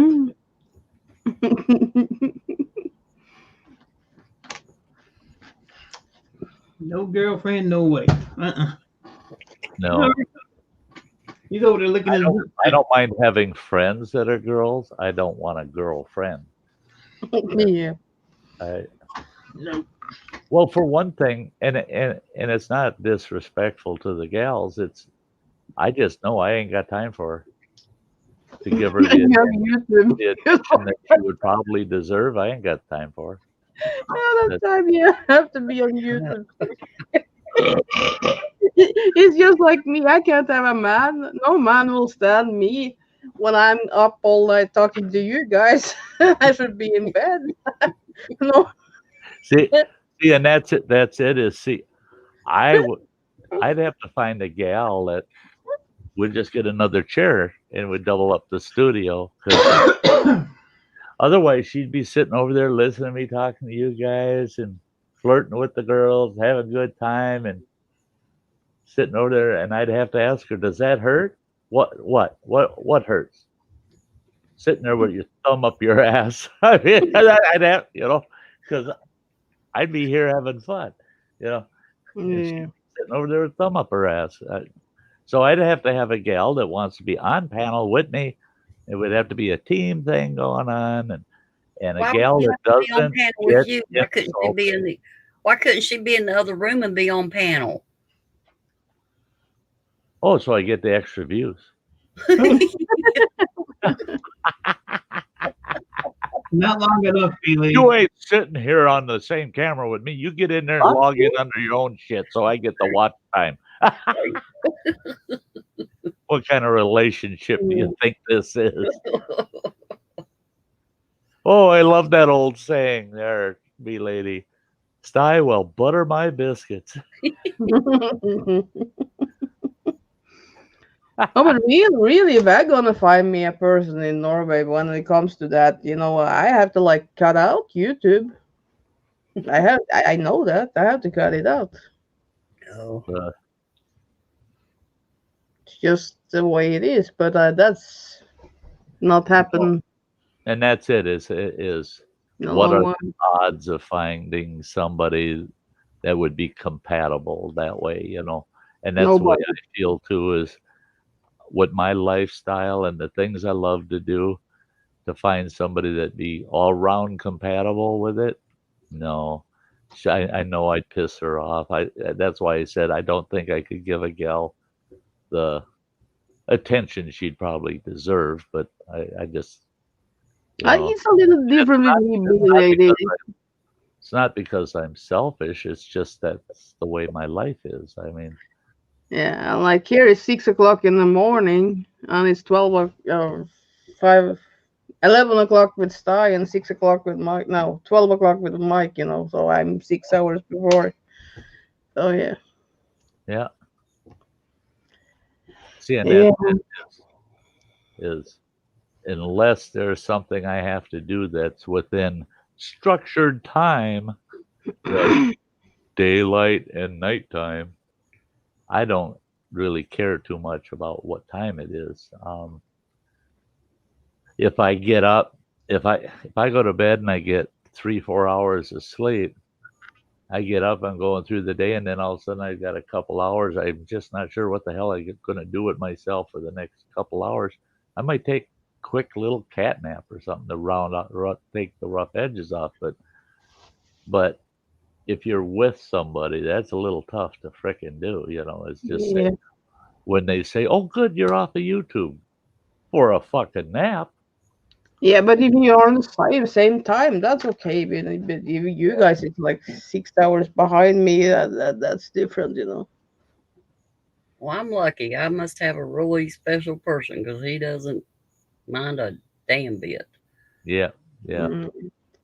See, and that's the way I would be. Is I'd have to have a relationship with a gal that's independent enough that she doesn't need me every minute of the fucking day to entertain her. Oh God, that would drive me crazy. Or it drove me nuts because my ex-wife was that way. It was like I couldn't do a damn thing without her somehow involved. Otherwise, you're just ignoring me. Well, the last 4 or 5 years of her marriage, it got to the point where, oh, you don't show me any, you don't give me any of your time. You're just ignoring me. Yeah, so I decided I'm just going to start being honest with her and just tell her, yeah, because being with you all the frickin' time is boring. It's becoming more and more boring. Yeah. Especially if you don't work, like I did. So I was sitting inside with him for like 24/7, like every day for 9 years, never outside, almost just sitting there. That's, yeah. Yeah. That's no healthy relationship. You just get rid of those 3 words. Pack your shit. Pack your shit. And go where? That's what I would tell her. Tell me I would give no attention. Pack your shit. And I'll even throw an extra word in there at the end. Bitch. So now you can pack your shit, bitch. I'll put another word in there. What do you got? Yeah. I like to be alone. It was frustrating for me because my ex-wife and I told her, I said, I'm going back to school. I'm going into college. And she goes, are you nuts? You're in your 40s. I said, what the fuck? Why does that make me nuts? I said, no, I'm going back to school. And I said, I want to wrap up my accounting degree and I want to become a certified public accountant. And I said, this is a career move. This has nothing to do with, I want to be a kid and go to school shit. I'm doing this for a career reason. Mm-hmm. Oh, lo and behold, guess what? I finished out the 2 years I needed to get my degree. And she was in college with me for those full 2 years. So she got her accounting degree. I got my accounting degree, and I internshiped with a great accounting company that they did mostly audits of federal programs and stuff like that. And I got my CPA, but she had the exact same education, right? And she got pissed off because she got a job for the tribe that I was going to be, well, I was already working for them, but in a totally different division. They had a total collapse of their accounting division because they had a $1.5 million embezzlement that involved 21 accounting employees. Every one of them had their hands in the pot. So they canned every one of them. And she got hired as one of those replacements in the accounting division. She was thrilled. She was thrilled. So was I. I said, that's awesome. You're putting your degree to work. That's cool. She said, yeah, but you think your job's better than mine because you're an executive director of that. I said, no, I gave that position up. I'm the senior accountant for that other division. And she goes, yeah, but you make almost twice as much money as me. I said, because I went for that job and you went for that job. That's the only difference. She could have gone for the job that I went for and gotten it. She had the exact same background and degree I had. She just didn't have the gumption to go there and say, you need me. So she was blaming me that her position paid less than mine. And I don't want to hear it. Well, then I got hired to be the chief financial officer for the tribe. Oh, guess what? That means she works in my division under me. That didn't go over well. Holy Christ. Now he thinks he's that much better than me because he's making 3 times a year as much as I do, and he's all in charge of this shit and that shit. And I had to listen to that shit every minute outside of the workday. During the workday, she didn't dare say boo. because my senior accountant was her direct supervisor. I had no direct supervision over her whatsoever. But my senior accountant knew, if I catch you giving my ex-wife, well, my wife at the time, any special treatment, I'll fire your ass. I said, you treat her the way you treat every other person in the accounting division. And yeah, she held my ex-wife's feet to the fire, made her work just as hard as anybody else. But my ex-wife kept dumping it on me that it was unfair that I had this big high position and she was a lowly accountant. I said, you're a lowly accountant because that's what you think of yourself. I said, every accountant in my accounting division is worth their weight in gold, for God's sake.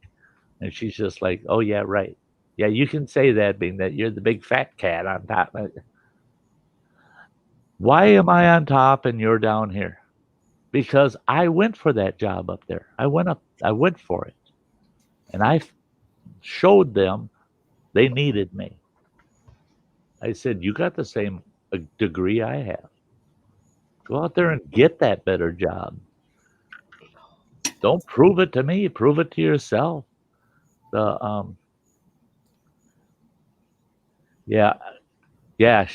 B lady. She did understand that my money was her money, and she loved the money. Oh, fuck, did she love the money? I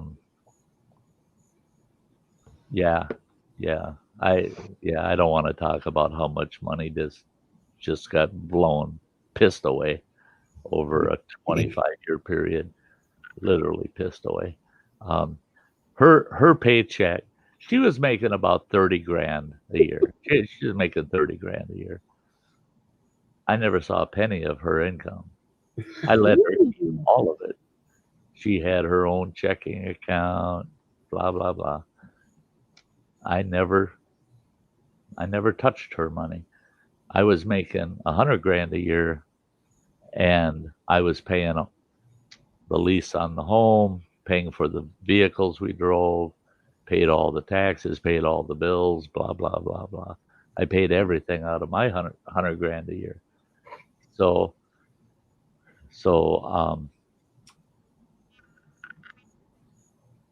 she loves spending 30 grand a year on herself and anybody and everybody out there in the world, but blamed me because she's only making 30 and not 100,000. So,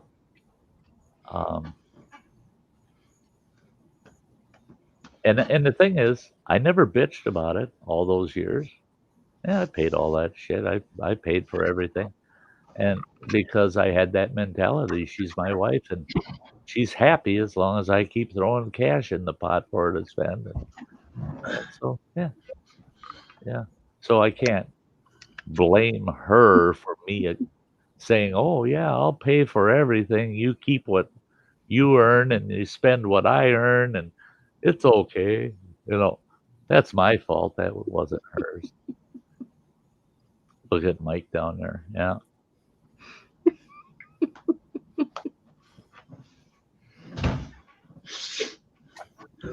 Metal music, I don't have to worry about my butt singing on the way to work because I'm already at work. True. Yep.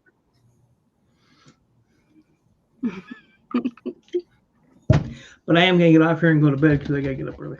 If I take you took your pills. Yeah. I got shits to do, man. You got shits to do? Shits to do. Shits to do? Shits to do. What's hands on my nerves? I'm not looking forward to tomorrow. Me now? Why? I got to clean this whole fucking house, and I got to go to Walmart tomorrow. I don't want to go to Walmart. That's the worst part. I have to go to Walmart. I hate it when I got to leave here because I got to wear a goddamn mask thing, and just the minute you step out your fucking door, because they've got security cameras on every floor, and they watch them. And if they see you outside of your apartment without a mask, then they send you a notice. 3 times they catch you, and they send you an eviction notice. Bullshit. I don't think they And- can do that. I think that's illegal. That's what I told them. I said, I don't believe you have the power to do that, because that might be common space, but it's still part of my living space. Mm-hmm. Until I get outside the front door, just like leaving your home, that should never apply to me. None of that shit, you know. But Right. oh no.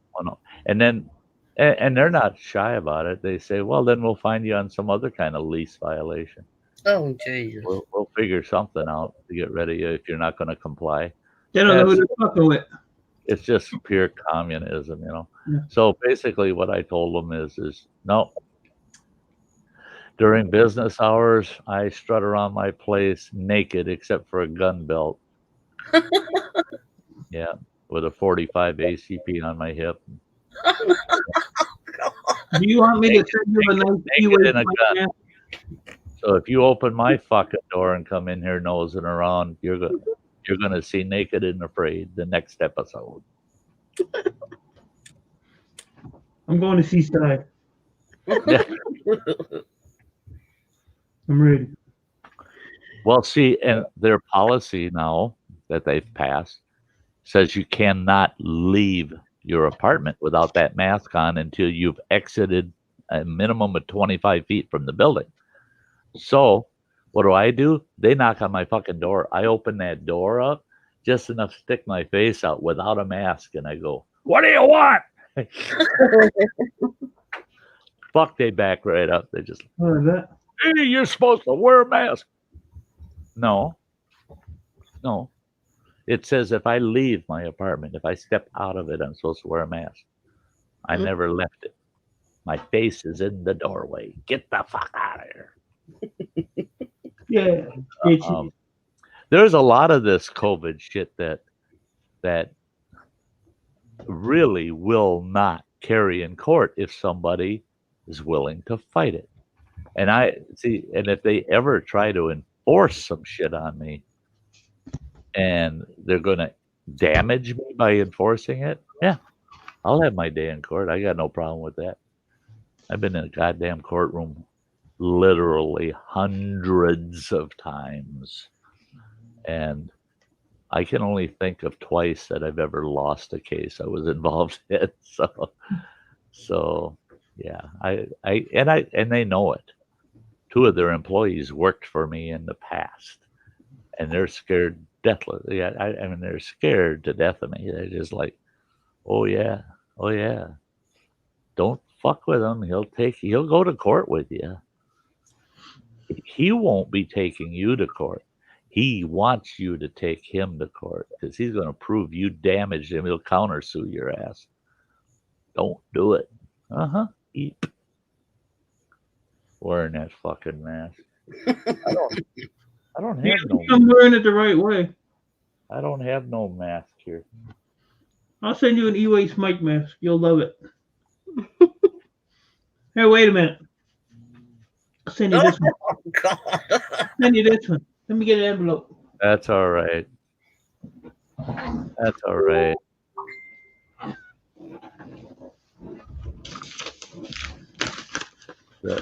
Don't you dare.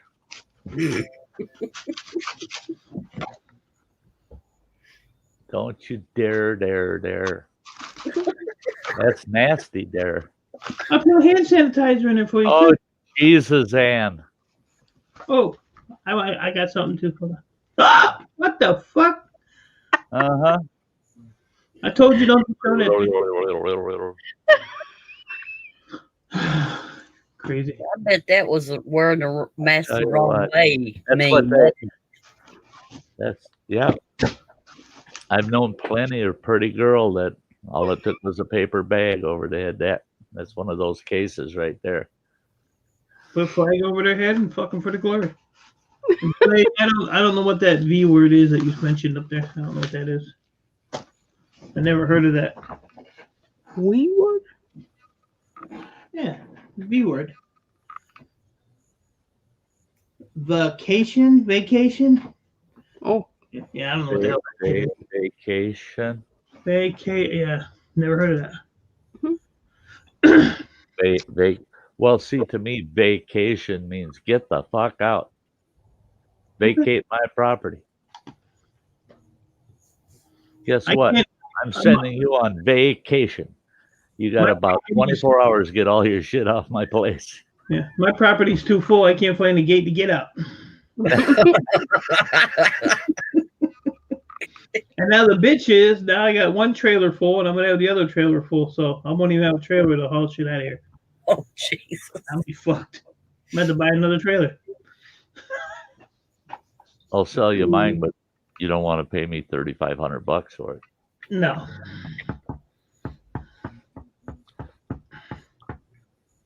No. I really, God, it really pissed me off because I could have gotten that nice. There was a 26-foot fifth wheel that was light enough for my half-ton to pull. And the guy wanted to trade even up. But then I measured it out. There ain't nowhere in running waters I could park the son of a bitch. So Yeah. it's too much of a trailer for his place for me to park it there. So I got about 3 people that want to buy mine. I'm like, I ain't selling you my freaking trailer. You well, idiot. that's it. You know, anytime you get a decent trailer, somebody wants to buy it from you. Right away, they want to buy it from you. I was offered $2,000 for it. I paid $1,350, Right. but it still has that new wood smell inside. So you know, everything I put in that trailer, it's placed in there. It's not thrown or Right. all placed in. That's why I liked mine when I bought it, you know, and it was virtually brand new. I mean, it only got pulled from the owner's house to Ashland, which was 25 miles. That's the only road time that was ever on that trailer. Trailer was hauled to them on a flatbed semi truck. They took it off with a goddamn forklift, big forklift, set it on the ground, and they hand rolled the son of a bitch into his big garage, into his shop. And there it sat. He blocked it up, got tires off the ground, blocked it up, ran his Harley up in it, parked his Harley in it for one winter, and then sold it the next spring. So I had one set of tire tracks you could see where the Harley rolled up and just dust off the tires from the garage. That's all there was. And the same way, fresh new wood smell in there. You could smell all of the, you know, the adhesives and things they used to build it. It was just that new trailer smell, and I was just like, woo, that bugger is brand new. Yeah, I have to get a spare tire for it. That's all. So I screwed up when I put my spare tire mount on, but at least the spare tire hides it. I drilled the 4 big pilot holes for the mounting bracket. I put because the bolts are so goddamn long and that, I just put a wood block behind the mounting plates inside the trailer. And then I put 2 wood blocks on the outside of the trailer. Tighten up that mounting bracket from the inside, which is all plywood. You know, it's heavy, 3/4 inch marine plywood. Wrench her down nice and tight. And I walk out just thrilled. I'm going to mount my tire on it now. The mount is there. Oh, yeah, it collapsed the aluminum in because it's got a fucking 1/2 inch between the aluminum and the plywood. So it collapsed the aluminum in, and it's all crinkled and funky looking there. But once the tire was on, you can't see it. Yeah. And I go, okay, cool. It's good. It's great. Good night, lady. You have a good night, B-lady. Well, I'm going to jump up here. I got to get some. Yeah, well, I was going to wrap it up at that 4.5 hour mark because I have to. Boing, boing, boing, boing. Keep your hands clean and You got to give Granny a headache. Bouncing. Can't bounce your boobs off Granny's head like that. Don't hurt Granny. Don't hurt Granny. But they are very soft. don't frickin' forget, Granny's not privileged. Thank you for cutting loose on that issue, Granny. I enjoyed it.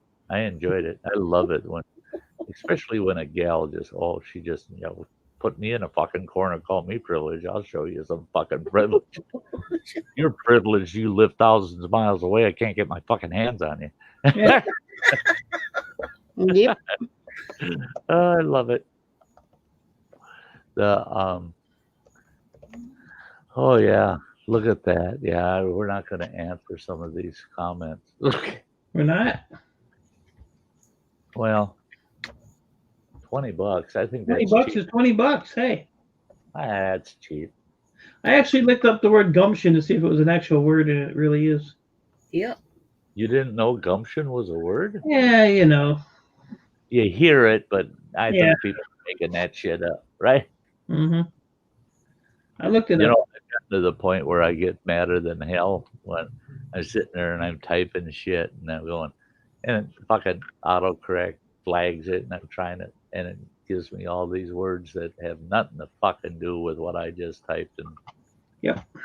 And I've gotten the habit now. I go to Google and some of the words are just simpler than shit, And I'm going, why won't it accept it? And I'll type it in. Then it shows me the right word. And then so many words in our language, of course, mean different things, but they're spelled just slightly different. So I got to look at fucking definition on some things too. Should I really be using that? I don't want somebody coming there and saying that old fucker can't even spell. Well, I noticed when computers just come out, the autocorrect was more correct. Yeah. It actually did give the right words. Yeah. Now it goes way off center, just like, what the fuck? Yeah. Oh yeah. That's why I don't like it. I want it to flag the word for me. I don't want it to fix the word for me. Right. Because if you're gonna allow it to repair the word as you're typing, you don't know what the fuck you're gonna be typing. Ow, cat. My phone is getting used to me because I tried to type duck the other day, and it always come up fuck. I tried to type duck, and it come fuck. See, yeah, your phone. Before they said fuck, it comes duck. Now it's like, no, I can't type duck because it says fuck. Yeah. What the duck? Yep.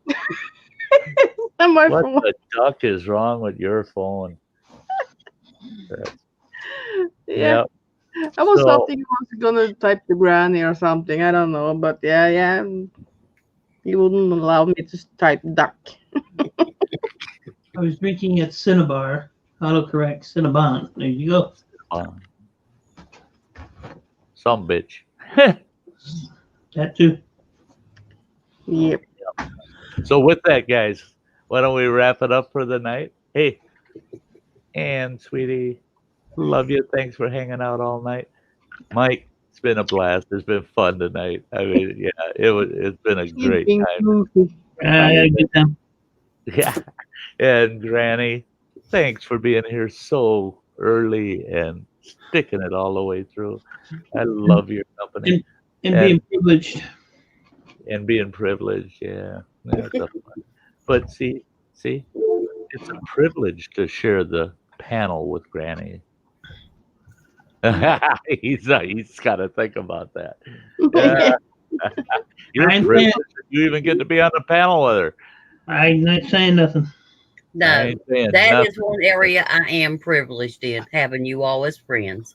That's the way I feel too. That's the way I feel too. If you want to call me privileged, it's because of the friends I keep. That's right. Mm-hmm. Absolutely. And hey guys, we're gonna call it a night. I'll see you Thursday, and I'll probably see you other streams along the way. It all depends on what's going on. And with that, I'm going to dance my way out of here, and we'll see you all on Thursday. Bye.